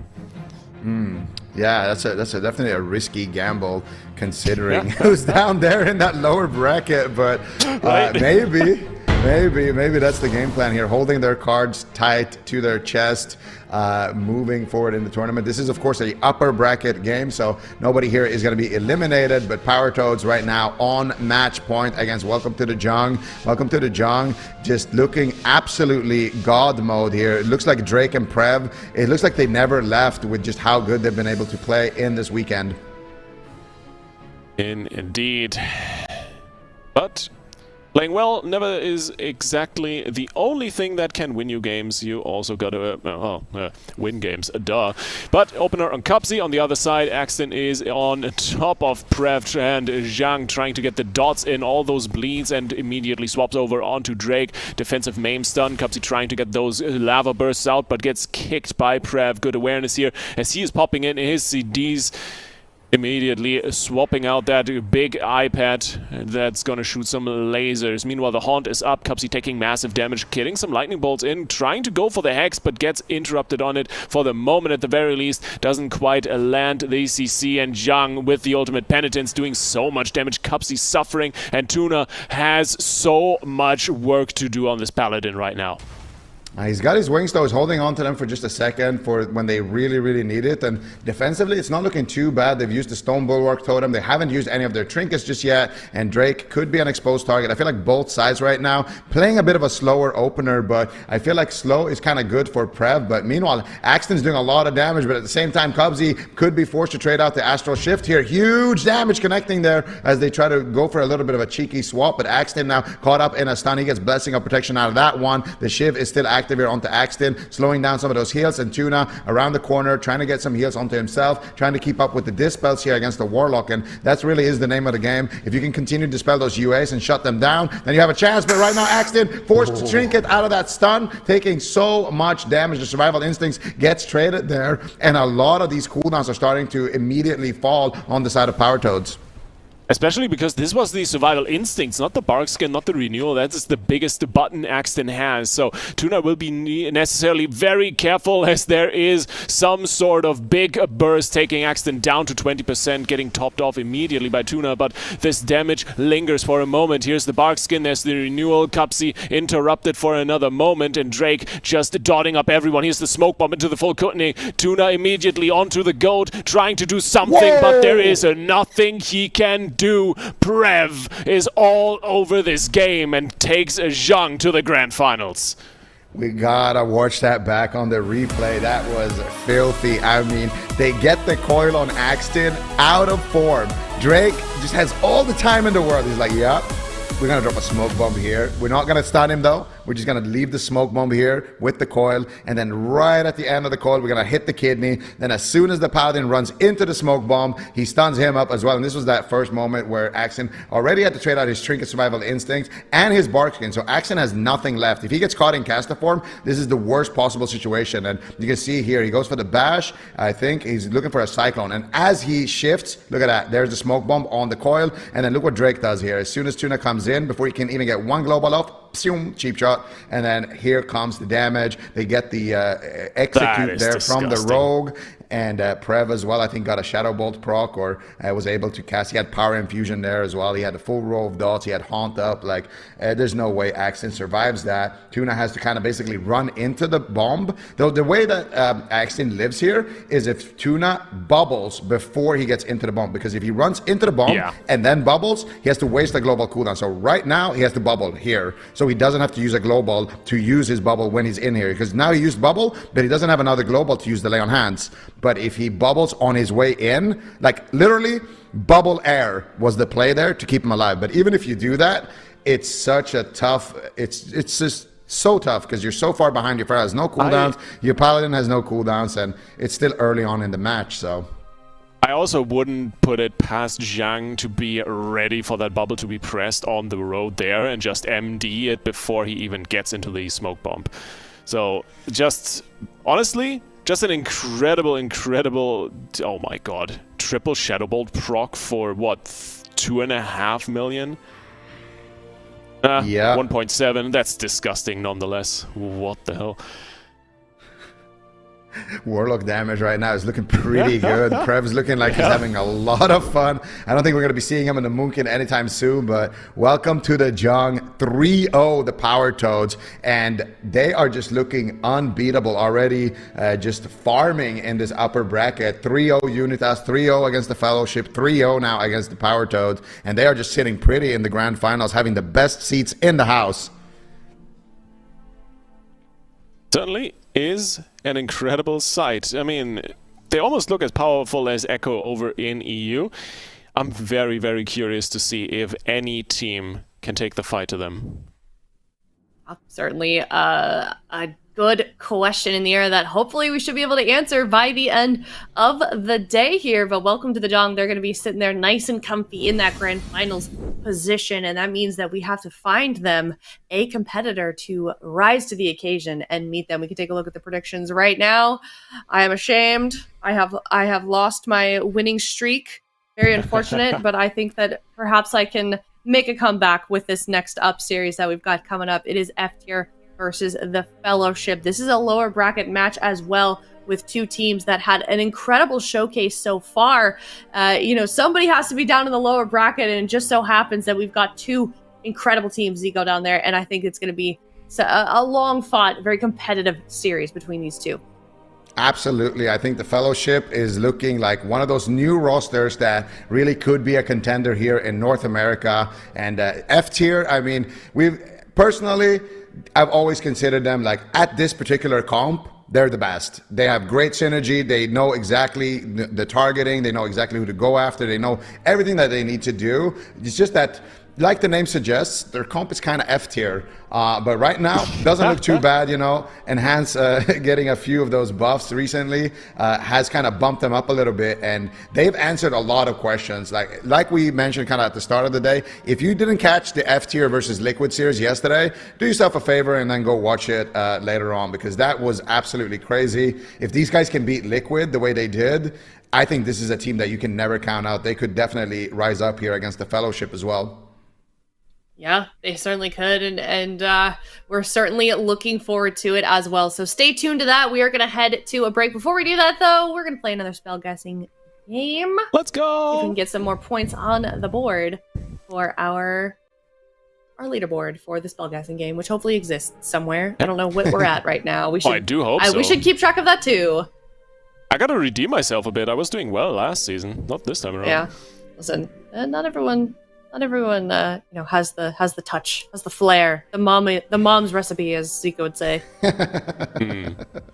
The grandmother's recipe, okay? Grandmother's recipe. All right. Let's see here. Shields you, absorbing magic damage. Diffuse magic. Whew. Okay. Oh, is it diffuse magic actually? Harmful magic effects. Okay. Oh, is it diffuse magic actually? Harmful magic effects against you. Yeah, because I'm thinking I think it removes harmful magic effects against you. I think it's diffuse magic. Could be. I'm just unsure on the magic damage. It could also be anti-magic damage. It could also be anti-magic shield, or anti-magic shell. This is a hard one. Let's see. It's definitely not Fear Ward. It could be Prismatic Barrier, actually. Oh, this is a really tough one. Okay, well, it's not Diffuse Magic, so that's good. It's either Anti-Magic Shell or Prismatic Barrier, because Ice Barrier doesn't do... I think this is Prismatic Barrier. I'm going to lock that Prismatic Barrier, because Ice Barrier doesn't do... I think this is Prismatic Barrier. I'm going to lock that in. With AMS. That's the logic. I'm gonna go with AMS as well. Okay. All right, this is an opportunity here for me to fall behind or to catch up. This is we're a little bit all over the place. I mean, I want to say it's prismatic barrier because it reduces the duration of harmful magic effects against you, and I don't think anti-magic shell does anything with existing effects. It just absorbs damage. Shell does anything with existing effects. It just absorbs damage. I could be wrong though. I don't know. It's a hard one for sure. It is a... Okay, well, let's find out. It prevents the application of harmful magic effects against you while active. Oh, it could be that. Yeah, no, it could be that. That's true. But if I get it wrong, it's a No. Yes. Yes. Okay. I think they call you Gandalf for a reason, huh? Oh, that was a tough one, man. Imagine I went with the anti-magic shell and it's an arcane mage spell, bro. That would have looked real bad, but now we're back. We are back. Ladies and gentlemen, we are back right now. Okay, my DK card is now ripped. All right. Let's see. Okay. Well, I can tell you guys. Okay, so C is arcane familiar, I want to say. It looks like it at least. No, it's temporal shield. I don't think so. Maybe if it's like if it's zoomed in on temporal, it could also be. But either way, it's not A or C. It's either B or D. So now let's guess the Photoshop skills. This is Sierra's favorite game. Which one looks more Photoshopped? I've narrowed it down to 50%. Now you guys do some work here. Oh boy. Or is it a trap? Are they trying to throw us off with like? It's B. These are photoshopped, but neither of them are the answers. It's B. B and D are different. Yes. Why do you think D is photoshopped? Because the middle of the picture, kind of where the head would be on this armor, it's whited out. Ah. On B, you have the subtle teal color gradient in there still. All right. I'm going with A. I'm going with B. I'm going with B. I think the two similar ones are a trap. There's no way that color gradient is photoshopped in. I'll go mad if it is. There's no way they're that good at photoshopping, right? Where have you heard that before?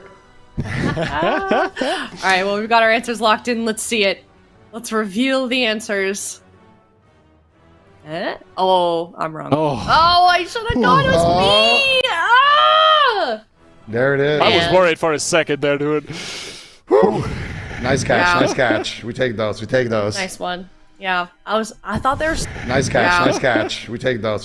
Nice one. Yeah, I thought they were setting us up. All right, well, let us know in chat if you got that one correct. And with that, to yet another series. It is the lower finals for North America. We are knocking a team out of the bracket. It is going to be either F tier or the Fellowship. Find out after this break.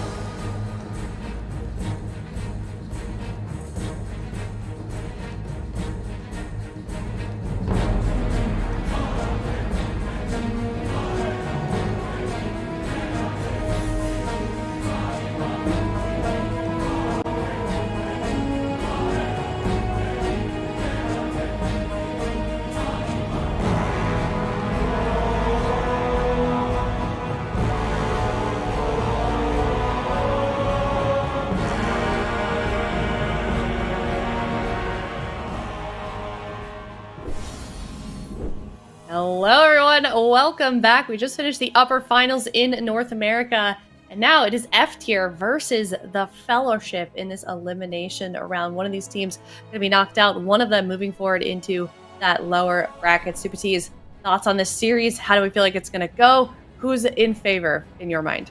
Well, we've got some parallels between Europe and North America with Streamer Zone against Drive Overload, where they lost 3-0-3 in the upper bracket and then came back and 3-0'd them. Same thing might happen here. F tier lost in the upper bracket in the offline games, 0-3. Really looked like they had no chance. I'm still kind of in that camp. Seems like some of you have changed your mind as far as that, but I feel like the Fellowship, they have a really nasty composition in particular. The Devastation Evoker and Feral Druid that F tier just could not have an answer to. All right, we've got our predictions down below. Seems like kind of like split in the middle. So if you're watching from home, let us know. F tier or the Fellowship, who's it gonna be? The winner of this one moves on to the lower finals to face off against Welcome to the Jung. Could potentially be a rematch as well for the Fellowship. Let's see what they can do here. Game number 1 in this best of 5 series. It's F tier versus the Fellowship. It looks like F tier is going to be tagging out Saul for this one and bringing in the Fury Warrior Windwalker Monk. So a classic cleave for their team, but if you're a Devastation Evoker, I think you love to fight this composition. I think it's going to be really difficult for the side of F tier, unless they just decide to go after the Priest, and that might be exactly what they're doing. However, Dorito's in trouble. Trades out the Diffuse Magic early on, as well as his Trinket and his Portal. They're trying to get onto Kearney, but Kearney's doing a great job just making it difficult, landing the Fears, crossing the map. Full Cyclone now on Dorito, and I don't know if this strategy is going to work. So far, Welcome to the Jung has been doing, so Calvish, Chun-Li, and Kearney have been doing an excellent job. Yeah, we can see Calvish just tanking out in bear form, reducing all of that damage. Now they're trying to get back onto Kearney. It's just there's no good target. You're either attacking a bear, a dragon you can't touch, or Priest, which is basically a bear in a dress.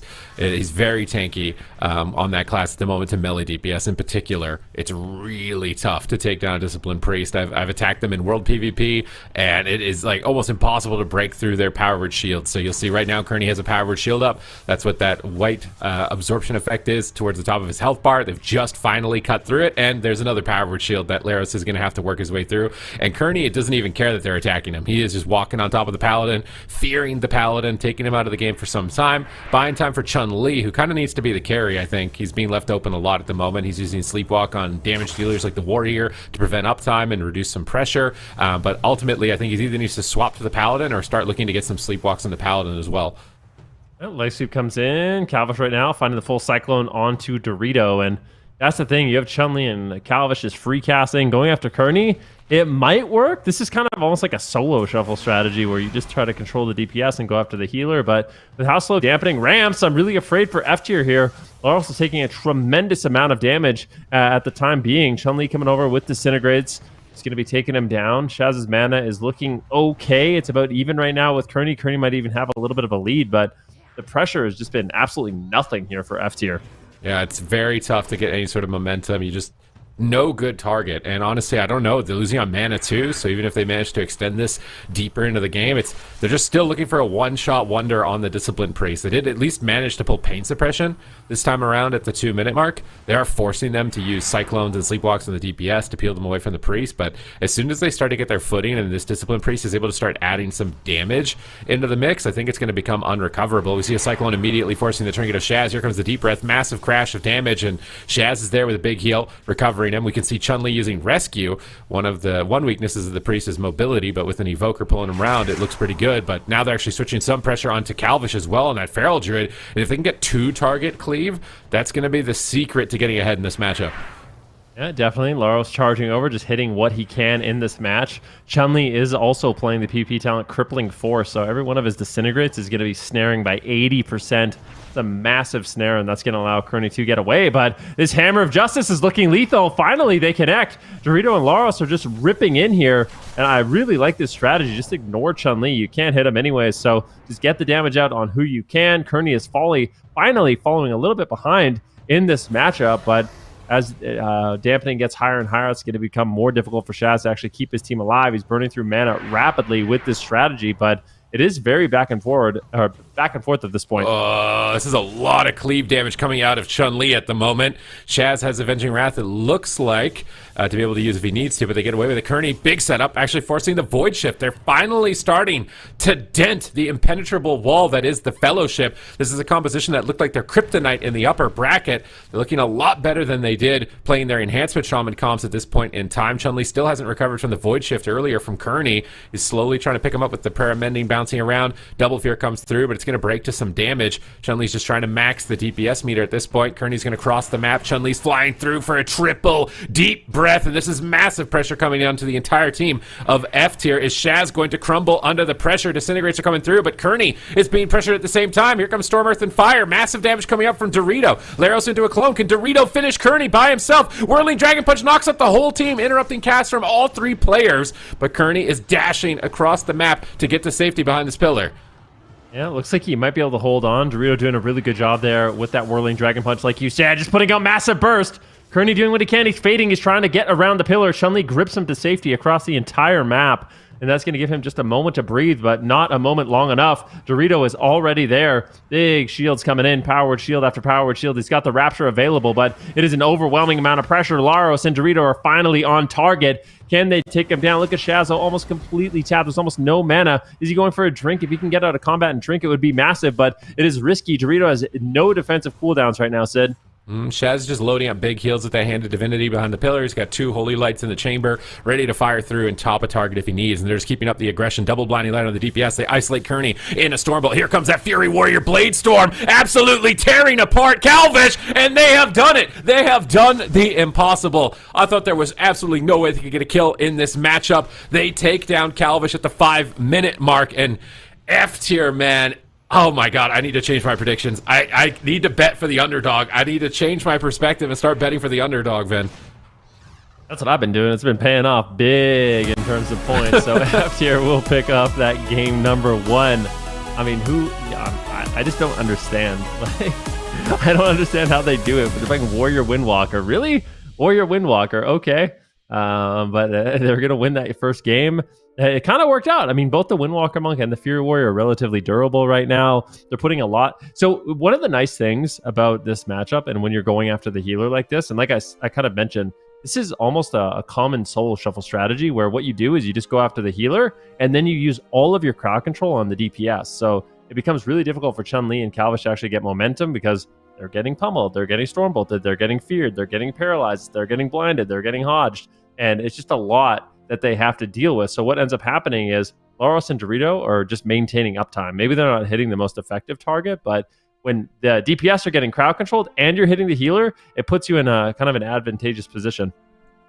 This is a really good switch up here for F tier. I thought that they would go into this series kind of defeated based on that upper bracket result, but they played this through to the bitter end. But is this a comp that can blind lock? Because Calvish's team obviously has some other compositions as well for this type of situation. I feel like if Calvish is on a sub rogue, that Windwalker Monk is not very comfortable.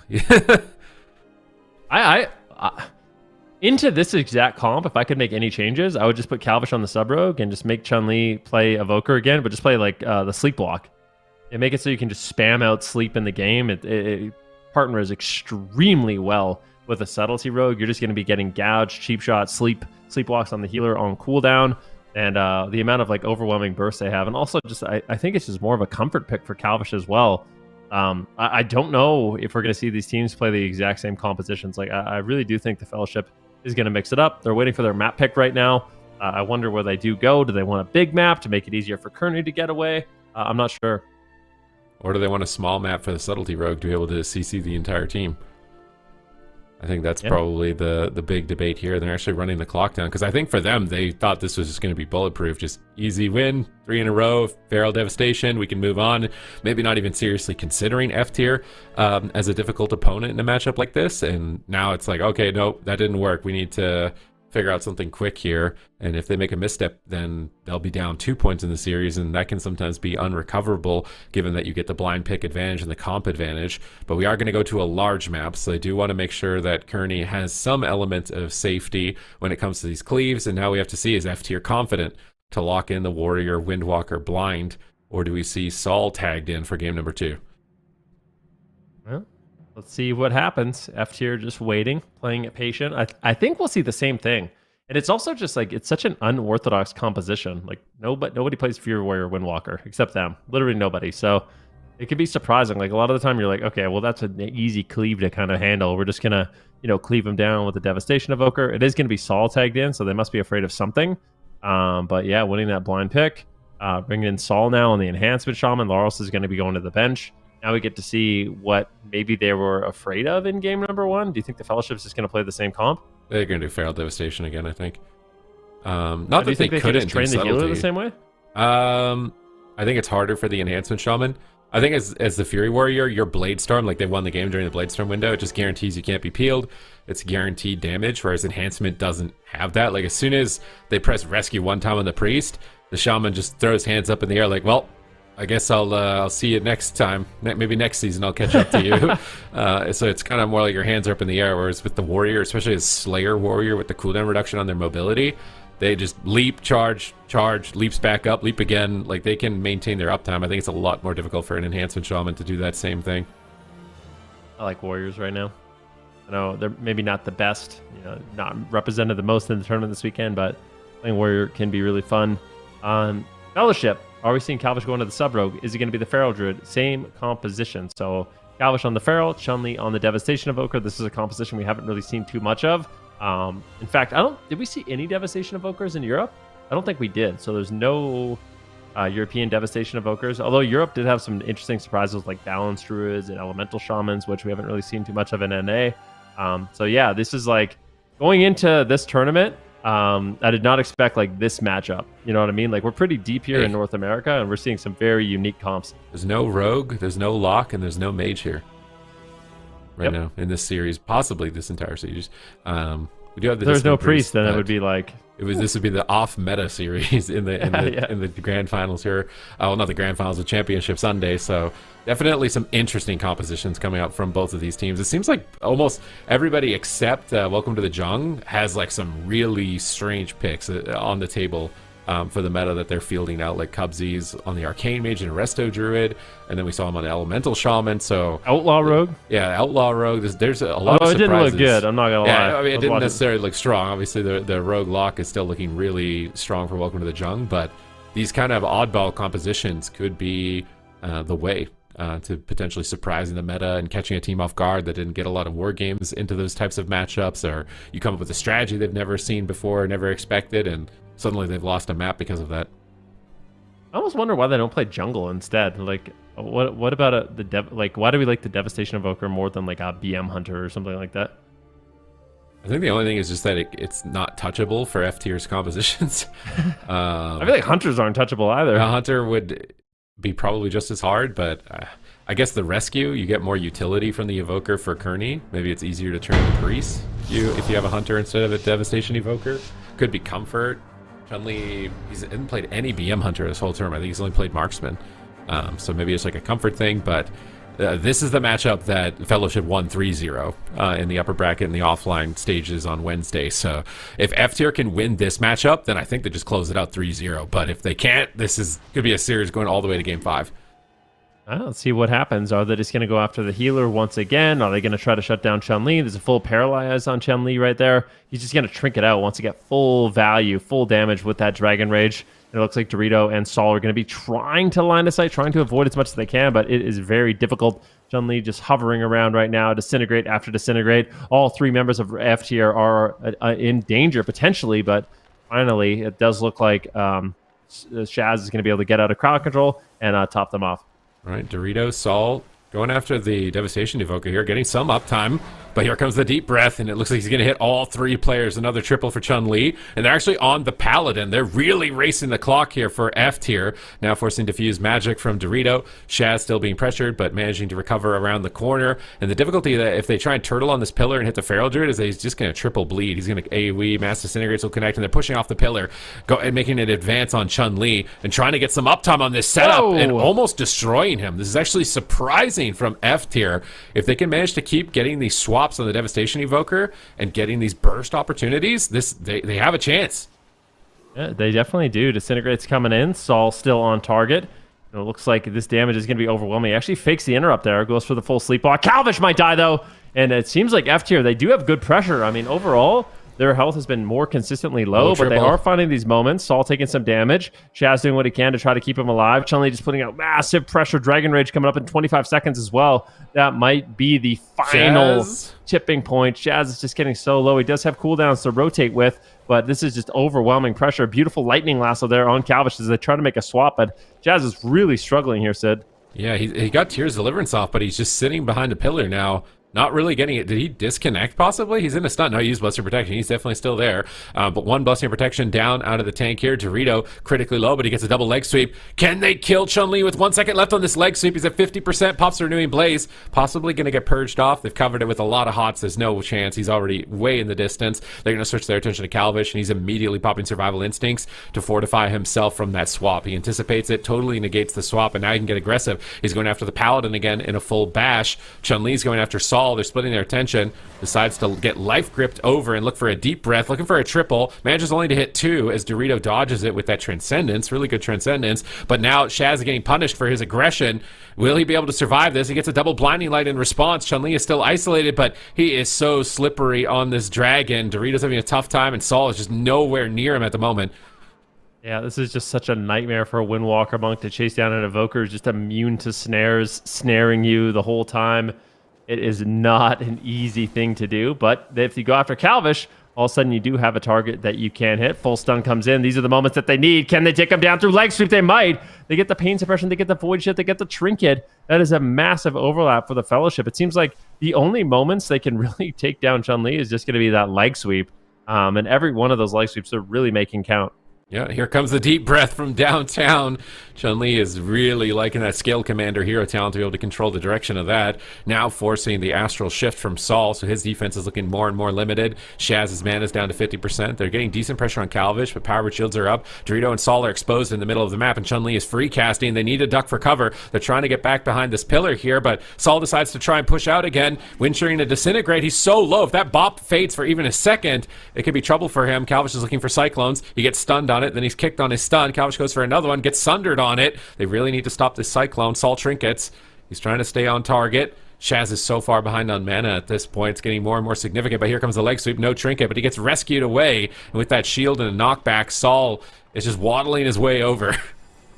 Yeah, definitely Calvish trying to kite. He's in bear form, so damage is going to be limited. Double stun coming in from Chun-Li. Can he get the triple? Unfortunately, not able to find it onto Shaz. And it is Calvish still on the back foot. F tier, if they can win this game, I mean, this is surprisingly close. Full stun now onto Shaz. Is he going to have to use the Divine Shield? Dragon Rage coming up from Chun-Li. This is an overwhelming amount of damage. Big Eternity Surge coming in. Dorito trying to shut him down, but just doesn't really have too much. He's just immune to interrupts here with this Obsidian Scales. Disintegrate after Disintegrate after Disintegrate. Sleepwalk comes in. The damage on Sol is immense, but he does shut it down a little bit with that Lightning Lasso, and now the damage is rolling on Chun-Li. Kearney's falling behind. Both Calvish and Chun-Li are low on health. Can F tier reverse this and actually win the second game? It would be so massive for them. It would be precedent setting here. I mean, F tier are almost reliving what we just saw in Europe with Drive Overload making it to the grand finals with their Paladin composition, but they need to survive another deep breath. Shaz is down below 50%. Dorito as well. Double Fear comes in. Divine Shield force. Kearney into the leg sweep. Triple leg sweep from Dorito. They're starting to snap them into pieces, into the paralyze. Calvish is on the run, trying to escape with the rescue out from Chun-Li, and they've survived. They're shielded up. They're trying to push forward, get on top of the Paladin, and likely look to close this game out while leg sweep is on cooldown, but they're taking a beating while they're making their push. Dorito is not letting him get away with this for free, and Calvish is forced to retreat. He's back into bear form. Kearney is struggling. Not a lot of options for Kearney as far as his cooldowns. Calvish will need to trade personals very soon, likely, but Kearney's now into a Hammer of Justice. Chun-Li is getting connected too, trying to get some distance and stay out of range of Sol, but a Lightning Lasso gets gripped away by Kearney. Nice life grip. Chun-Li gets a safe distance away, but they just immediately switch to Calvish. He's back into bear form, trying to tank the hits. Sol is forced to go into his burrow, dig beneath the ground and recover. Here comes another deep breath, but Chun-Li is so low, almost in that touch of death range. If he gets a little bit lower here, it's going to be lights out. He's kiting Dorito. They're going to switch back onto Calvish and force them to stack up, but Shaz has to heal with absolutely nothing left in the tank as far as mana. Oh my goodness, Chun-Li is just untouchable right now. He finally gets rooted up. Leg sweep, Here no comes trinket. the leg sweep. This could be the game. Massive damage coming in. They catch him and they take him down. F tier does it somehow, some way. They stay in the fight. They're up 2-0 against the Fellowship. you're saying this is the team that knocked them down to the lower bracket in a 3-0 fashion. So, Shaz could be in trouble. Maybe we see a cross kill here. Oh, they're going to try to shut it down. I think it's unlikely, but possible. Incarnation, it's a lot of damage. Shaz has no mana left whatsoever, but that should be the game. I mean, Calvish is incredibly low on health. Kearney has nothing, and they will tap out. But F tier, they battled it back. That was not looking good. It's just so crazy. The whole game, it seems like Chun-Li is untouchable until he's not. And as soon as they get the leg sweep, they take him down so fast. They force many cooldowns. They turned their composition into a sub-rogue. They're like, okay, we can't attack the dragon unless we have a stun. So whenever we have a stun, we're going to attack him. And if we don't, we're not. And that worked. It was just, we have a stun, let's go on the dragon. Okay, we got a bunch of stuff. Now he's over there. All right, we're going to hit the Feral Druid. All right, our stun's up. Let's get back on the dragon. Okay, that worked. And now we got deep into dampening, and then we can finally crunch him. So I really like that alteration in strategy. They played a solid game of defense to get this far in the game against a composition like this, and I love that they had an adaptation in their game plan. It seems simple on paper, right? Let's just attack the dragon in a stun. But even just having a simple plan is going to be really important when you're facing a comp that's like this, that just seems so slippery and difficult to stay on target. And they're able to close it out as a result. So sometimes, you know, simple strategies are actually the most effective here. Yeah, stun the healer and stun the DPS. It's great. It's a great classic strategy in World of Warcraft. Get a CC on the healer, get a CC on the DPS. I mean, honestly, Chun-Li literally is untouchable if he's not stunned. So that's really the only time they're going to be able to take him down. And yeah, it's looking good. I mean, it seems like for most of the game, Chun-Li and Calvish, Kearney, they're winning the game. The Fellowship's ahead, but they just can't finish them off. And that's the thing. Windwalker monks, you can sometimes struggle with uptime against certain classes like mages and hunters and evokers, but you really are difficult to take down. Like a good monk right now is I feel like it's got to be one of the most survivable things in the game with the way it rotates cooldowns, being able to port away, like really, really durable. So F tier is using that to their advantage. Really well played here. They're up 2-0, and now the Fellowship, man, like, are you not going to play this? Like, this comp look basically like this should be the easiest run for you based on the offline games, but F tier have just come prepared. They're playing better. They've stepped up their game. They're leveling up. They're looking to try and make a case for themselves to be the best challenge for welcome to the Jung here and possibly North America's grand finals. And I love that. I love these underdog teams just powering up throughout the tournament, finding ways to overcome the situations that were so hard for them earlier on. They're not even changing comp necessarily, right? They just won that matchup. They did use Laros in the first game, but the fact that they can also win with their previous comp, just altering their strategy, is a very impressive feat for them as a team. And they've been playing together for multiple seasons, you know, and Holy Paladin hasn't had its real big time to shine. Neither really has Enhancement Shaman for some time, and they're still making it work here, even in this current meta. We're going to go to Maldraxxus Coliseum, another big map set up here. So I think the Fellowship are likely looking to set up the same, and maybe they'll find a way to play around the leg sweep a bit better here. Well, let's see what they do. Big map, Maldraxxus Coliseum, like we mentioned.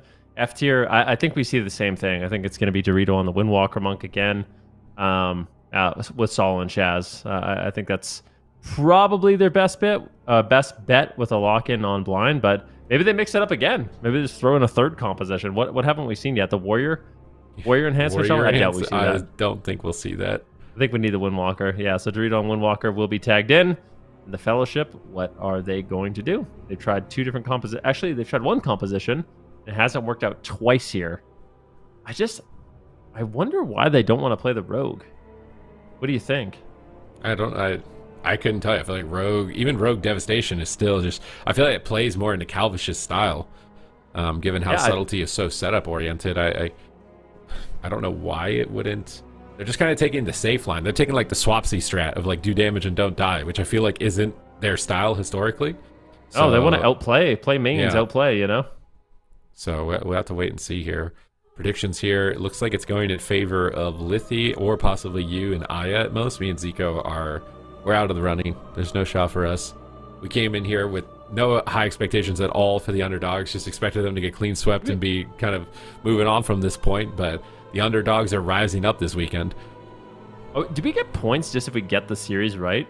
I think we must, because I feel like our scores are way too high if it had to be the exact score as well as the prediction. There's no way it would be that high.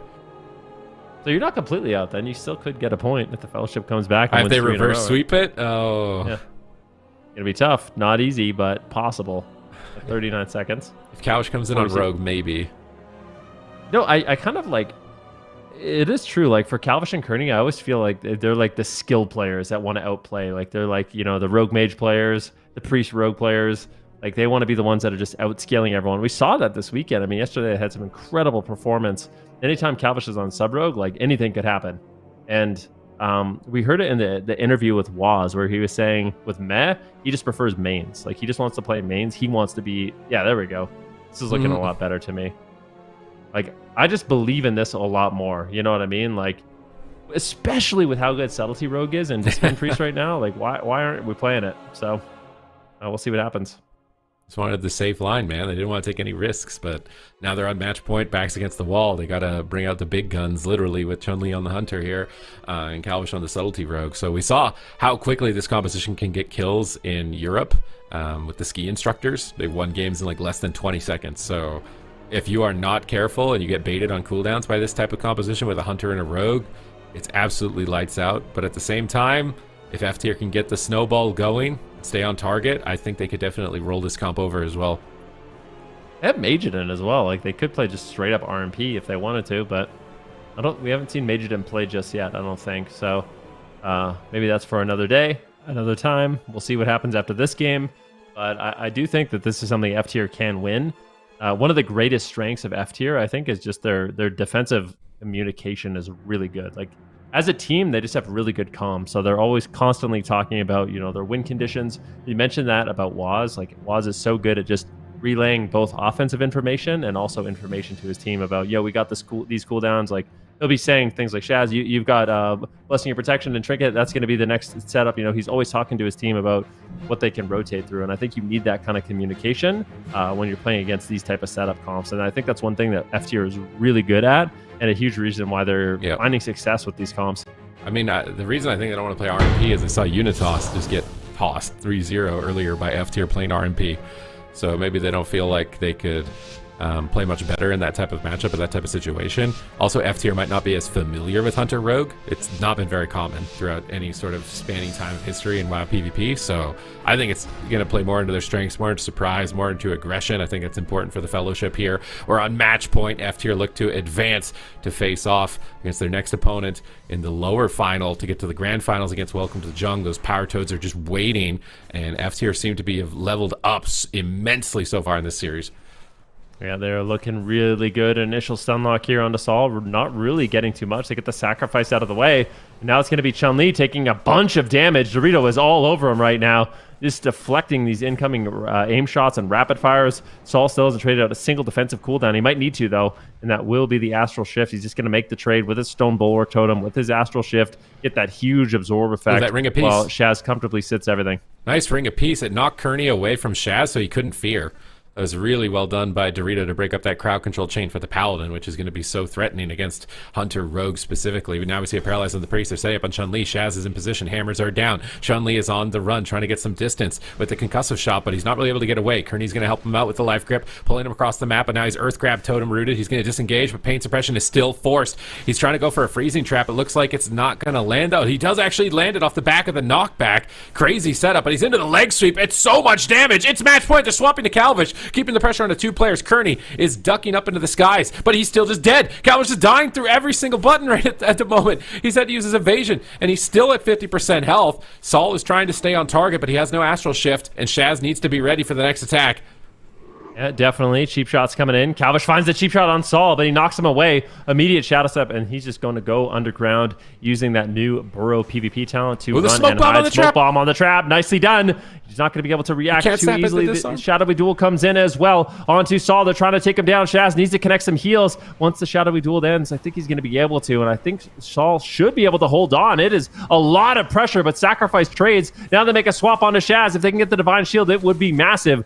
Great pressure here for the Fellowship. Yeah, Saul's tossing off heals, a couple of healing surges there. He's got his Astral Shift. Now he's trying to get on target. Leg sweep, no trinket, forcing the reverse sacrifice. They can't critically strike Chun-Li, so they're not going to find any damage with the kidney shot, peel, and the scatter shot as well. Shaz is still going for crowd control, though. He finds a blinding light. Can they actually manage to finish it? It's game 5. They can't afford to choke. Pain suppression comes out from Kearney here to reduce damage, but they're cleaving down Calvish at the same time. He's got limited defense, paralyzed over onto the Priest. They could swap to the Rogue, but Saul is still in trouble. Zap on Shaz, forcing the Divine Shield. Is there a Master Spell? Doesn't look like he's going to go for it. Kearney shadow steps out defensively, but he gets clashed back into the midfield, back to Saul's side, and oh my god, it was almost a KO. Void Shift from Kearney, and it is dicey on both sides.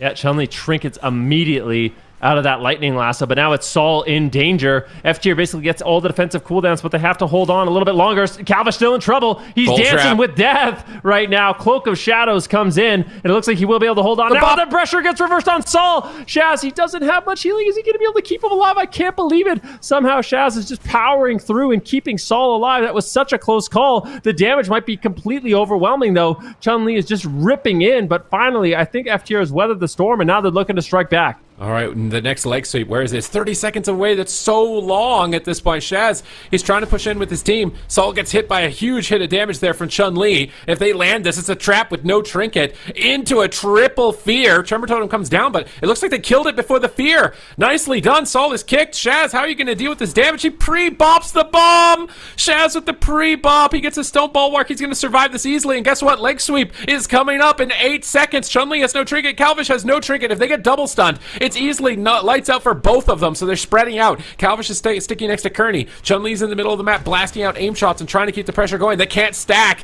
It's going to be game over, but here comes another Shadow Dance. Full trap, no trinket. Is Saul going to survive the stun? He's got cooldowns. He needs to live. He gets the burrow. He squeezes it with the leg sweep, denying the cheap shot from Dorito. But Shaz now into a fear. Saul has to pop the Astral Shift. How is he still alive? He's still in this. There's still no trinket, but they already used the leg sweep. They're just going to have to hammer down with nothing but raw pressure if they want to win this.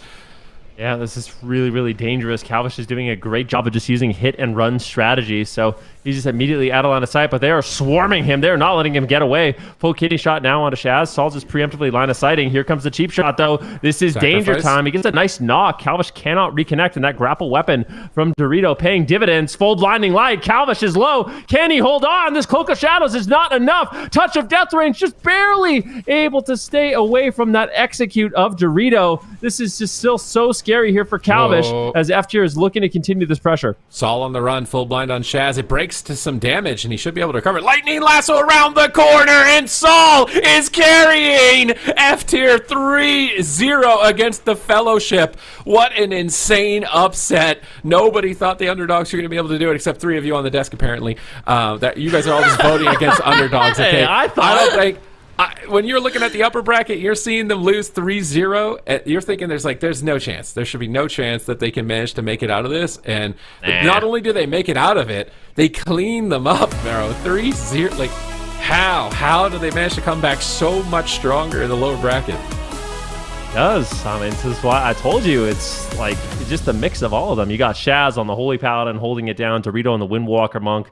I mean, pretty much unmatched at this point. He is looking incredible on that class with that specialization. And then you have Saul. I mean, I shouted him out, but his defensive plays, they're just preing everything, right? It's always who's using what. That's the only way you have an enhancement shaman survive like that. The pre-bops on the blind, you know what I mean? Saving everything for the perfect moment. And then look at this, the wraparound, the lightning lasso wraparound. This is my favorite. Boom! Here it comes. This is like, this is such a nice play. He gets the full stun lock. Dorito's there. He gets the leg sweep on Kearney, and it's just Dorito and Shaz able to close it out there. Just such incredible teamwork. What a stylish way to end that game, truly. I mean, that was just absolutely sick. Oh my god. Oh, I'm excited to see how they perform now for the rest of the day, because if they can beat these comps that the Fellowship have, then I think they can also deal with the comps that the Power Toads have. Yep. Yeah, that is certainly the question. Go ahead. Oh, I'm just excited. It's so fun to see a team that just kind of sticks to their game, sticks to their guns, finally have a tournament where it's like all coming together and they're getting so close to a win. Yeah, couldn't agree more. It's definitely endearing, of course, to watch them do that and then succeed in such a fashion as well. And I don't know if we could like take another peek at what our predictions were before we headed into this series, but F tier cranking out a 3-0, and now they're going to be moving on up to the upper bracket to face off against Welcome to the JUNG. But yeah, we had two people, Supertees and Zico, voting against them. Sid, how you feeling about that? I mean, I feel like you and Ven always vote the underdog, so... Yeah. Were you actually thinking they could win, or was this just like you thought was going to win? Okay, I don't like You don't believe. that he's Okay, doubting okay. us, Ven. I feel disrespected. Okay. I mean, are they really the underdogs? If we have more points than, like, if we're rooting I guess for they're the not. underdogs, and I mean, the they're underdogs winning. Like, are are they now really the the new underdogs? top dogs. Yeah. And the many top tons of dogs are seeding the there were? underdogs. It's a reverse day, except for Echo. Okay. Yeah, I'm still on your look at heels, that. okay? I I'm told you, always like chat. 1 or 2 points away, okay? Like one told you, good chat. day and I can catch you. Okay. All right. I see your play here. All right. Well, we have got the correct predictions leaderboard right here. Ven and myself, we're tied. We got one more series to finally settle this for the weekend here, and it's this one that's coming up. And I couldn't be more excited to see how the rest of the day is going to play. Oh, two more series, excuse me. How the rest of the day is going to play out. Power Toads versus F Tier. The winner of this one will determine who will move on to Welcome to the JUNG to face off against in the grand final for the North American region. And this is shaping up to be such an exciting bracket. We just saw F Tier play, of course, Power Toads. They've had a pretty good day. They've had a pretty good weekend. You know, Tuna, Cubsy, Axon days. I'm excited to see what they're capable of as well, Super Tees. Yeah, this is a very interesting series because the Power Toads play basically like last season's meta almost to a certain extent. If they want to be running in that Arcane Mage, they're still trying to play in the past. But it could actually be effective. Arcane Mage against the types of comps that F Tier has could actually be really good. So F Tier are obviously going to be aware of that, and maybe they've got Laros Hunter. I know he's been in the works for basically the half part of last week. Maybe they feel like they can get him up to snuff if it's absolutely necessary. Yeah. Good. They don't have a lot of time to figure that out, though. We're going to head to a break, and when we come back, hopefully they are ready, and hopefully those of you watching from home are ready as well for the lower finals here in the North American region. It is Power Toads versus F Tier coming up next.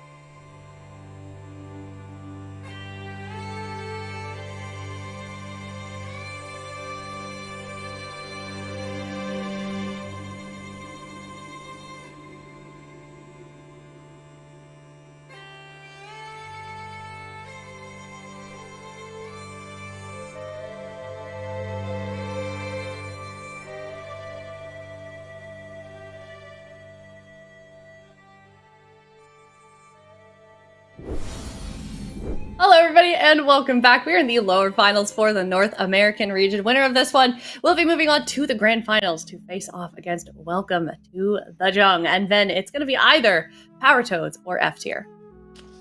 I feel so conflicted, At the beginning of the week, I said you got to look out for Axton, you got to look out for Saul, and now they're going head-to-head, and it's breaking my heart. But F tier definitely stepping up in that last game. I think they have a lot of momentum behind them.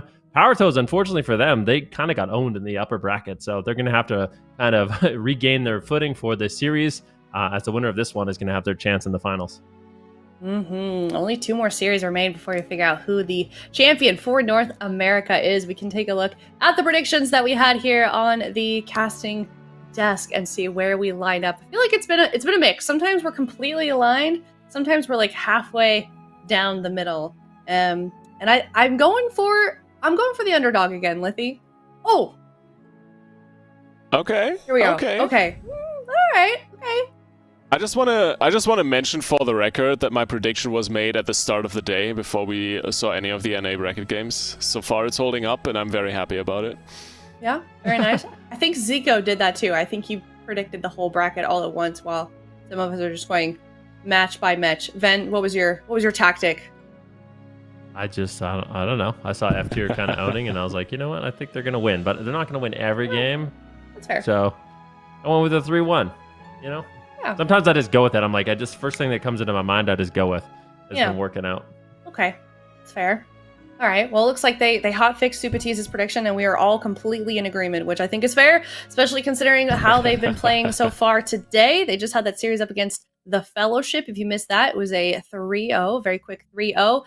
And they've only got 1 more series here down in the lower bracket, potentially. So certainly possible for them to make it out alive, but Power Toads, very strong team themselves, Lithy. That's what I thought coming into this weekend, and then we just saw the upper bracket finals against Welcome to the Jung, and it was Tuna just locking in that Resto Druid back to back, and it just did not work out. They tried Ellie Farrell towards the end with Tuna on the Paladin. I think that's a comp that has a little bit more potential, but shaky. That is the best way you can phrase what they've looked like, and they really got to step it up now, especially with F tier coming in through this weekend with so much momentum. It's absolutely incredible. They even 3-0'd the team that sent them down to the lower bracket in the first place in the Fellowship. All right, let's see what they can do. Game number 1 here. Loser of this one, finishing the day in 3rd place. Winner has a chance to be crowned the champion of North America. It's game number 1, Power Toads versus F tier. All right, a little bit of a Paladin matchup here. We got Tuna and Shaz on the Paladin. I wouldn't have guessed that, but this is one of those compositions I thought would work so well with Axton, this Feral Mage Priest. Cubsy gets to play the Arcane Mage once again, and this is going to be an absolute deadly matchup for F tier. It looks like they are going to be starting up onto Axton here, though. I have no idea how that static field totem grew at Tuna, but that double leg sweep was absolutely nasty. Netting them Tuna's Trinket and, of course, the Divine Protection, as well as Axton's Bark Skin on the other side. Saul trades out the Grounding Totem, so currently looking quite all right. It's quite unsure for me who the real kill target is in this comp. Quite honestly, I think F tier could go for anyone. If you can go for Cupsy, that's probably a great idea, but we've seen them murder Feral Druids in the blink of an eye in the last series, so who knows who they're going to go for. Shaz gets rooted on the attempt to run down Tuna, but for the moment it's really F tier on the pressure points. Yeah, Cubsy going for a big missile barrage here in the back line, and that's the thing. If you go after Axton, you're just leaving a free casting Arcane Mage. If you go after the Arcane Mage, then you're leaving an open and Feral Druid to bleed you up and get Cyclones. It's definitely a difficult line to navigate. I do wonder if maybe they decide to go after Tuna. Looks like we're going to get a double leg sweep here. Just a single, unfortunately. Actually, Tuna pre-bopped the leg sweep, so manages to get the Blessing of Protection on that stun. Is going to be met with a Hammer of Justice, though. However, he's going to be able to get away, and both these Paladins keeping their teams nice and stable for the time being. Pressure, I think, has been a little bit higher on the side of Power Toads, but Axton finally feeling the heat. But a Feral Druid with Blessing of Freedom is going to be really difficult to actually chase down for Saul and Dorito. Yeah, it's going to be rough. Shaz is bleeding a little bit more mana than Tuna at the moment, so that game is going apace, and Saul is taking a good chunk of damage. Might have to trade Burrow. Yep, there it is. Quite all right. That trade out tries to get in the Lightning Lasso while Shaz is sitting in CC. Now the big heals are coming through while Cubsy actually pops the Spark, or the Touch of the Magi, in and does some good damage. In the meantime, we can take stock of the defensives, especially Saul looking a little bit rough overall. Axton has the Barkskin rotating up. It goes on the offensive, going actually for a good kill attempt here on the Shaman. Saul really needs to be careful and trades out the Stone Bulwark. Totem should be fine. The swap over onto Tuna, very good. The half-DR Hodge follow up, the knock-up with the Whirling Dragon Punch. Tuna in a lot of danger right now, but pops in the wings, should be able to stabilize. Another Hodge onto Shaz, full clone on Dorito, and Saul is kiting once again. The Astro Shift coming back up right now, so he has a few more tools to stay alive. Yeah, just really slippery. I like this composition that Power Toads has picked. Really difficult to go after the Feral Druid. It's difficult to go after the Mage. He's playing Blink as well. He can just remove stuns. Dorito taking a lot of damage, though. He's going to have to trade out the Diffuse Magic. He's kind of stuck in the middle of the map. He does have his portal available if he needs it, but just holding on to that. Doesn't want to trade out the Touch of Karma just yet, but both Saul and Dorito are getting completely destroyed. Axton looking for a potential Cyclone. If he lands a Cyclone on Chaz, it is going to be lights out. Fakes out the Interrupt at the last possible second. Here comes the full Cyclone, and I don't know, how are they going to be able to take him down? It seems like Dorito and Saul are kind of easily just dealing with that crowd control on the healer. They just didn't have enough damage. They did force the Astral Shift, but it just wasn't enough to get more. Yeah, but in the trade with the Static Field Totem leg sweep combo, once again, they got Cubsy's Trinket, so only the Ice Block left in the tank here for the Arcane Mage, but it might be more than enough because Saul is just dying in open field. Cubsy doing so much damage. The swap onto Axton is great. Tuna trying to get the heals in, but it's very dangerous. Survival Instinct traded out. The Renewal also on cooldown, and suddenly F tier, they get a bunch of big CDs out of that one, but still might be able to take down Axton. The Barkskin tossed in as well. Tuna gets blinded. No Trinket, might have to bubble here, but the damage on Axton not quite enough. Cubsy trying to bring all the power in, gets bopped as well, or rather steals that one from Shaz, and for the moment, Power Toads, they're going on the offensive once again, but that leg sweep, that could spell doom for Axton. The damage not quite there though, because Tuna has the wings going, gets the big casts through, and will be able to pump while Saul is just dying. Next Burrow, it's barely off cooldown. Can he get it out in time? It seems like Shaz is there with the sack, and that's enough for the moment.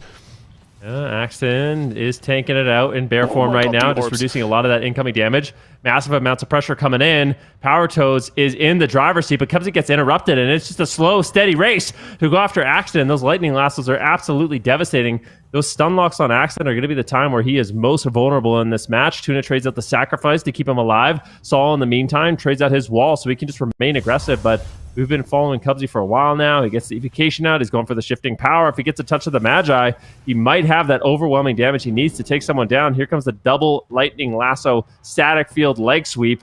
Nicely done there by Saul, but unfortunately not amounting to too much. And now Shaz is falling further and further behind. Yeah, and Saul is dying, has the burrow, Shaz is pushing, tries to get the Hodge onto Tuna, but is trading a lot of health on his Shaman for that one. Here's the Totem once again, static field, not connecting with the follow-up leg sweep, but Tuna still taking massive amounts of damage. They find that Paladin, big swap, swapping the bubble in return for his life here. Tuna gets out for a moment, and Axton is looking for the Cyclone's Ring of Peace into the arms of Dorito. Great reaction here to stop the Cyclone with that ring, and Axton is still dying. Cubsy is trying to help out with damage with the missiles, but it's not quite enough. Good mass route here from Axton as Shaz rolls in with the full Hodge. Elemental Blast. Saul is trying to take him down, but he gets interrupted on the lasso. Last bop from Shaz thrown into the mix. Stolen once again immediately by Cubsy, and Saul is just trying to kite away, and it's not happening. Shaz sitting in the full CC. Can they get the heals in? It would be crucial. The sack might not even be enough. Shaz is bleeding dry on mana. So is Tuna. Who can finish this game out the quickest? Cubsy has the touch of the Magi in and is doing so much damage right now. Shaz can just suffer and watch his teammates die as Axton pops the Incarnation and is looking to hammer the advantage home. Dorito with the clones trying to turn the pressure around, but it's not quite enough. It's calming down, but it's only for a few seconds, Van. The mana, it's all gone. Yeah, Saul is in a lot of danger here. Cubsy with this missile barrage. This cleave pressure from the side of Power Toads is immense. I don't think Saul's going to be able to hold on much longer, but a beautiful ring of peace from Dorito just buys him a little bit more time. All three of them are just hiding behind the pillar, trying to survive a full hammer of justice on Shaz. I don't think Shaz is going to be able to survive this one somehow, some way. They're still in it, but there's just no gas left in the tank. It's looking like a double kill here for Power Toads, but they went the distance. This is a great composition for Power Toads here. Really difficult for F tier to get anything going. I mean, their only option was to really go after the Pharaoh Druid, but when you're a Pharaoh Druid against melee cleaves and you're getting Blessing of Freedom, you're getting Blessing of Sacrifice, Blessing of Protection, remove stuns and make you durable during stuns, you are really difficult to take down. Yeah. Very, very solid play here by the Power Toads. Completely swapped out, basically, after that upper final. So, looking a lot better. They seem to have found a comp, at least in this situation, that's working very well for them. The problem I see with this, though, is that F tier, I think, had better options in swapping to Tuna way more often and way more committedly. Whenever they did get that static field totem into leg sweep, Tuna was trading 2-3 defensives at once, and if they had kept that going, I think they could have caught him a lot sooner. Yeah, this is just so brutal. You're just clumped up. Like, this is my favorite thing as a spell slinger or arcane mage with Ring of Fire. Everyone's just at the pillar. You're just landing missile barrages. You're just, orbs, just sending out orb barrages. Everything. It's just insane. Ring of Fire, everyone's getting cleaved down, and at this point you're just like, yes, you just know you're going to win the game. Especially with Axton moving in and landing the stun locks, Tuna running in, getting that Hammer of Justice. There's really not that much that they can do, and ultimately they do get overwhelmed. But like I said, look at Tuna. No defensive cooldowns, no Divine Shield, no Lay on Hands, no Trinket, no mana. So they were really close to winning that game as well. Yeah, it was on knife's edge, and honestly, I'm very impressed. I'm liking what I'm seeing here. It's going to be a good series, absolutely. But I do think we got to talk a little bit more about Axton. I think he was one of your players to watch for this weekend, right? So kind of the ladder rank 1 legend over multiple seasons by now that, until now, has never competed in the AWC.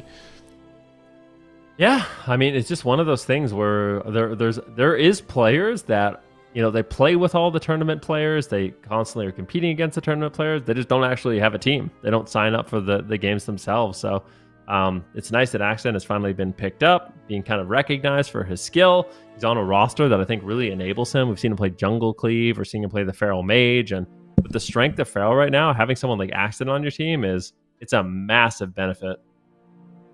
It is indeed. And of course, Cubsy, there's a reason he is still in the equation and in the conversation as one of the best mages in the world. Once again, showing that here in this game. And while F tier is picking Hook Point, Power Toads, they're on the draw for the comp pick. I honestly don't really see them swapping it up in this situation. Hook Point is going to be a little bit more difficult to get away from this double melee cleave, but then again, it's not like they played long distance too much over on the Grand Arena. Yeah, I think it will be a little bit better, but I don't know how much it's going to matter. And this is, I really like the Paladin. I mean, Paladin is, we mentioned it a few times, but like the Holy Paladin, the buffs that Holy Paladin's received, really, it seems like it at least gives them some compositions that they can play and actually go have a good shot in whatever is meta right now. So this is a great pickup for Tuna here. I think having the Blessing of Freedoms and, the things that remove the stuns on Axton just don't really give F tier too many good options. We mentioned it, the static field totem and the double leg sweep. That's such an important moment in the match. If they can follow it up with the Hammer of Justice, that's really what they're going to need to pull out ahead, because uptime for F tier is going to be limited. So anytime they can land those stuns, they really have to make it count. And they've been pretty good at that so far, but quite honestly, at this point you gotta compliment Tuna, right? When he first caught my eye, I think it was like somewhere midway through Shadowlands.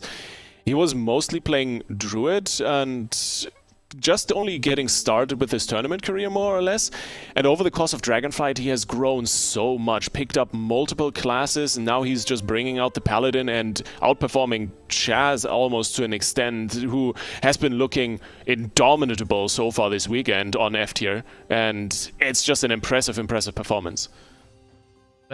Definitely. I'm looking forward to see what both these teams are going to be able to do. F tier is not a newer roster, but I'd say they're kind of an unexpected roster to make it this far, just based off the classes that they play. Just on paper, you're not thinking that Windwalker Warrior is really that good, but it looks good when they play it. So they've managed to make a deep run in this tournament so far. Both these teams looking good to potentially make it into the finals here and go up against Welcome to the Jung. And Welcome to the Jung, I mean, they might just be like the echo of North America at this point. They're looking incredibly good. Drake and Prev coming back up, but we can table that conversation for now. Focus up on this lower bracket finals between Power Toads and F tier. F tier going to a smaller map. They want to try to pick up some points here against the Power Toads, but I think Power Toads has picked a really good composition play against them. Indeed. So we head on to Hook Point. Let's see how well this is going to do on the close quarters map F tier with their map pick, looking to even out the series. First game looked very even until the very end, where the Power Toads ultimately pulled up ahead, and Axton finds the rake stun onto Saul as the opener, but the immediate leg sweep traded out here for Dorito, as well as the static field totem denying Cubsy the escape. Big Sunder Earth coming through Saul, putting out the damage, but Axton has a re-stealth and another rake stun ready to peel for his mage. Another static field totem, Saul just really putting on the pressure, but Tuna keeping his team alive and healthy. Yeah, not looking too bad so far. Cubs are going for the Arcane Surge, going to have a huge amount of damage available. He's moving forward right now, sprinting across the map, but Dorito is chasing him down and maybe just wanting to go after the Arcane Mage a little bit more in this matchup, realizing that Axton may be not the best target, but small map might be what they need to actually take him down. Cubsy without Shimmer could be an option for them. I mean, you have the enhancement charm with the static field totem. He's getting interrupted a lot. This isn't looking too bad, and I think limiting Cubsy more in the match might be what they need to win. Absolutely. Shut down that CC a little bit more, shut down the damage a bit more. It's a surprisingly easy versus an Arcane Mage, as long as you don't get in a situation where he just can spam instants the entire time, because if you kick him on Arcane, he does nothing, except for one-shot Saul every now and then. He needs to pop that Astral Shift in. Shaz is hodged up in the meantime. Tuna caught in a paralyzed follow-up hodge. This might get nasty. In the meantime, though, Dorito and Saul pushing in very, very far, trying to catch Cubsy, leaving Shaz behind and their health bars in danger. As they swap over to Axton for just a moment, he's forced into Bear, but doesn't even pop the Bark Skin. Cubsy with the shifting power, regaining some CDs, once again swapping over to Axton. And this is exactly what I was kind of expecting from this map pick. F tier not really able to catch either of their two targets, and Saul suffering for it massively. This might actually be Burrow or a Bob from Shaz, but it's only the lay on hands for the moment. And Divine Shield. I mean, I just don't think he had the healing. He had a Divine Shield to get those heals off and actually keep his team alive. So pressure for the Power Toads seems even higher this match. Cubsy, I don't know what happened, but his damage is through the roof in this game. And maybe the small map has backfired somehow. Maybe just not focusing on Axton enough has backfired, because he seems a lot more enabled in the match. They're getting defensive cooldowns. Saul's hiding underground right now, using that burrow to stay alive. But I think this game is looking even better for the Power Toads in game number one.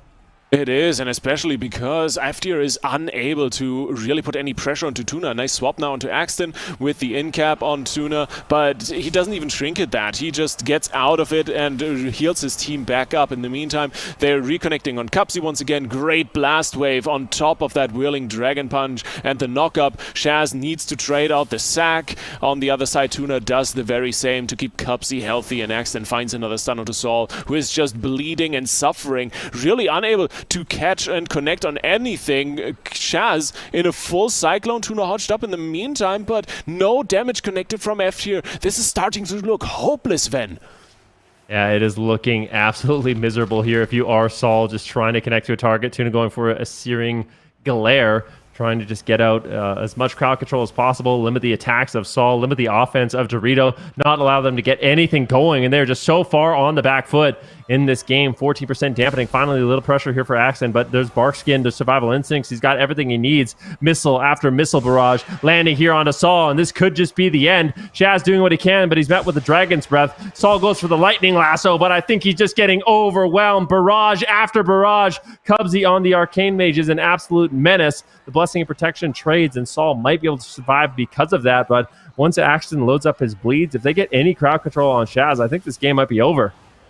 You have the Monk cooldowns rotating back up, Strike of the Windlords when everything is ready. Saul just needs to survive. They need one good CC setup, maybe get something out of Tuna beforehand, and Cupsy, well, he will probably lose his ice block if they play their cards right, but for now it's Axton who is popping his CDs. Cupsy has the Touch of the Magi ready as well. Saul might be in massive danger. 2 seconds onto Burrow. Can they one-shot him before it? It's not quite able to, and he has the big defensive again ready. Astro Shift coming up as well, and they're looking to connect the Monk CDs out the door. The swap onto Tuna. Beautiful Lightning Lasso around the corner. No interrupt, but Tuna stays safe. Divine Protection and the wings as Shaz gets swapped to and absolutely annihilated. He has nothing left except for a bob, and Axton knows that. He is closing in. He is trying to get on his throat and tear him down. Shaz is suffering so much right now. Dorito trying to play goalie here. It's only halfway working. Saul, mana less from off healing, keeping himself alive, and once again F tier is bleeding out across the entire team. Dorito porting. He has the Touch of Karma, but how long is that going to keep him alive? Shaz gets a little bit of a heal off the burrow used from Saul. Diffuse magic traded, and F tier just bled their last bunch of defensives, really.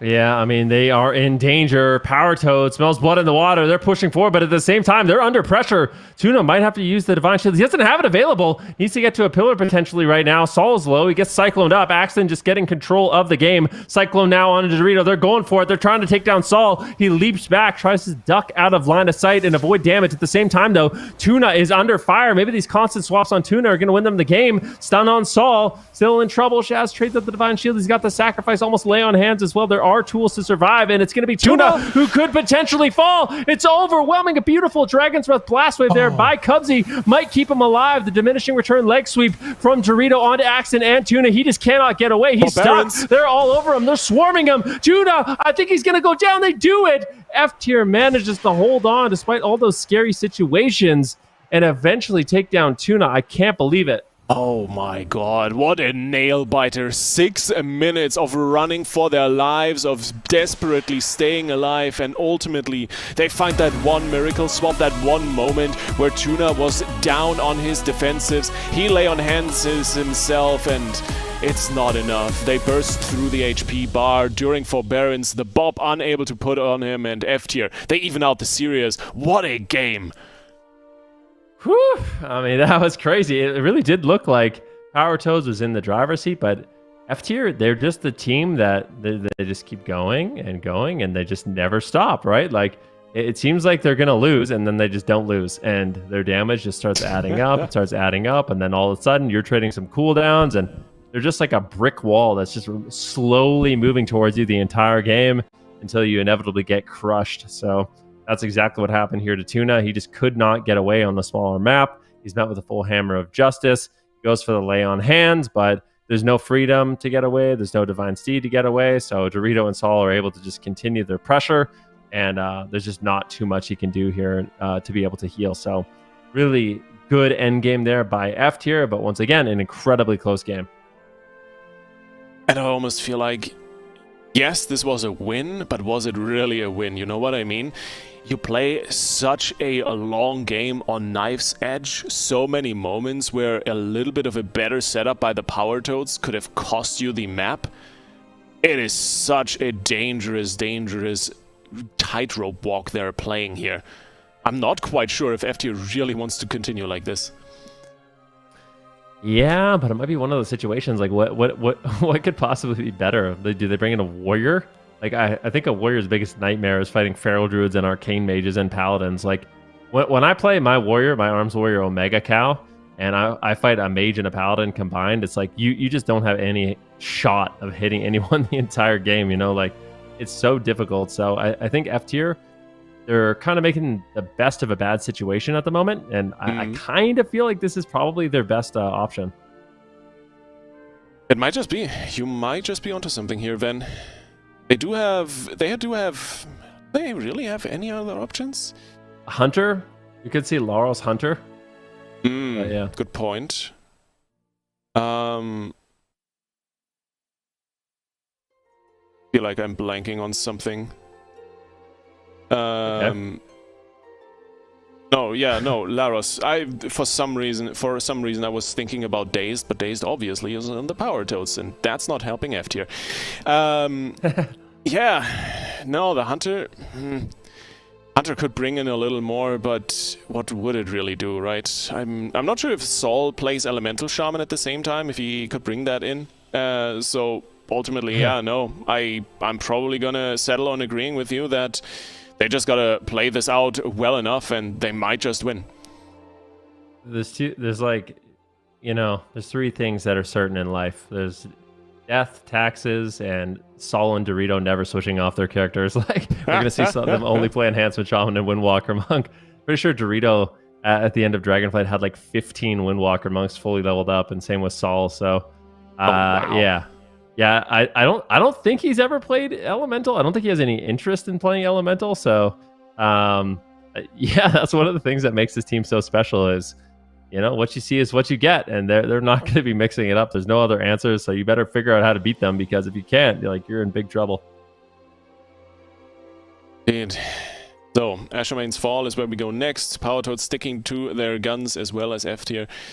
Maybe a classic AWC series of, well, we just game and we'll keep going, we run it back, same comms, may the better team win. Wouldn't be the first time we've run into one of these, and quite honestly, it's probably going to end up being fairly entertaining. Oh, definitely. So far, the games have been absolutely incredible. Both these teams putting on a show for us, and it's been nice, honestly. Like, going into this tournament, we thought we'd see a lot of Warlocks, a lot of Rogues, a lot of Priests, but these players are bringing in some different things. Like, we're seeing the Arcane Mage, we're seeing the Enhancement Shaman, the Windwalker Monk, Holy Paladins, which is a big surprise for me. So, like I said at the beginning of this tournament, these players are still discovering things that can work, and it's great to see some of these players stick to kind of their mains and be able to get so far in the tournament. Yeah. And let's see, maybe there are some adaptations to the game plan they can make now on the next map. Third map is open. Saul finds the cap totem immediately, grabbing Tuna, back leg sweep, and of course the Monk CDs are in. Massive damage on the turnaround though. Cupsy looking to ramp up here as well. Arcane Surge and the Touch are in, and they are doing damage. Shaz already trading out that sack and suffering greatly for it. Now the CD is gone, and his team is still dying. So much damage coming in from Gaxton and Cupsy. They're doing insane amounts of pain to Shaz and the rest of the team. I have no idea how long they can withstand this, but for the moment, Axton finds a full polymorph. Shaz sitting in the sea is in a polymorph, and the opener really wrapped up for the moment. Swap onto Tuna though, down to 50%. No divine protection for another few seconds. Lightning Lasso, he trinkets out and is still somehow standing. Really scary seconds here, Ven. Yeah, definitely. Dorito and Saul trying to find a target to go after. It looks like Axton is going to be the main pressure point here.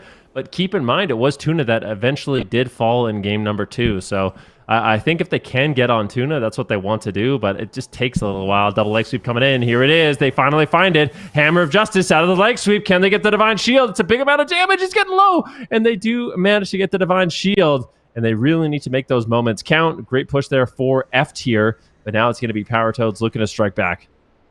Yeah, massive swap. 45 seconds on the Trinket Fortuna. 4 minutes plus, obviously, on the bubble, but Divine Protection and Lay on Hands are ready, so he has some defensive abilities in his toolkit. Saul and Dorito still just trying to run him down. Nice defensive hodge here from Tuna to get away from the Monk. Some flashes of light to keep himself topped off. And Chaz, he is pushing in. He's looking for an opportunity. Full hodge onto Tuna. This could be game over. Divine Protection already invested. The Lay on Hands is still still ready, but he is just pumping through it with the flames. It's enough for a moment, but is it ultimately gonna be enough to keep him alive and this game going? It doesn't quite look like it, but for the moment, Cubsy is there with the peels. Dorito has the CDs running, is trying to catch up as Shaz trades the sack to keep his team on the offensive, and Tuna just waddling away and doing good for himself right now. Yeah, but he gets clotheslined. Leg sweep coming in. Can Saul connect? Do they have the damage to follow it up? Hammer of Justice lands. Tuna could easily fall. He's greeting it just a little bit right now. He's trying to escape, but I don't think he has a Blessing of Freedom. He's on the Divine Steed. Not even going to be used. The Divine Protection. Definitely greedy plays, but it pays off. He tops off. He's escaping. And Doritos just getting spam polymorph by Cubsy. Great defensive plays there by Cubsy, allowing Tuna to make that greedy play. And that's the thing. If they don't cross Axton and Cubsy when going after Tuna, they're going to be met with Cyclone. They're going to be met with polymorph. And now Shaz is in a polymorph and Saul's in a lot of trouble.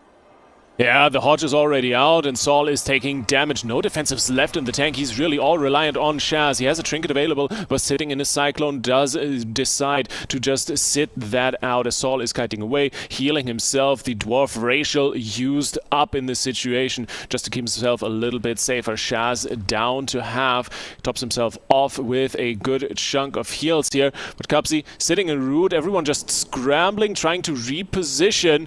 And double leg sweep hits Tuna once again. The swap over onto the Power Toads Paladin is working. Once more, Saul has the defensive totem once again ready.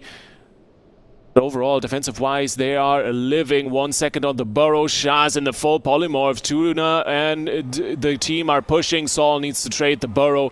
F-tier bleeding. Defensives left, right, and center. Once again, 2 minutes is what it took on top of this on hook point to win the game. And Saul is just suffering right now. Astral Shift. No heals from Shaz. Somehow he gets a little bit in. Lay on Hands is on cooldown. Sack ready. Bob ready. Decides to not use it. The push. The swap. The turnaround onto Tuna with the Hodge, but the Divine Protection and the Wings are more than enough to stabilize the game. And once again, we find ourselves in a stalemate. Yeah, it looks like Shaz is way ahead on mana in this game, though. So once again, F tier, that slow and steady strategy, it might end up paying off if they can just keep living and doing damage, keep living and doing damage. This is a slow moving object, that wall that inevitably will crush you. That is their strategy. Let's see if they can keep it up. They have to hold on longer. It's not an easy thing to do. It looks like they will be swapping over onto Tuna right now. Saul and Dorito are trying to get uptime. The full Hammer of Justice lands, but at the same time, a massive barrage of damage from Cubsy could end the game, and Saul gets absolutely crushed. They didn't have the time they needed. Power Toads leveling up and going up in this series 2-1. Really good play here from the Power Toads, abusing the fact that Shaz was trying to retreat around the pillar. I think they wanted to meet at the other side of the map here, of that big cat statue, and Saul just getting locked down before Shaz could come back and retreat. Even Bobs himself in the end there, trying to make anything happen and get line of sight on his Shaman, but ultimately the Power Toads just too quick on the draw, locking him down and finishing Saul off. Really well played in this knife's edge game that F-tier has been playing so far. This time around, well, they slipped and fell. Yeah, it's just a lot of damage from Cubsy. He gets the full evocation off with that touch of the Magi. It's just overwhelming damage, and Shaz just didn't have the answers to keep him alive. Like, they got caught off guard a little bit during that moment, but that's the thing. When you're going after the healer, you have to have such insane awareness of everything that's going on. You can see Cubsy out of line of sight. Here comes the arcane missiles. Here comes the touch of the Magi. More missiles coming in, and Shaz and Saul just a little bit of a misplay, honestly, with positioning. Shaz actually has some tools to keep him alive. But unfortunately, with the way Saul went, like how he positioned himself, he was just out of line of sight. So they didn't even need crowd control on Shaz. The pillar did all the work for them. Yeah. And honestly, Cubsy looking impressive as heck. He can free cast. He is ruling this game with an iron hand. And quite honestly, one of the main reasons why F-tier is struggling so hard to make things work here. The swaps onto Tuna have looked a lot better this game, but on the other hand, also Tuna a lot more ready for these swaps. The rotation of defensives looked a lot better than on hook point, and overall I feel like F-tier has gotten a few openings, but not quite to the same quality as before. Yeah, I mean, I do wonder what they're going to do. Probably a small map. It seems like they're pretty committed to going after the Paladin. That's going to be their main vulnerability. But like I said, it is a risky strategy because you're leaving Axton and Cubsy open in the match. If you blink, you're out of position just for a moment, then Cubsy's going to be able to take you down. But it looks like Black Rock Hold will be the battlefield for the potential final game of the series. Power Toads one away from closing it out and earning their rematch in the grand finals against Welcome to the Jung. So it's going to be close. F tier, they've had a really good day of games. Let's see if they can level up here in this lower bracket finals and battle it back, but it is not looking easy. It definitely would be a very entertaining game. On BlackRock Hold against Liquid, 5th game, they managed to pull out a clutch win. That time around, though, it was Laros on the Warrior. This time they are sticking to Enhancement Windwalker. A map, quite honestly, that suits this comp very well. Gives Power Toads a lot less angles to kite and do damage while staying in the fight. And especially Tuna and Cubsy, I think, need to be very, very careful not to be caught out in a wrong position here. Yep, Tuna and Cubsy need to be careful. Cubsy's going to be really slippery in this matchup. I think it's really unlikely that they're able to take him down. Like, if you're Cubsy, one of the great things about the Arcane Mage is the chrono shift. So every time you use a barrage, you're going to get a sprint. And if you have that sprint on Mage, and not only did you get the sprint, you're also slowing your enemies, and you have Blessing of Freedom, it feels really fun. I'm not going to lie. Playing Arcane Mage with Freedom against melee cleaves, like, it's probably one of the most fun feelings in the game because nobody's going to be able to touch you. If you're blinking out of stuns, which Cubsy always is, it is a nightmare situation. So I feel like for F tier, their main objective is just get interrupts on Cubsy, get paralyzes on Cubsy, just slow down the damage, and just go after Axton and Tuna as much as possible. And it seems like the more they're only committing to Tuna, the game's not going as well. I think they do need to have that pressure on Axton too. No, I totally agree. As long as you give the Fel free reign, quite honestly, if you give anyone on this roster free reign, right, they're gonna disrupt you. The Feral's gonna toss out Cyclones, the Mage is gonna go for all the polymorphs, and Tuna, well, he's either gonna heal up his entire team or run in and get a nasty hodge onto Shaz in the wrong moment, something like that. Maybe even spec into Repentance and get even more pressure onto the Paladin with CC chains. So it's a very, very difficult matchup here for F tier, but I feel also a little bit like this is where this team thrives. This is where they live. Knife's Edge, we ball. That's all they do. Yeah, I mean, we've seen it from them too, like coming back, a reverse sweeping series, even within this own tournament. So it's definitely a possibility for this team. They're not one of those teams that really choke under pressure. They always rise to the occasion. So it's certainly a possibility that they come back, but Power Toads are looking really good. And I think for this particular matchup, they've crafted an extremely good composition with the Feral Arcane Mage Paladin. Once you basically have to chase down a Holy Paladin with an Arcane Mage and Feral Druid free casting, you kind of know you're in a winning position. So it's rough for F tier for sure, but they've had a great day. Let's see if they can do it. The smaller maps certainly will help. Not as many big pillars. So the good thing about this map, especially for the Enhancement Shaman of the Paladin, is you're really close to line of sight pretty much always. Like, that central pillar just allows you to line of sight the Arcane Mage, drag Axton potentially behind the pillar for some Lightning Lasso plays. So I think that's one of the main benefits is you're never really too far in the open, and you always have some line of sight you retreat to. Yeah, and you get some ghosts that have a fancy dinner party on top while they're watching you. It's a very, very fun map. I'm a big fan. Yeah. But in all seriousness, F tier, they need to be careful because as good as this map is for them, line of sight always in range, that can be used against them just as well. So Shaz needs to be on his A game if they want to advance here. It's match point for the Power Toads. F tier, they need a win on this map to even out the series. Cubsy immediately going for an evocation. He gets the Arcane Surge off, so Cubsy is fully ramped up. They're full power already. He has a tremendous amount of damage available. Let's see if he's able to capitalize on it. It doesn't seem like he's really going to be able to. Big barrages coming in. Touch of the Magi lands onto Saul. Stone Bulwark Totem trades out. I think that's enough for Saul to survive. And unfortunately, Cubsy's not able to fully capitalize on all that damage he built up.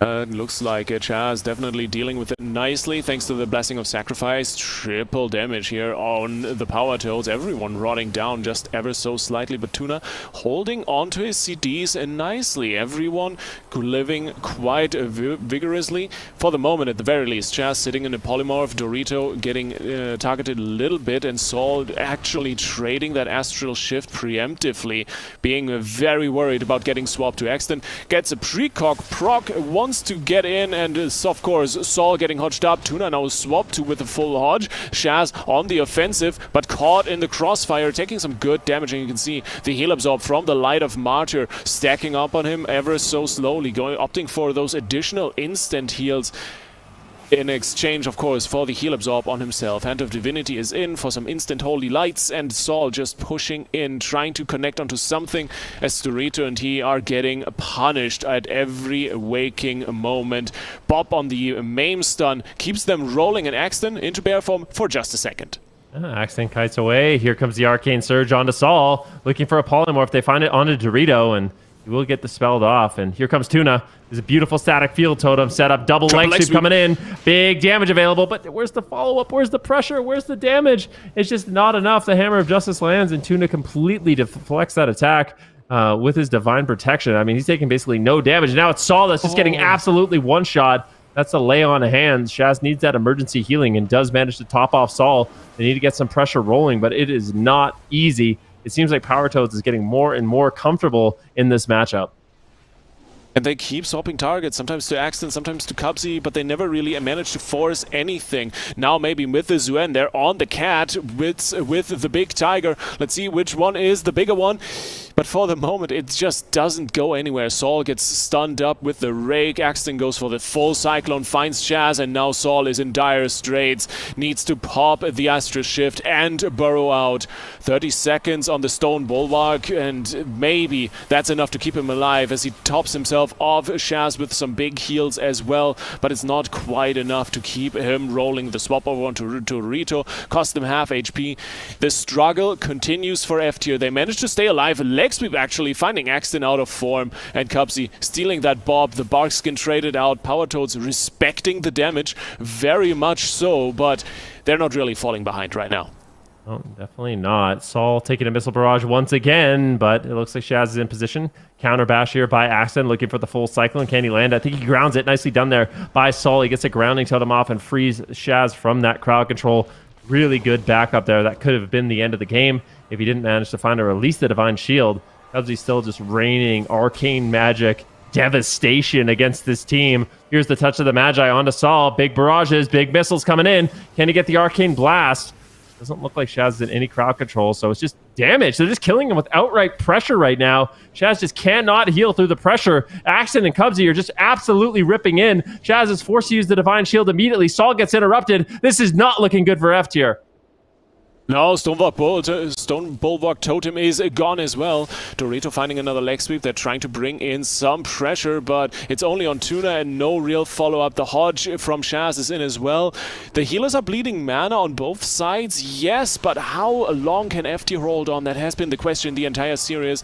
And somehow they are still holding in their maim stun. No Astra Shift traded out yet as Shaz trades it with the Blessing of Sacrifice. Now Dorito maybe. Big CDs popped in. The clones and the Tiger trying to run down the Paladin all by himself. Soloing Tuna basically behind that pillar. Cubsy is trying to peel for his healer. Doesn't quite find the polymorph. Finally locking down Dorito, but Shaz is already there with the Hodge and is trying to really put the pressure to Tuna. Has the bubble available. Will he need to use it? Touch of Death Range bubbles it off, and Dorito walks away for a moment. Immediate swap over to Axton. Saw the target, but with the Astra Shift, he should be fine for the moment. Shaz gets hodged up, but can stabilize his Shaman. And F tier making some big steps in the late game. Yeah, definitely. Getting that Divine Shield from Tuna is massive, but he still has his Trinket. He still has the Divine Protection. Saul's going to preemptively burrow here just to avoid some incoming damage. He wants to play on this room. He does not want to chase around the Arcane Mage in the open.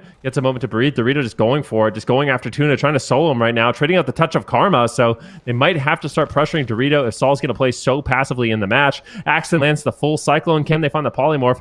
Cubsy unable to find it on Shaz. He switches it over onto Dorito. Ring of Fire gets dropped down, and Saul could be in trouble. A full full hammer of justice lands. Axton making the push, but he doesn't want to commit to going into the room. And at the same time, you're seeing Tuna just getting soloed by Dorito. Dorito doing everything he can to keep his team in the fight, get some aggression here in the match. He gets the double leg sweep, and this is Saul's moment to push forward. This is the moment they need to take him down, but at the same time, Dorito gets caught into the sun. Blessing of Protection trades. Jazz doing what he can to keep his team in the fight. He's got the Blessing of Sacrifice. If he needs it, he might have to deflect this attack onto Saul, but Saul just playing it really, really patiently, just using the pillar to line of sight. Chaz really desperately wants to get off that Tears Deliverance, but unfortunately he's unable to do so, and he just does not have healing. Power Toads is looking like they are going to close out this series. Chaz is going to need an absolute miracle at this point. Sacrifice trades onto Saul. He trades out every defensive cooldown. That's the Astral Shift. That's the Stone Bulwark Totem, and now they're trying to take down Axton. The last-ditch attempt. F tier has one more moment where they could potentially win this game, but I think Tuna has blocked it with the sacrifice.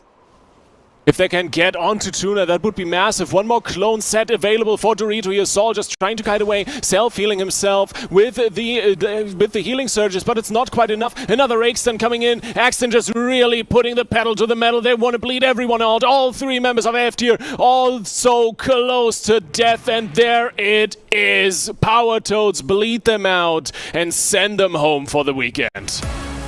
No, they're going to be all done, but they had an incredible performance this weekend. Power Toads, just that final boss that they could not beat.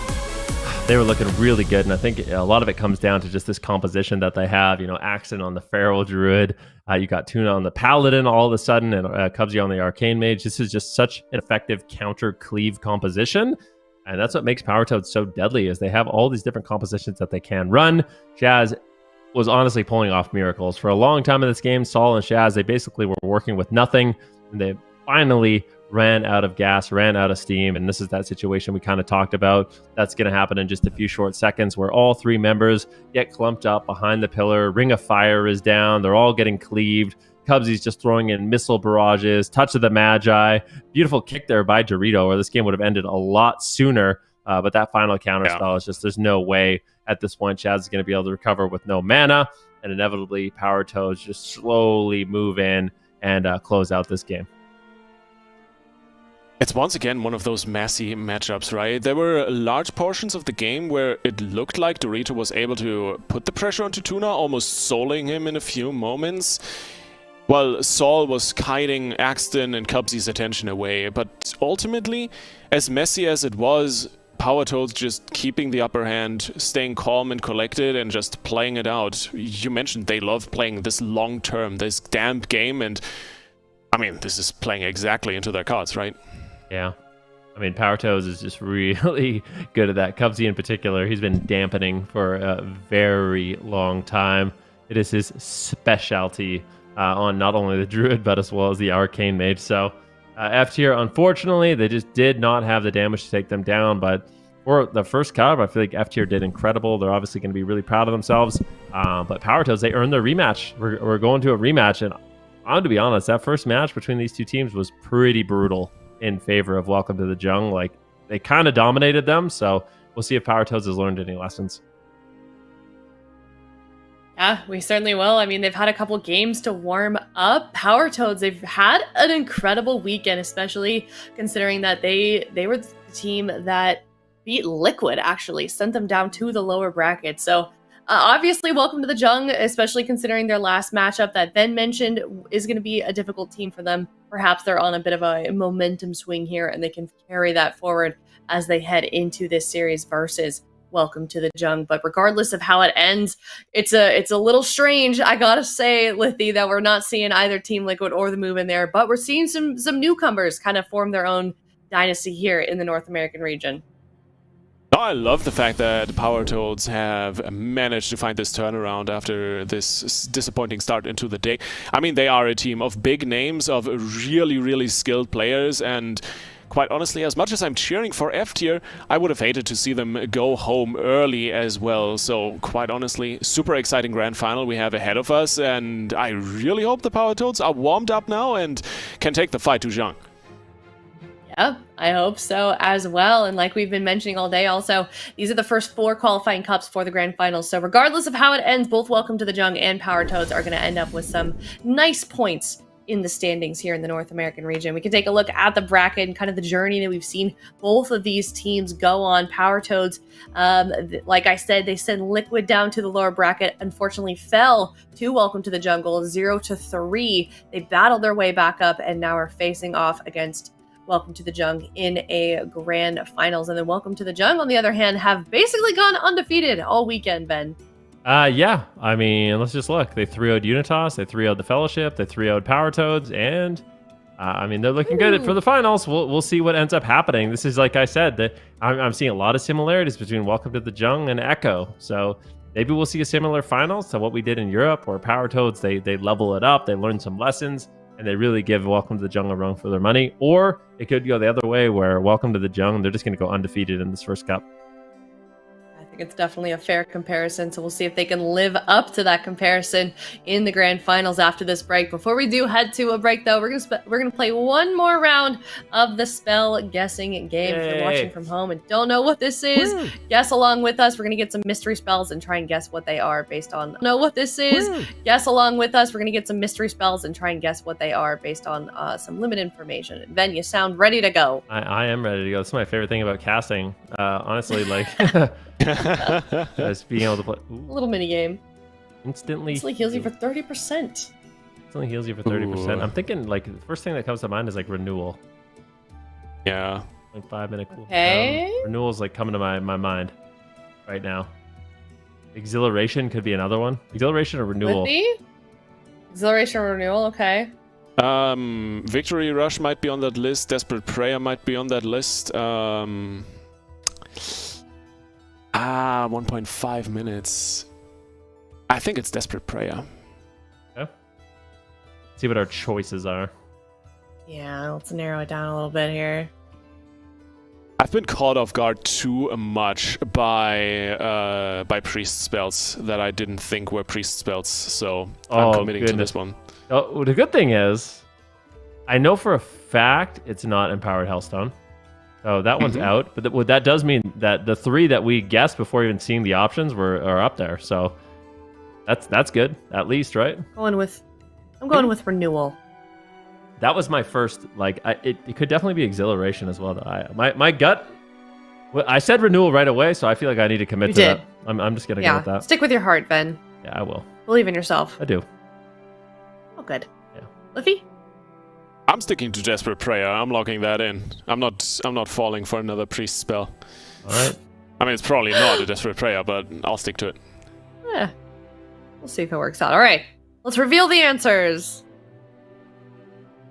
No. Yes. Oh.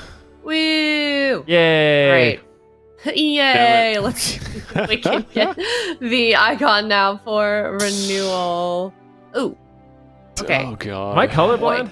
Because I see what's going on here. It's like slightly lighter the more to the right you go. Yeah, so I don't think it's B. I don't think it's B. Okay. What is the difference between A and C? Is it just lighter? The vein on the top left leaf is less visible on C. Oh. I'm going with A. I'm going with A too. Right. I'm going with C. Oh. I'm saying it's C. I Okay. think that vein is drawn in, huh? I think so, yeah. All right. Fair. I'm going with A. All right. Committed. No way. man. No way. Okay. All right. Slight redemption. I'm okay with this. A little bit of a behind the scenes peek. By the way, our production guy that's making these, Sierra, said I need to take Photoshop lessons because I'm tired of you guys guessing these based on my Photoshop skills. So he got us with that one. Hey, he did, that was actually. a quick Photoshop lesson. Yeah. All right, well, let us know in chat if you guessed C. But in the meantime, we are going to head to a break. We're going to head to, after that, the very last series of the day. We are going to crown our North American champion for Cup number 1 here in the War Within. It is Welcome to the Jung versus Power Toads, coming up next after this quick break.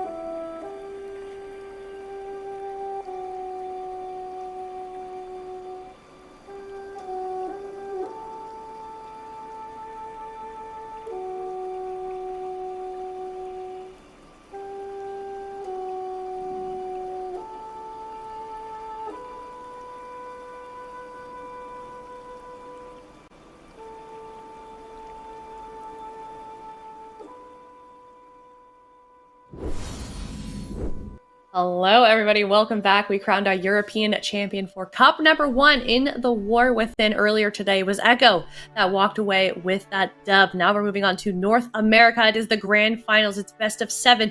Welcome to the Jung versus Power Toads, Super Tees. And this is a rematch as well. Power Toads didn't fare so well the first time around, but perhaps the second time they may stand a little bit better of a chance. I think Lithy mentioned it the first time. Maybe it's all just a conspiracy for the Power Toads to hide some sort of information coming into the grand finals, some secret composition, because they basically threw out what was considered their main composition in Dragonflight, this Outlaw Rogue, Arcane, Resto Druid. And to me, this is Power Toads giving respect to Welcome to the Jung. Like, we're going to queue mains. Even if we don't think they're 100% like the best in the current meta, we're queuing mains into this team because these guys are absolute titans. But that wasn't enough. It didn't work for them. They got totally demolished. I think it was 2 games in a row. And then in the final game, they tried to pull out an Elemental Shaman comp. But for me personally, I just want to see Axon. I feel like this Feral Druid Paladin combination is actually really underrated at the moment. And we saw it get all the way to the finals, and the only team to take games off of Echo was a similar variant. I can agree with you more. I mean, this is one of the players that we did highlight sort of leading into this weekend. Axton, new to AWC, but certainly not the latter. Quite a legend here on this spec, so would love to see his talents highlighted as well, Lithy. Yes, man. I don't even know where to start with this matchup. There is so much that could happen, obviously. I mean, the predictions are pretty one-sided here, all in all. I don't think anyone really believes that the Power Toads have a chance, but it does exist, I think. The big question is, which comp do they bring in? Do they bring back Dazed on the Rogue? Do they stick to Axton and Cupsy on the Arcane Mage? Can the Arcane Mage even live against Prev's Warlock if that's brought back in? And of course, we haven't even started to talk about any of the comps that Welcome to the Jung can bring in outside of that, because this is I also want to call it a star-studded roster, right? And you have Nick on this team as well, so you could bring even more firepower to the table. Yeah, certainly could. You got a fully loaded roster here, so let's see what they can do. Let's see what they bring to the table. It's best of 7 here in the grand finals for North America Cup number 1. Welcome to the Jung versus Power Toads, and we're opening it up with almost a mirror. Yeah, Tuna's retiring that Resto Druid. He's bringing in the Discipline Priest, but it's still an Outlaw Rogue and an Arcane Mage, so it's still kind of the Power Toads flavor that they like to roll with, but I think the Discipline Priest adaptation is a must in the current meta. We see both Priests mirrored in a sap at the moment. Drake's going to immediately start the fight here with a Garrote, but he's peeled off by Daze's cheap shots. And it's basically about the Rogues setting up their casters so they don't need to deal with all the interrupts available of their opponents. Yeah, so far so good. The opener is alright. Nice dismantle here on Drake to shut down any counter play for the moment at least, but Prev is ready with a coil. Early ultimate penitence here from Zhang, trying to get a good chunk of damage in on Dazed, is dropping hard. Evasion already traded out, has the cloak available, but Tuna is counteracting with a good chunk of massive Rapture shields. It's good enough as Prev gets gripped out on his CDs. Dazed is just pushing in and following up Killing Spree, locking him in behind the pillar. Tuna pushing in as Drake pops in the death mark. They swap over onto Cupsy, find the inline onto the mage, and for the moment they are suffering great losses of HP, but the follow-up CC from Drake is good. Now the Kingsbane coming in as well. You gotta shut down the Rogue here as much as possible to prevent that Kingsbane from really doing a lot of damage, but the blind is in on Tuna. The swap onto Capsy over once again, has only the ice block left, gets inlined on Arcane as well. Nothing he can do until finally Tuna comes in with big shields, and for the moment Cupsy should be safe, kiting away. Nice disarm here from Dazed.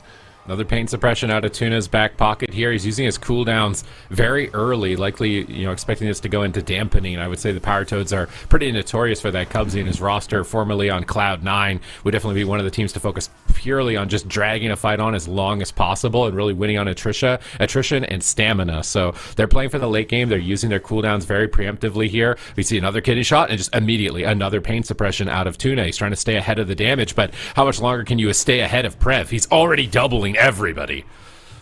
It's the big question I had coming into this game. Well, how are you going to deal with this Warlock? No one seems to have any answer to it. And the Kingsbane from Drake coming in as well. So much rot damage across this entire matchup. Double Dragon's Breath interrupting the killing spree. Cupsy really on point here, looking to finish things out.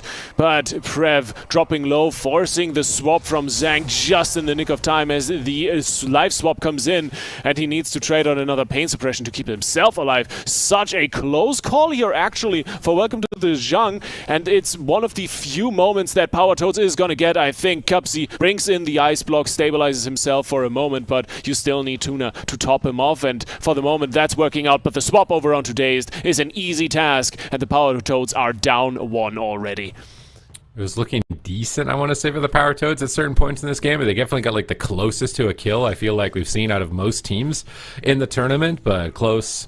But no cigar here as they just immediately turned up the heat. Prev is just cooking, man. This guy is just double it. Yeah. He is just, this guy is the best lock right now. Like what, he comes out of retirement and he's just suddenly the best warlock in the game. Like this guy is absolutely legendary. He was on the former Dynasty as well, along with Drake, and this duo coming back and mixing in with some of the current up and coming talent has created just an unbeatable super roster on the side of Welcome to the Jung. It's looking absolutely excellent, but I want to argue that this comp is playing into Prev's hands a considerable amount. You don't have the consistent pressure of the bleeds of a Feral Druid really putting him on the spot. You're having more of you're dealing more with a kind of setup-oriented comp here with the Outlaw Rogue and Arcane Mage, and that's something the current Affliction log just deals with very, very well in combination with Zhang's Discipline Priest. So the Power Toads, they need to play the defensive game a lot better and draw the game out far more to get more of these setups, as we've seen with that Void Shift that almost netted them a kill. They need more of that. A lot more of that. I just don't think Outlaw Rogue's going to cut it. I mean, typically that's the main reason you'd play Outlaw Rogue, is it could stagger a fight for a long time, and if it can't, then it's not going to work. Dazed is going to have to play Subtlety or Assassination, I think, at this point, if they want to keep running this line. I don't know why they don't try a jungle on a small map. I still think Jungle Cleave on a small map could definitely have opportunities against this rogue lock composition. We've seen it pull off victories against other teams. Maybe they think that Welcome to the Jungle is just way out of their league, but they are going to hook points. So I want to see a Jungle Cleave here on a small map from the Power Toads. I agree. I think that is one of the best comps you can pick into this matchup. It's done wonders in EU, but it's also not a secret that jungle is not just not very popular in NA overall. Do you think there's a specific reason to it, Super? Do you just think there is so many teams in NA that play jungle hard counters? I mean, it's just jungle has never been a safe tournament comp to like commit a lot of time to. So it's either a comp you spam play just because you have a lot of fun playing it season to season, and that's what a lot of European teams have done. I think a lot of the NA jungles also kind of retired from the game for a while in the older days. Like Dilly was running a lot of jungle back when he was competing. Now I think he's like a mathematician teacher or something like that. So a lot of players that were playing it in the older days have kind of moved on. But we've even seen some teams. I mean, the Power Toads were one that had it. They picked up jungle and they were running it. Calvish picking up Feral Druid means that they could also run jungle. So I think it could definitely be introduced more frequently by these rosters. But it's just that it hasn't had a great tournament run as far as history. So a lot of teams don't invest a lot of time into it. But then that one season that comes in where jungle is good, and you're just like, man, I really wish that we had it. This is different. Oh, I like this. Oh, this is lovely. Bleed City right here. Both of the main bleed-focused classes. Really difficult probably for a Warlock to deal with these high-mobility Rogue and Feral Druid together. Two non-Holy Paladin's going to be great for AoE healing as well through the lock damage. So on paper, this composition looks gnarly. It does, and also a simple Bob is going to shut down any go from Drake with the Death Mark, just removing all the bleeds on top of the Poison Dispel the Paladin brings in. So this is going to be rough times. I think if the Power Toads play this well, this might just be the perfect counter into what Jung has been running here with the Rogue Warlock. Well, let's see if this is going to work out for them. It's a good map, nice setup. I really like this. Kind of taking a total curveball as well, because this is not a composition that players play. This might be, I want to say this might be one of the first times we've ever seen a Feral Druid and Rogue together. We've seen the Ret Rogue, the Scooby-Doo cleave with the Retro, but don't think we've seen Feral Druid Rogue, at least not in a long time. If we have it, it's probably less than 0.1% ever within the entire history of the AWC or something like that. I wouldn't be surprised if you're wrong, if you're not wrong, if you're right about that. I feel like it's very similar to what Liquid has been playing with the Assassination Rogue DK in terms of game plan. Rot someone down, put a lot of consistent pressure on the entire team with dots, bleeds, or diseases, really. And from that run out, I do think that the fact that Power Toads are running into the Disc Priest of Jung, I think they might have a really good shot at this, especially on a small map where the Warlock really cannot get away at all. So Prev hopefully has packed either cut-resistant clothing or a winter coat. All right, let's see if he can make it through the winter here. This is a very interesting composition coming out from the Power Toads. Completely unorthodox in the history of the AWC, but given the current meta, all three of these specializations are strong, so why not just put them together and see what happens? They might be able to make some magic. I think they'll be able to take a game off of Welcome to the Jung, because they're absolutely banging. It seems like at this point, it's crazy the amount of pressure that they're able to get, and as well as just staying alive. There's been so many compositions that have been threatening to the Rogue Lock that we've seen in North America. I mean, The Move and Liquid were running the same composition as Welcome to the Jung, and they just ran through the ringer and knocked out of the tournament before Championship Sunday. So they definitely came well prepared out of retirement. It's almost like they never left, basically. It's impressive. It's impressive. You always wonder how well returning players are going to do, and some do really well, some struggle a little bit more. And then, of course, there is players like Drake, like Prev, that just look as if they've never left even a single minute. But quite honestly, I don't think we can praise Zhang enough as kind of one of the up-and-coming stars from the last seasons of Dragonflight, slotting into an established duo like this, like Drake and Prev, and performing so well in sync with them. That is beyond impressive. No, he is definitely well suited for the team. You can understandably see why they picked him up. Not only just being able to heal on the Shaman last season, but now flex to Priest. Like, just suddenly now the best Priest as well. This is so important as a healer that you can flex to multiple roles depending on if the meta shifts, which who knows, we might even see a meta shift from now until next week. So we'll see how they adopt those changes. But here we go. Game number 2. Is this surprise composition going to catch Welcome to the Jung off guard? We already see a sap onto the Priest, a sap onto the Paladin. They're opening up on Prev. Drake is getting in position. Looks like he's going to open up on an Axton with a Gouge, setting up an Unstable Affliction into a Garrote, guaranteeing that cast. I really like that teamwork between Prev and Drake to get that guaranteed cast off with the Gouge. Now they're setting up a kidney shot on Daze, trying to put him behind, but Drake is actually the one who seems to be getting focused quite heavily by the Power Toads. And now that the bleeds are out, Dazed and Axton will be looking to put in some damage, but Prev on the other side, look at this man just free casting and deleting the enemy team. Dazed already having to cloak Tuna, trading out the sack, keeping his team stabilized for the moment, but it's not gonna last too long. Drake hasn't even pulled the trigger on the death mark, opting for a no Kingsbane build this time around, though changing up the setup a little bit. Haunt coming out from Prev, trying to connect a little bit more of damage as he's porting out on top of Zhang. He gets kicked, but the ultimate penitence comes through, is going to do some decent damage as Dazed gets bopped by Tuna, who is struggling himself. And look at that, everyone is just rotting down. Welcome to the Zhang, weathering the storm and putting the hurt to the enemy. Well, here comes a counter assault with the vanish here from Dazed, but he got dismantled by Drake, denying all that subterfuge, although now Drake into a bash, denying a lot of his pressure as well here. Is he going to be able to connect it? Daze down at half. Smoke bomb comes through. Big damage coming in, but he's just trying to take out Prev at the same time. Is he going to be able to take him out with the smoke bomb? He's being greedy. I can't believe they don't trade on any resolve there on that smoke bomb, and now Daze is just dead. This composition is losing all of its steam. It's unbelievable that Welcome to the Jung have completely dismantled every single thing thrown their way so far, and they have so much momentum early on, which is completely unexpected. Full kidney shot, and that is it. Game 2 to Welcome to the Jung. What just happened?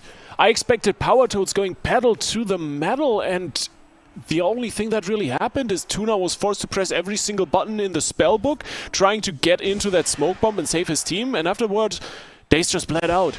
That is incredible by Welcome to the JUNG, just completely overpowering this comp attempt by the Power Toads. I don't know, man. This looked like a frog run over on the freeway. Yeah, this is not a good game of Frogger here for the Power Toads. They're going to need to figure out something else, because that was like best case scenario. You got the small map, you got the opener, you got a bunch of bleed damage on 3 targets, and you're still the one that gets out pressured in the early game. Even if you're the hyper aggressive, hyper mobile melee cleave, you're still getting out pressured. Your smoke bomb does nothing. Like, look at this smoke bomb. It gets literally nothing. Like, Prev's just chilling in it. The fear from Zhang as he comes into it, like, this is devastating for the Power Toads. They need to kind of... I like what they were cooking with this. It made a lot of sense theoretically, but it just, when you see it play out, it's just like, there's no way.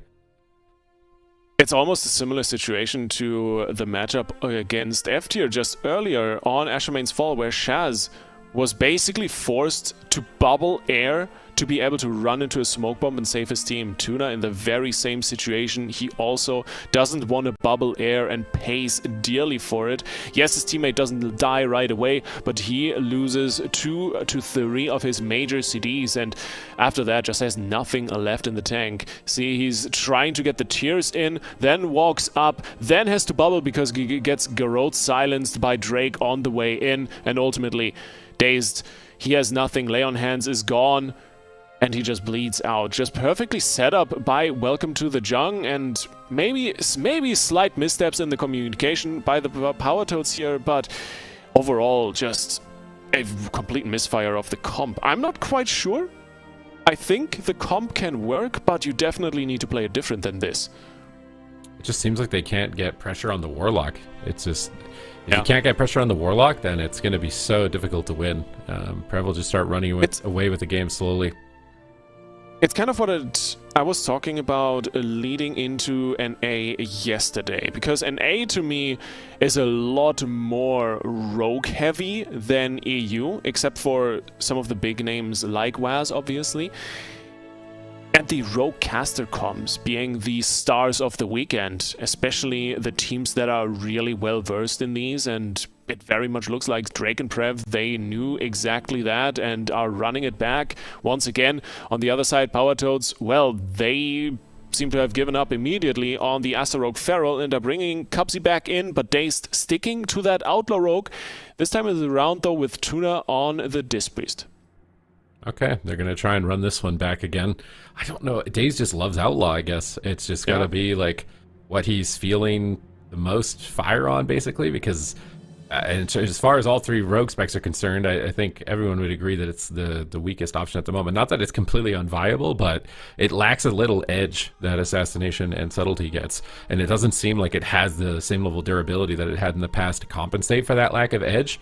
So it's looking rough. Predictions are looking pretty good overall for everybody to get a point here, which continues to leave me in last place if everybody keeps tying.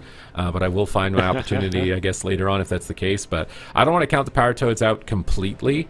Maybe there's some curveball. I can't believe they're not going to try a jungle, at least like on a single map. I feel like it's got to be worth trying once, because I really think Axton just needs to be in the game. I feel like he has been doing phenomenally. No, I agree. Axton has been a... Well, to be fair, we all had fairly high expectations towards him, coming in as kind of the multi-rank 1 ladder legend, so to say. But then again, tournament play and ladder play are 2 completely different beasts, and even then, he has been looking very, very good. So, yeah, jungle comp, honestly, they're already trying so much, quote-unquote, please don't quote me on this, weird stuff with comps all over the place. You might as well toss in a jungle and see if you can get a win out. But it is the 3rd map of the series, and this one is an important one because Welcome to the JUNG here has the opportunity to go up to match point, and you're bleeding dry the Power Toads map picks one by one while doing so. I don't even know if the maps really matter for Welcome to the Jung. It seems like every map is a Welcome to the Jung map at this point. So this is going to be a rough ride for the Power Toads, I think, regardless here. But they are looking to set up to move to match point. It is a best of seven series here in the grand finals of Cup number 1 for North America. Welcome to the Jung look completely unstoppable, completely unbeatable. Will they be able to kind of get a flesh wound or a scratch against them is now becoming the real question. It's a good question. Drake has the opener good under control. Is he seeing up Cubsy, swapping over to Drake, back to Cubsy, and Dazed sitting on Pref for a moment, trying to shut down the Warlock as much as possible. But there's the Deathmark, the Kingslayer, trying to do as much damage as possible. But Tuna with a good reply with the Rapture Shields keeps Drake on the down low. Prev getting kicked for the second time already. Cubsy is on point with the interrupts once again, trying to build up an opportunity to bring in damage. Arcane Surge obviously already on cooldown, but Dazed once again connects onto Prev, has the killing spree ready once again, might be able to burst through this shield, but of course JUNG is up and ready to counteract the pressure that the Power Toads are bringing in. Ooh, Ultimate Penitence onto Dazed, and Zhang is just soloing the Rogue by himself right now, along with Prev. It's crazy pressure. They just pull the Rogue behind the pillar and 2v1 him at the same time that Drake is just smashing Cubsy. Is he going to be able to survive here? He's going for a Ring of Frost around the corner. He gets interrupted on it. He's kicked on Frost, and that could be lights out for him if Tuna's not careful. Big flash shields come through. He's stabilizing them at 50%, but will he fully recover? In the meantime, Cubsy actually manages to find a polymorph on the healer. At least maybe some possibilities when he gets kicked on the follow-up sheep. He's trying to go for another Ring of Frost. He gets gouged. It's so much damage. It's unbelievable, the pressure that is coming out from Drake and Prev in this series.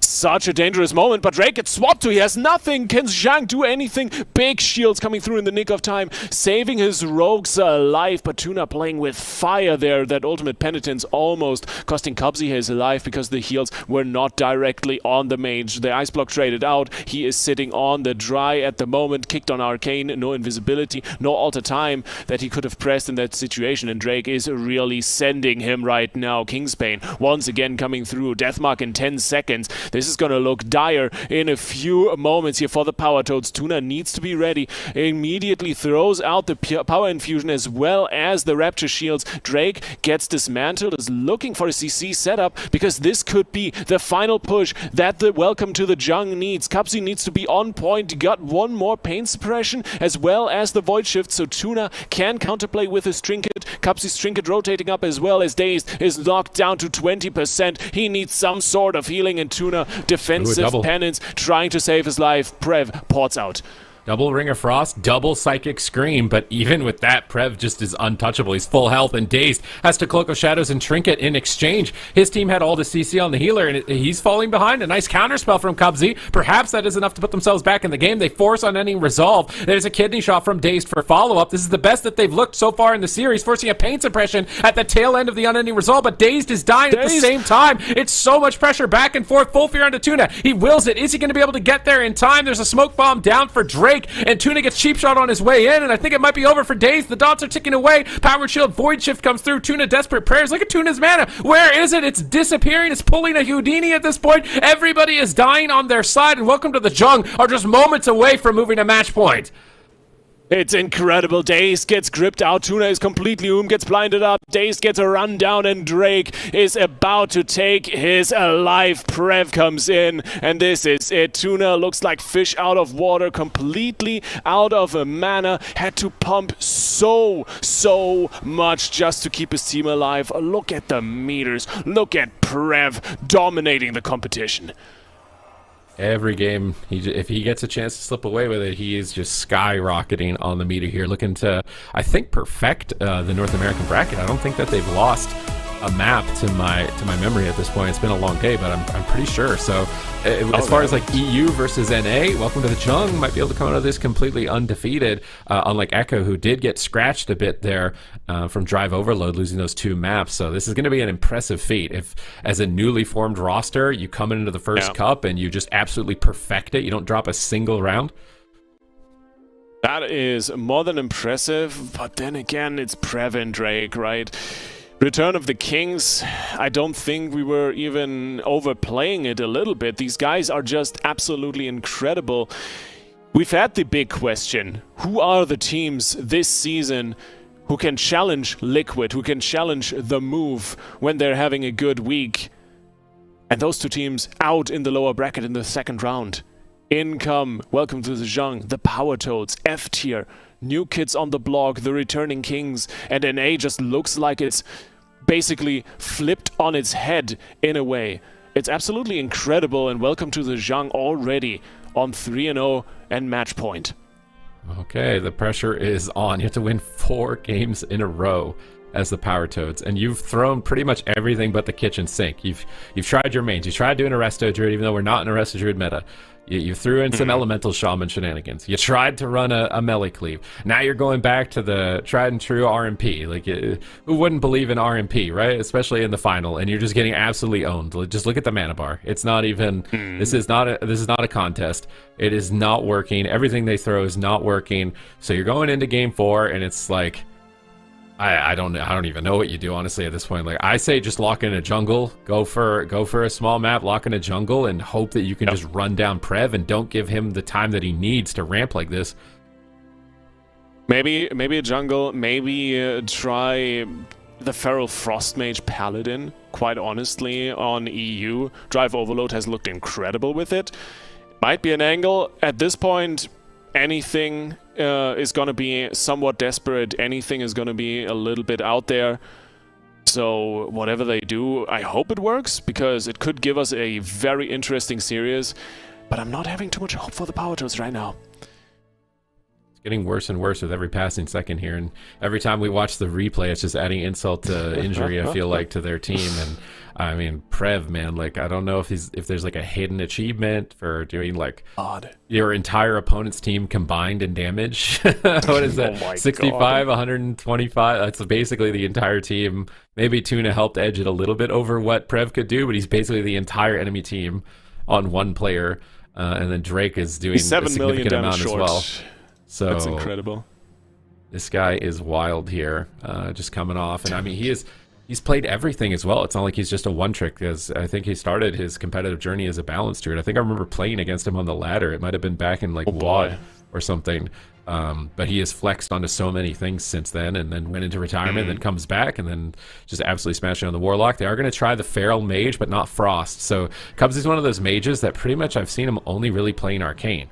I don't know if that's strictly personal preference or he has no confidence in Frost, but Frost is not particularly hard, especially comparing it to Arcane. Okay, like, I've played both of them, and I'll tell you, Arcane is probably twice, maybe 3 times as hard as Frost. So I don't know why he wouldn't be able to play Frost, other than just pure comfort. But that's the one thing that's concerning with this, is just the Arcane. I'm with you to a good extent. Blurry's definitely doable, but of course it's not just about what are you able to play at all. It's also, what does your team feel comfortable with, right? What do you have practiced? What do you have war gamed with? Do you even have any protocols in place to play around the cooldown rotation and the offensive rotation of a Frost Mage compared to an Arcane, right? And in a situation like this, you always talk a little bit more about a situation where playing meta versus something you are good at, and in the majority of cases, playing something you're good at is going to be better than playing something that's meta but you're not as practiced on, and this might just be a case like that for the Power Toads as a team. So sticking to the Arcane Mage, probably the best decision they can make in this situation, as messed up as it seems for them, for us. You just gotta log the main and game, man. That's all you can do in this. Yeah, Cubsy he's never going to put that Arcane Mage down. Doesn't matter what it is, what meta it is, what time of day it is, he is not going to put it down. He loves his Arcane Mage. Even if Frost looks 5 times as powerful, Cubsy will still log in on Arcane. He is the last embodiment of the Arcane Dream. Everybody else has moved on, but Cubsy has not given up on it. Is he going to be able to manage to do this for his team? Axton's coming off the bench. Tuna's going on a Paladin. Backs against the wall. The entire tournament on the line, although you can't really be too unhappy with second, but this is a team I think that wants to get first. They've been competing for so many years. I feel like I've seen Cubsy's name on this so many times, and since he's left Cloud9, he hasn't really been able to kind of get the same type of finishing power that he used to. So this is his moment. Can he do it? Can he reverse sweep 4-0 with the Arcane Dream? Is the big question. Axton finds the opener, his target, of course, the Warlock. Target acquired, and of course, they will be sending it immediately. Prev gets skull bashed on the Haunt, gets shut down, and Cubsy immediately following it up. Arcane Orbs flying through the arena. Evocation gets interrupted.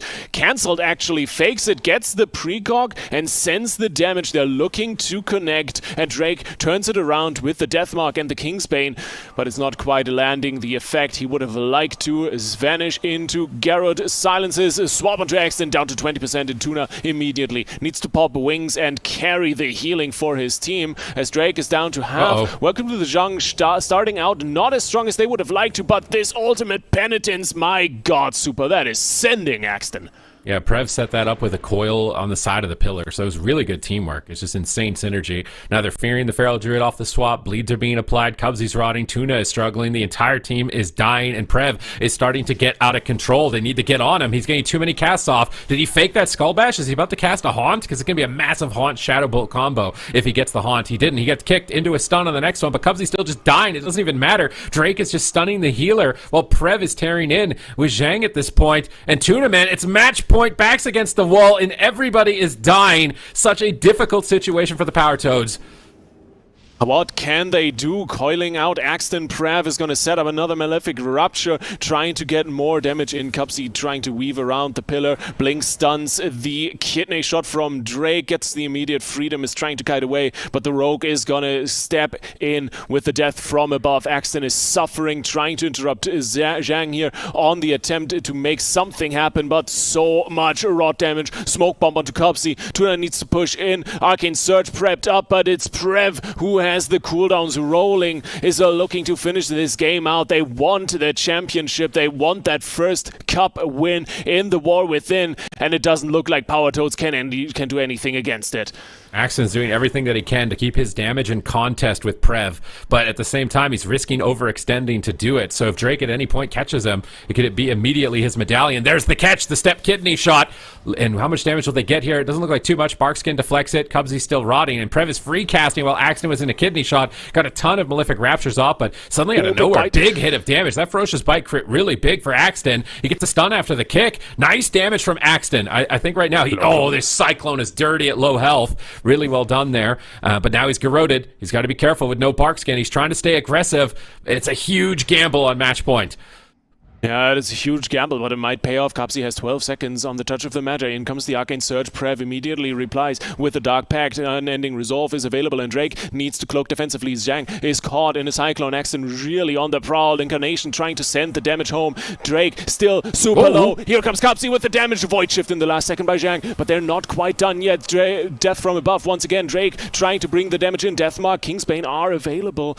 Just need to find the target. Needs to connect. 15 seconds onto the kidney shot. Axton gets coiled out of line of sight. Tuna really struggling to keep him alive. The Bob is invested to protect from the Rogue bleeds. The Deathmark not used yet. Drake pulls back for a second. Zhang needs to top him. It's so much damage on match point. Axton down to 20%. Everyone is rotting, bleeding, and the Execute barrages are coming in. Supertees, how can they stay alive here? I mean, they're actually pretty close to a kill here on Drake as well. They got his medallion. If they can catch him in a stun behind the pillar, it's a huge opportunity, actually, for the Power Toads. They still have a Blessing of Protection, and they still have a Divine Shield as well. Hammer of Justice. This might be their one opportunity if Cubsy can get some casts off here. Ring of Frost hits too, but he gets kicked on Arcane. Axton has to solo Drake. Can he take him out? A spell lock on Tuna is now putting Axton behind. He's caught on a coil on his trinket. Cheap shot onto the healer. Big damage incoming. Match point, but Drake doesn't want to risk it. He shadow steps out defensively to Zhang's side. He gets a massive shield before pushing in here onto Axton. They're not going to take any risk. They want a clean sweep North America Cup #1. Tuna bubbled in that exchange. He has nothing left in the tank except for a Bob and Sack in 5 seconds, but Prev is setting up all the damage, has a Haunt out, big damage pumping, and they're gonna send them home. Drake, though, on the swap, the main stun is in, 20% down. Jang in another Cyclone, he has nothing left in the tank. Drake going down, the cheat death procs once again. Somehow Jang finds a shield, but Drake goes down. The Power Toads come back for the moment, but Tuna is dropping low on mana. Prev doesn't seem to be quite done yet. Cubsy wants to keep the game rolling. Oh, that full stun should be securing it here. And welcome to the Jung. They're not walking out of this completely undefeated. Cubsy, the arcane dream. We were doubting it. He played his heart out here, and I really feel like Axton was kind of the playmaker, setting up this aggression, knowing when to make his moves aggressively, getting these cyclones in the face of Prev, and managing to stay alive just long enough to close out a kill on Drake, and now are starting to make this interesting here in the grand finals. I love this comp swap. Suddenly it's working. Axton putting in so much pressure. You mentioned during the game the amount of risk Axton is putting onto the table to keep up with Prev and dish out the same pressure. It is working for the Power Toads. This is a really good team at this point, and you don't even need the Frost Mage. Arcane Mage going to be enough. Cyclones from Axton just dirty throughout this entire game. And Cubsy was able to get in there at least for the Execute Barrage missile combo, maybe Spell Steal Shield as well. Actually, Cubsy was just CC'd that whole time. That was literally all Axton at the end of the game. Cubsy's like, I'm trying, man. It's a lock. It's hard to play the game here. So, but Axton's like, don't worry, I got this. This guy is a huge pickup for the Power Toads, because I think initially he wasn't on the roster. So he's a new addition, given the Feral Druid being so good in the meta right now. And he is definitely paying his weight in gold. Not even just for getting this win, but for getting them even into the grand finals. I think if they didn't have them, that they would be in a way tougher position as far as the competition is concerned, and they've shown that the gods do bleed here in game number 4. Certainly looks like it. But now the question, of course, welcome to the Jung. What is their adaptation? They're on map pick. They have 2 more match point chances before the series is even out. Even then, another map after that to take the championship Sunday home for themselves after all. They have comp options. They've won 3 games already with this comp. Do you think we'll see some changes from Welcome to the Jung? I don't think so, unless it's like absolutely desperate. I like this. Enigma Crucible. I think it's literally like the last map.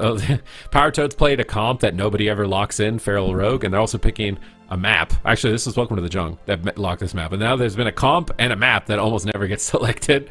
It's got to have one of the lowest pick rates, but it's not bad. Nice large map to be able to kite around, pull the Feral Druid into a bad spot, or maybe they're switching entirely, but I don't really know why they would. Seems like this is still going to be the best option, and yeah, they're gonna keep the same composition. I'm not really surprised, especially Enigma Crucible, large enough of a map that you can really play to the Warlock's strengths. You have decently big pillars, and in addition, enough field of play really to force Tuna in very uncomfortable positions. Yeah, I think it's really good for separating the Feral Druid. That's what they were trying to do the entire game, was basically set up Previn and Zhang Bahai just 2v1ing Feral Druid behind a pillar. Just pull him out of line until he gets off, and then the Warlock can push forward, pull him out of line until he gets off, then push forward. And that's kind of the strat they're doing, while Drake just does Drake things. He's stepping on the Paladin when he thinks it's good, he's shutting down the Mage when he feels like that's good, and sometimes he's coming back onto the Feral Druid. He kind of gets to be the playmaker in that position, but at the same time, he's also looks like he's a very primary target for his opponents. So I'm a bit concerned if they leave Drake as well to do that strat of pulling the Feral back, that Drake could also get maybe caught in a Hammer of Justice or something and Cubsy free cast on him. It might just be the case. I mean, with the Rogue Warlock comp, you always talk a little bit more about the Rogue, yes, as the playmaker, but almost more in the sense of setting up the Warlock to do as much damage as possible, locking down the enemy team for the Warlock to maximize and free cast as much as humanly possible. And I feel like Drake almost is sacrificing a little bit of that control, especially due to the fact that he's playing Assassination, to put additional pressure, because he knows Prev is more than skilled enough to not need that much lockdown to do the maximum damage on this Warlock. All right, let's see how they're going to play this one out. We don't see Enigma Crucible hardly ever in competitive play, so I'm very curious to see how they set this up. Maybe they're playing long gateway. It doesn't look like it. Prev sets up his gateway from the triple pillar to the single pillar off to the side. His port's down on the pillar. He's leaving it, getting ready to get into position. Axton is getting ready for the rake. Drake's getting ready for the sap. He saps the mage. Interesting at the start here. Is he going to be able to swap that sap over? I don't think so. I think Tuna's in combat now at this point, so he might just go for a double garrote. He saps the mage again into the garrote, just slowing down his ability to interrupt, but a double rake stone from Axton. There's that shadow step swap back to the feral druid, trying to lock him down so Prev can get an unstable affliction and a haunt off. As soon as the warlock has those two casts off, he can basically go hands free and not cast. He can get a dark glare out, extend those dots. So it's a really good opener that Drake is doing to set up Prev to get those casts off for free. In the meantime, he's just soloing Tuna. Yeah, Tuna dropping down to half. Garrett Silence as a follow-up. He's on 10% on match point. He might need to bubble this early. Trinkets, or rather racials with the dwarf to get rid of the bleeds. Such a clutch play here by Tuna. Almost dying off there to that go from Drake, and that wasn't even with the death mark. Fantastic start here by Welcome to the Jung, and they find Axton, forces survival instincts while Tuna is sitting in a gouge. The follow-up kidney shot is absolutely massive, and the power toads are bleeding defensive left Shadow Fury. Massive Shadow Fury. Axton on 10%. Tuna needs to bubble and lay on hands him. Now has the trinket back ready, but what a disaster this is for the power toads.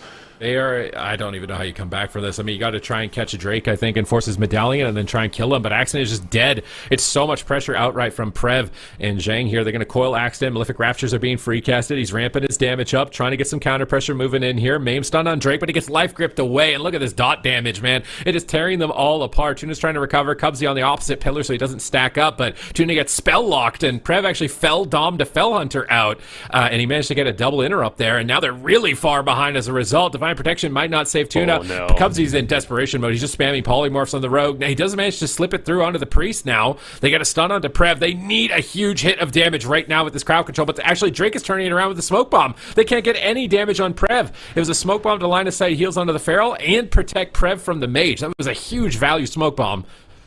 Yeah, wonderfully played. Cupsy tried to salvage it with the blast wave, but it's not quite enough. Axton has the renewal back. The incarnation is ready as well as the big Maim stun. Gets coiled out of form across the map. Tuna all by himself is locked down in a cheap shot. The swap over to Axton. The shadow slap cheap shot is in. Tuna sags his druid, pops the wings and tops him off. Clutch plays once again, but another defensive out of the window. Only Trinket Bob remaining here for Tuna, and Axton is limping on his last few legs. Prev free cast here with the unending resolve, and I don't think Axton can just face this, especially not with his paladin caught in the cheap shot. The follow-up cheap shot is even better. The shadow stab swap, the stun gets saved by the bob, and this was the last lifeline Tuna had to offer. All right, welcome to the Jung. Are so close to a win here, and Axton's trying to go for the kill onto Drake with this multiple stun lock. He may get pretty close. A Hellstone pop for Drake and Pain Suppression blocks it. Now Axton needs to retreat, but he's intercepted by a coil right back into Drake's clutches, and now Tuna's into a full blind. Axton's on the run in bear form. Cubsy's just doing whatever he can to pressure the Warlock. Cubsy is solo carrying right now. The Arcane Dream, can he do it? No, a huge heal with that demonic Hellstone. Now Axton is still just dying to dots, and Tuna can't really get to him. He's cleaving two players. Axton fakes a kick, one saving grace, but he death from above immunes the Cyclone. Oh. He clutches out a polymorph. He's trying to do what he can. Cubsy is stalling. One target and a poly, but he missed the Ring of Frost. Can he knock him into it? He goes to the Dragon's Breath. Maybe he's on DR. No, he does. He still gets it. Dragon's Breath, Ring of Frost. Really good job from Cubsy to compensate for that a little bit earlier on. They have Prev actually in a decent spot with no unending resolve, but he manages to recover behind the pillar. Drake is chasing down Tuna. Axton's trying to peel him away. Full stun. Big damage coming out from Cubsy right now with these arcane missiles, and Zhang sees it. He's going to activate Pain Suppression to reduce that incoming damage. Drake should recover. Now he's building up his bleeds again. Over onto Axton. Coil into a fear. Prev gets shut down by a counterspell. Cubsy is definitely putting his team on his back right now with these counterspells. Prev is on the ropes. Is he going to go down? Massive swell of damage, and Zhang gets the Void Shift off at the last possible second. Beautifully done, and Prev ports out for the moment. They recover. Tuna rotating his sack. His last bob went out the window 4 seconds ago, and Axton once again the big target. He swaps on to Prev. 10%, gets skull bashed. He has nothing and goes down. Power Toads claw themselves back into the series. A second map on the count, and welcome to the Jung. Looking shaky after that insane opener. Oh my god, that literally looked so insane for them the entire game. It's just like you're waiting for them to fall over at any moment, and then Cubsy, just something clicked. He just started getting these insane counter spells and crazy pressure out. He was able to position at a pillar so he could avoid getting interrupted during his chain of missile spams, and he just got so much pressure suddenly out of nowhere. And he's been really having a hard time in this matchup keeping his damage on par with everybody, but this time around, he did a way better job. He's getting polymorphs on the healer and still keeping his damage within spitting distance of his opponents, even despite how much there is to shut him down. And then the chain into the Cyclone. Axton getting that Cyclone absolutely killer. So really good game here from the Power Toads, and yeah, I can't believe that the Arcane Dream might be a reality. It is incredible, all fueled by the power of the cat. It's looking great with Axton back in the arena. 2 maps by now. I can't even realize that we were talking about Welcome to the JUNG perfect running this entire weekend. Suddenly, 2 maps in a row down for the count, and the Power Toads back in business. They need to win 1 more map to even out the series. Yes, it's match point still for Welcome to the JUNG, but at least the Asarog Warlock doesn't seem to be the perfect answer anymore that they were looking for. Okay, welcome to the JUNG. Are you going to change your comp? Is it going to be a shattering of confidence? I feel like maybe it was just, was it an Aura Master? I hope we see this replay again. I really want to, oh, we don't, unfortunately. I just want to see if Axton, like, how did he get that clone? Because it looks like they have interrupts. So I don't know if they just got a double stun right at that moment, but that clone definitely was the reason that they ended up losing there. And then Cubsy got a huge amount of damage off multiple barrages in that execute barrage phase. So we're going to a small map. Welcome to the JUNG. I think they want the Assassination Rogue to be able to get some triple cleave here if that's their line of play. No, I think so too. I think Prev was interrupted at the very end there. That might be the reason why he couldn't have kicked, but of course, well, same as you. I'd need to receive the replay again. Comp is locked in. Dalaran Sewers, yeah, you're on the money. Same comp, run it back. Better map, and we're gonna win this. No problem whatsoever. Welcome to the JUNG, just really playing full confidence here in this series. I'm loving this. They're on match point after all. They got 1 more shot to finish it out before Power Toads are on the docket.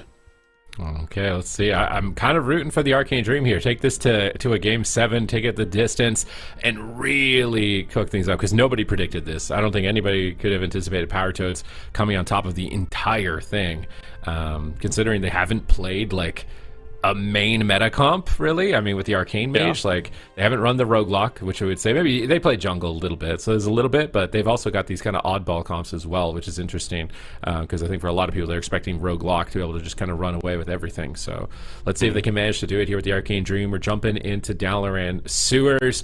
No composition changes on either side. They're looking for a small map so that Assassination Rogue can get bleeds more easily spread, and those Garrote silences as well to amplify the damage.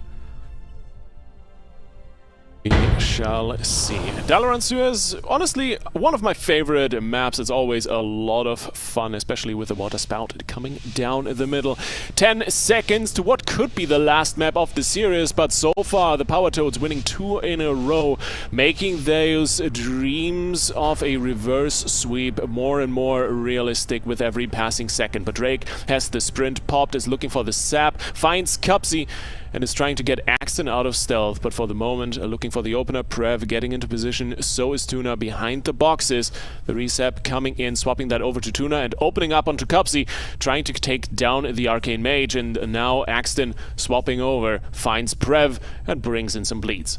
He did not get the... Okay, now he's got the Unstable Affliction Haunt combo. I was going to say, was he going for a gouge of that cheap shot? Didn't manage to get it, but look at now they're stacked on the boxes. They do knock Drake away at least with that Blast Wave, and Cubsy's actually got decent damage, but this double Garrotes, double bleed application is going to be so difficult for Tuna to deal with, but Avenging Wrath is up. He manages to pull them back with a couple of Holy Shocks. It looks like Zhang Bahai is getting aggressive. He's pushing in on top of the Paladin, but he's met by a Hammer of Justice, possibly a Repentance as well. Cubsy's looking for a Ring of Frost. Looks like Zhang avoided it, but then ended up walking into it, and this is really good for Cubsy's team if they can build some momentum, but Prev ports away. Cubsy is still rotting down, and this is kind of the double-edged sword of a small map. The Feral Druid is also going to get a lot of uptime, but look at this kidney shot. Everybody on the side of the Power Toads is getting shredded. Tuna has to Divine Shield, but Prev is still falling behind. A big exchange from the Power Toads, but they're not completely out of it yet.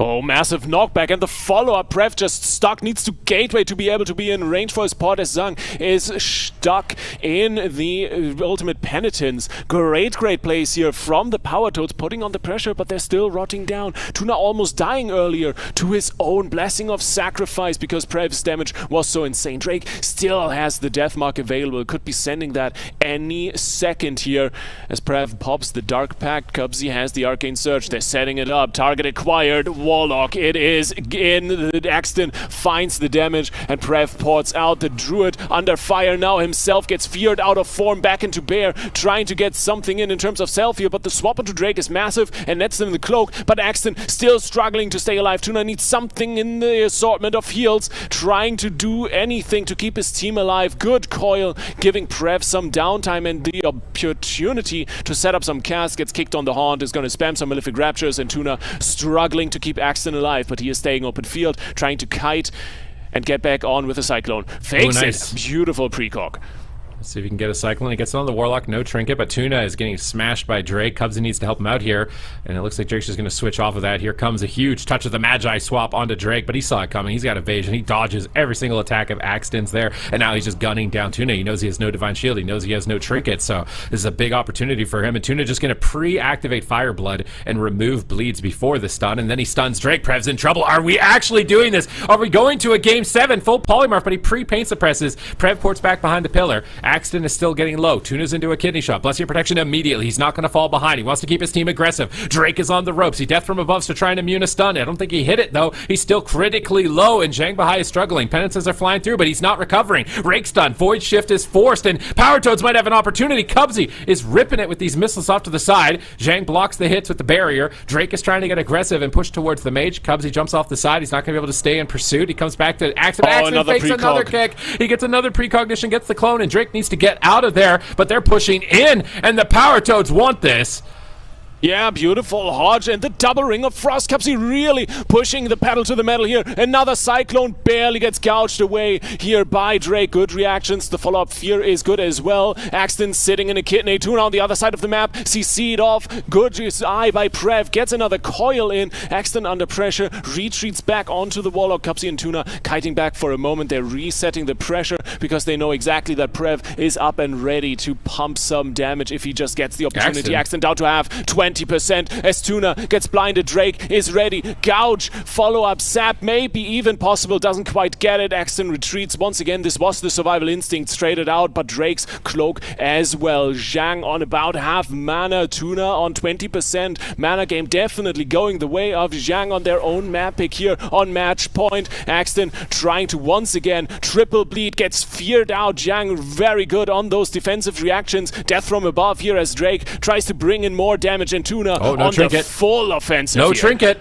No trinket in the main stun. Looking like they want to get to Game 7. Can they do it? Full ring of Frost from Cubsy off to the side. Drake pops evasion, but Cubsy might finish him off. A couple more barrages and Drake will fall. Zhang is doing everything that he can. Powered shield, Penance flies through. He recovers, but Axton's in a bop. He's getting continuously aggressive, looking for Cyclones and trying to close this out. He knows that Drake has nothing left in this position. He wants to keep it going. Can they actually do it? Is the arcane dream becoming a reality? It is! We're going to Game 7. What a performance. So much pressure. The Power Toads really have found welcome to the Zhang's number. Unrelenting aggression, and the Disc Priest just cannot keep up. A wonderful, wonderful performance. 3 maps in a row. Serious evened out, and it could go either way next map. Oh my god, you are sweating now. I think if you're welcome to the Jung, I would be saying welcome to the Power Toads here. If they can win one more game. The big map didn't work. Small map didn't work. So are you going to change the comp? Maybe Drake goes subtlety. Maybe it's time for that. Maybe they need more CC and more setup and more burst because now it's looking like Cubsy is managing to sneak this away. Look how close they were to the kill here. Cubsy so desperately just wants to hit one more barrage and just close the game out here, but then he gets a knock, and I think the knock actually sends Zhang to the opposite direction here in a second, so I'm just paying attention to Cubsy. Just look at him. He gets a blast wave in just a moment, I think. He gets an arcane surge off. Now he gets kicked. I'm really just watching his knock because he puts Drake off the side. Does Zhang get pulled away? Not really. He's just stunned. But there's no escape. Prev is knocked in the air too, so he can't really peel either. So Really clean setup here. Really nice adaptations from the Power Toads. They're doing it with the Arcane Dream, man. They're doing it. They're trying to make it a reality. Holy Paladin and Arcane Mage. I don't think anybody would have expected those two at the same time, given how powerful Discipline Priests have been, Rogues have been, and Warlocks and Mages and the like, and Frost Mage specifically. This is a crazy final. It is just really Power Toads completely understanding the matchup, because as good of a healer as Jung is, I feel like this is where it shows that he is quote-unquote somewhat new to the Disc Priest in competitive play, and he is really struggling when his team starts to fall behind. Obviously, that is where Disc Priest is the weakest. You want to play from front, you want to have the momentum on your side the entire time. That's where Disc Priest is by far the strongest, but you gotta be able to recover these situations and set your team up or reset your team when you're falling behind. And we're going to Blackrook Hold next. The Power Toads sticking to the Arcane Dream. And it is manifesting, Super Tees. I do believe, slowly but surely. Yep, I thought it was, they were going to sleep. I thought it was over 4-0, but here we are. 3 games later, we're on game 7. Maps locked in. Blackrook Hold, small map. Power Toads immediately just Arcane again. And welcome to the Jung. Do they just say, we just need to play better and just lock in the same thing? Or are they going to make some alterations? They're taking some time to discuss it, talk about it. Do they like how much they're going Paladin? Should Prev maybe play more aggressively? Should Drake maybe play more defensively? Should they spend more time on the Feral Druid? There's so many questions that they need to ask, and they only have a minute really to try and discuss it. And now they went from looking like they were going to perfect the entire tournament to possibly going out in second place. I feel like it's a very realistic pick for Jung to just swap over to RMP. Echo has shown it on you. It's so incredibly strong, and while Power Toads runs a very similar comp to Drive Overload, it's not a Frost Mage, and that I think makes it a lot more manageable for RMP. So with a good setup or two, which I know Jung is more than capable of, this might be a very doable map. As Blackrook Hold, quite honestly, you have these opportunities to find someone in a nasty situation around a corner or something along the lines, but it seems like they are very convinced they can pull out the win. They've won 3 maps on this already, and just because they've lost the last 3, that doesn't mean they'll go out like that. It's the grand finals after all. No one, not even a single of us casters, suspected that the Power Toads might have such a strong comeback. It's an absolutely incredible series, and quite honestly, I wouldn't have wished for the War Within week 1 to start any other way.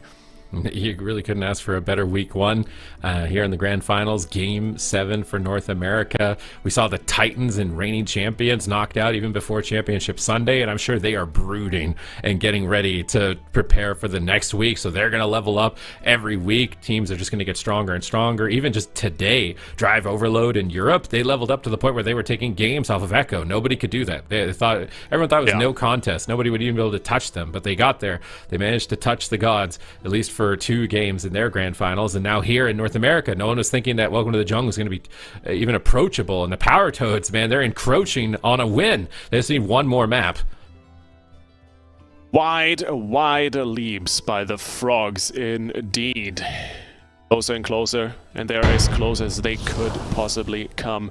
Match point for both teams. This is the last map, one way or another. This is where it all ends on Championship Sunday here on week 1. Will it be the Power Toads? Will it be Welcome to the Jung? We'll find out right now. All right, Drake immediately. He's been sapping Mage. And he actually gets the sap again, and this is to disable the counterspell. So Prev got an unstable affliction on the sap without being able to be interrupted, and it's so important to get any of those casts for free. So this is a great start for Welcome to the Jung. Yeah, and Drake immediately going in, gets those bleeds out, gets those ruptures and garrots out, and Tuna now starting to push in. Exton gets the rake stun, triple bleeds, maim stun onto Zhang as Prev is dropping lower and lower, down to half already, and Kelpsy hasn't even sent all the damage yet, has the Arcane Surge ready still as Exton gets coiled out. Prev trying to get those unstable afflictions out over on the other side. Tuna getting clobbered as Drake basically solos him with a little assistance from Prev. Oh man, being down your divine shield already at this point. I don't think he used his fire blood, so that's basically the two main bleed wipes. He's only got his blessing of protections that he would like to use for his allies. He's into a full blind. Trinket's still on cooldown. It's match point, and Zhang is in the sky, raining terror down from above as Axton ducks into bear form and clutches out a frenzied regen, but he's still getting shredded by the damage. And the follow-up, another swap onto Tuna. Kidney shot, fear on the feral druid. This is something that they've adapted, fearing the feral when they stun the paladin, and it's really putting Tuna behind. He's trying to mount up and charge in and get back to Axton, but everybody is dying. If Prev can just manage to get through the skull bash of Axton, he's getting around it right now with the coil. If he manages to fake that skull bash, he is going to absolutely destroy them.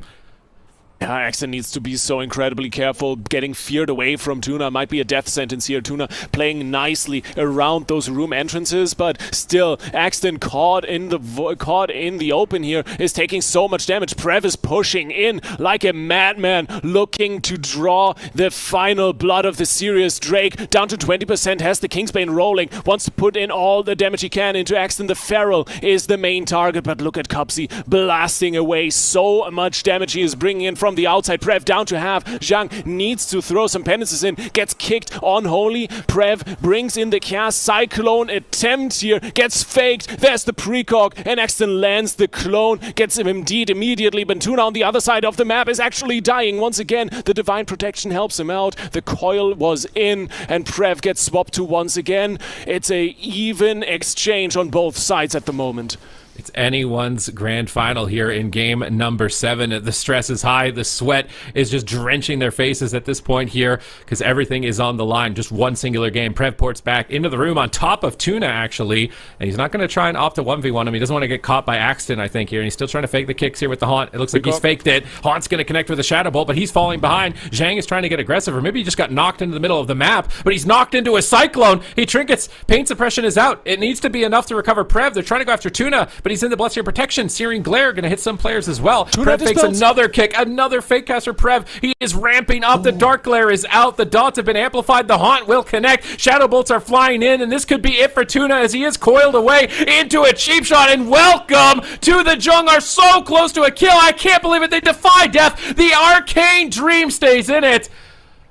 And Tuna is just pumping away like the god he is on this paladin, trying to kite around, but Drake catches up to him. Big heal just before the kidney connects on half DR, and Tuna stays alive for a moment longer, but Psychic Scream on the other side feels Axton far, far away. Drake gets the blind into the full sap. If they can connect onto Axton, this might be all over the main stun. Massive grip by Zhang, trying to reposition the Warlock. Axton gets garroted up. Big damage, but Tuna with bigger heals brings in the Lay on Hands Prev. Massive heals getting him on that own. Void Shift is blasted out. Another defensive out. Coil to interrupt this Cyclone, and Prev ports out once again, tries to get back into the barrier, gets knocked out. Beautiful blast wave by Cupsy. The Arcane Dream once again acquires the target. It's the Warlock, but the big shields keep him alive. Maybe a swap over to Zhang could be possible. Great pop on the smoke bomb. Tuna clutches it out once again. Axton gets feared. 20% HP. Where are the heals? Tuna needs to do something, and her divinity might be able to stabilize it with the bark skin,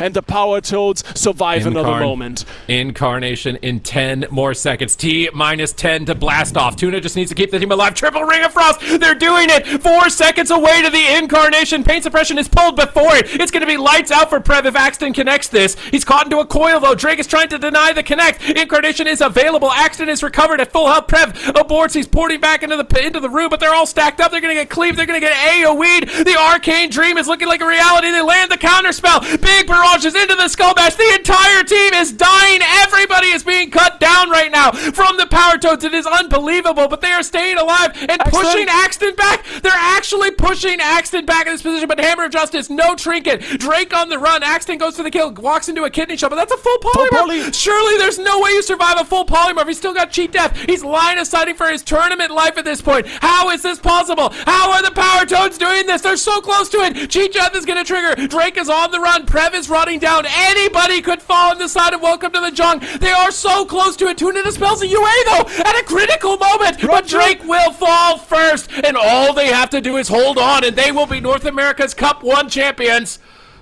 Prev gates out. Jang has a little bit of mana left to work with. Tuna has nothing. He just needs to make something work here. The cooldowns are almost ready again. He can do it. Once again, the ultimate penitence comes in. Cupsy is trying to kite away. Tuna on 0 mana. Another cyclone. Prev fakes it. Gets the precog and can bring in some material. Axton Tuna gets feared out. Axton on 20%. But the big damage coming in. The execute barrages. And this is it. Power Toads with the full reverse sweep to claim the championship. Oh my god.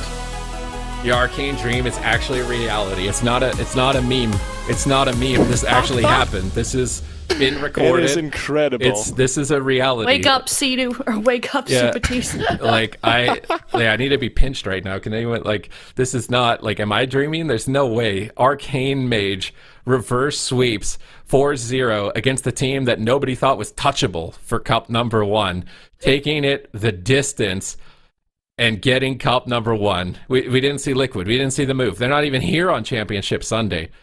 And the Power Toads actually do it. And it's Axton. It's the ladder legend. Rank 1, what was it? 7, 8 seasons in a row? On multiple characters, on multiple specs. Brings in the Feral. They swap him in alongside the Arcane Dream, and they do it 4 maps in a row. Incredible. Just incredible. I don't have any more words, I think. Yeah, certainly it was incredible. It's okay. I'll take over from here. Power Toads. That was just, I think, one of the most incredible turnarounds we've seen in quite some time. And this is only cup number 1 for the War Within season. And you can bet that I think that means this of a action-packed season for the rest of these cups here, because this is just an incredible feat right now. This is a team that everyone kind of counted out. We had our predictions against them. I'm pretty sure chat also was predicting against them. And Power Toads just said, like, hold my beer. We're going in. We're getting this dub. And they certainly pulled that off. I feel like at this point, Sid, the sky's the limit with this team. And I can't wait to see what they are capable of these upcoming cups. I mean, whoever in the chat bet on the Power Toads just got a huge amount Big of points. payout. Big XP. They just dinged max level for like 10 expansions in the future. With the amount of XP points they must have got for that. Yeah, I think so too. We can take a look at just the damage breakdown here, but basically all you need to know is Arcane Feral Holy Paladin go really hard.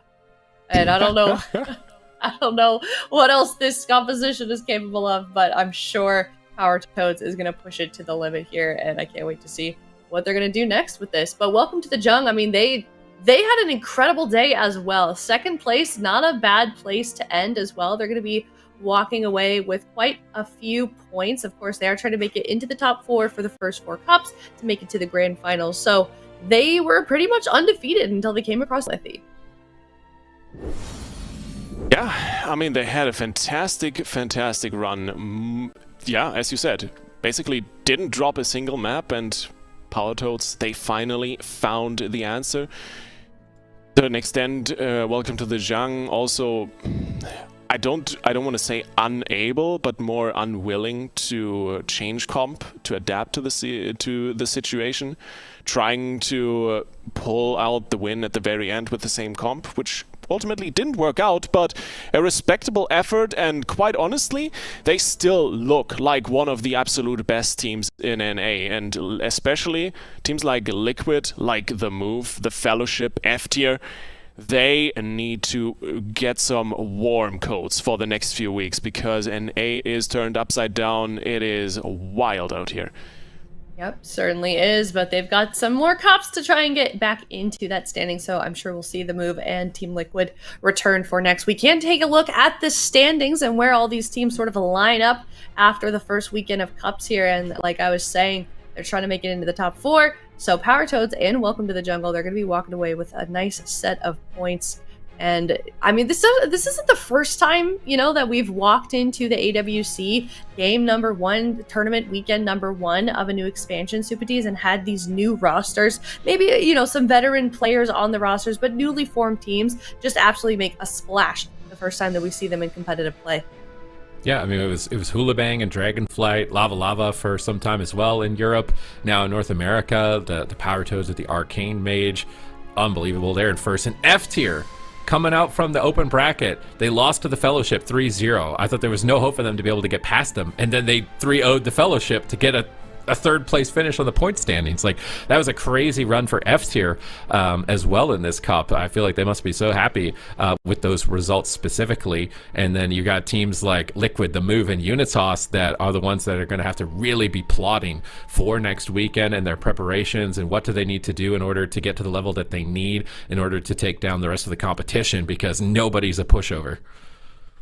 No, definitely not. I mean, just look at the top 5, top 6 technically here. I mean, even K, Unitas, some of these teams that we didn't see make it to the broadcast as well. Very, very strong rosters. There are household names in nearly every single one of these teams, and I'm sure that we're going to be creating some more stars throughout the rest of the season for both NA and EU as well. Of course, we did see those games wrap up earlier. We had Echo winning that one, so we've got some champions here, and we've got some champions to overthrow as well, especially in the EU region. If you consider Echo, Lithy, and the reign that they've been having over there.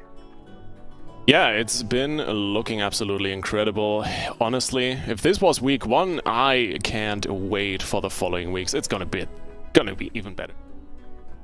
All right, and that being said, we are joined with Tuna. Hello.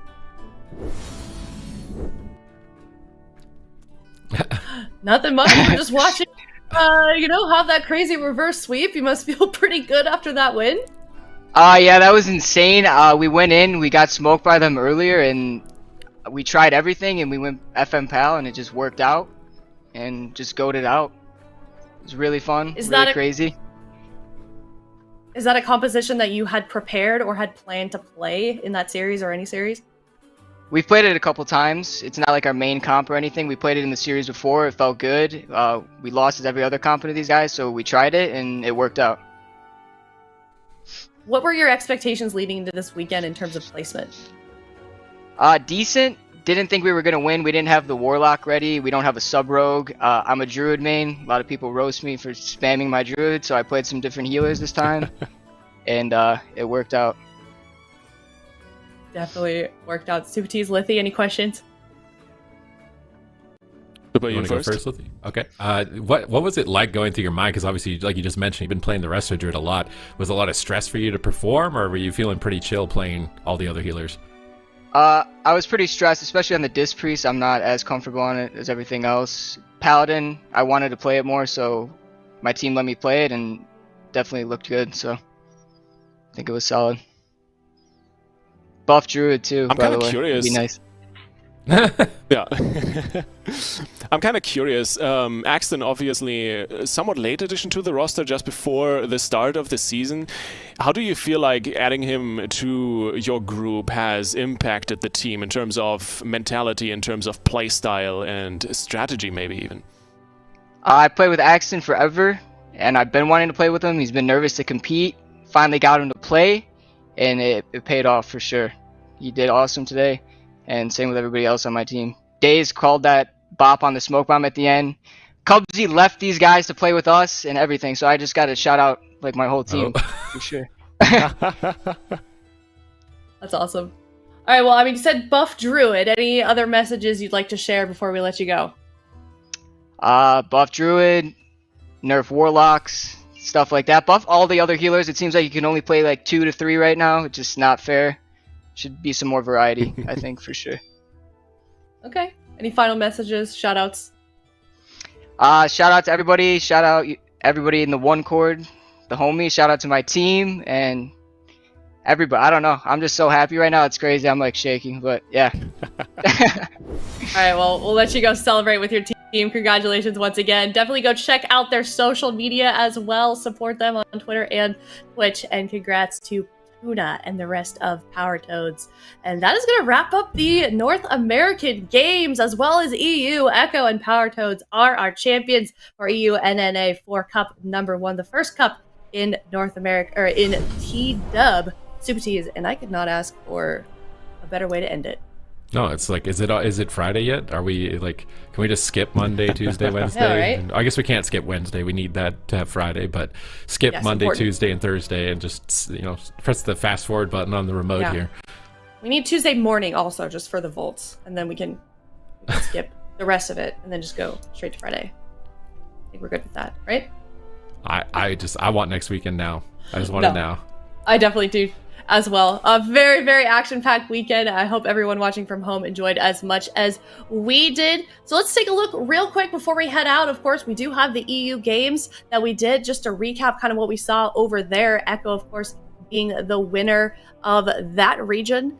And it was equally as exciting. So if you didn't see that, just go rewind in the VOD and check it out. And in the meantime, we're going to head out. So thank you everyone so much for hanging out with us. And we'll see everybody next weekend on Friday, twitch.tv/Warcraft, or check us out on YouTube and on Twitter at WoW Esports. Thank you guys so much for watching. 10 a.m. Pacific and 7 p.m. CEST. Thank you so much.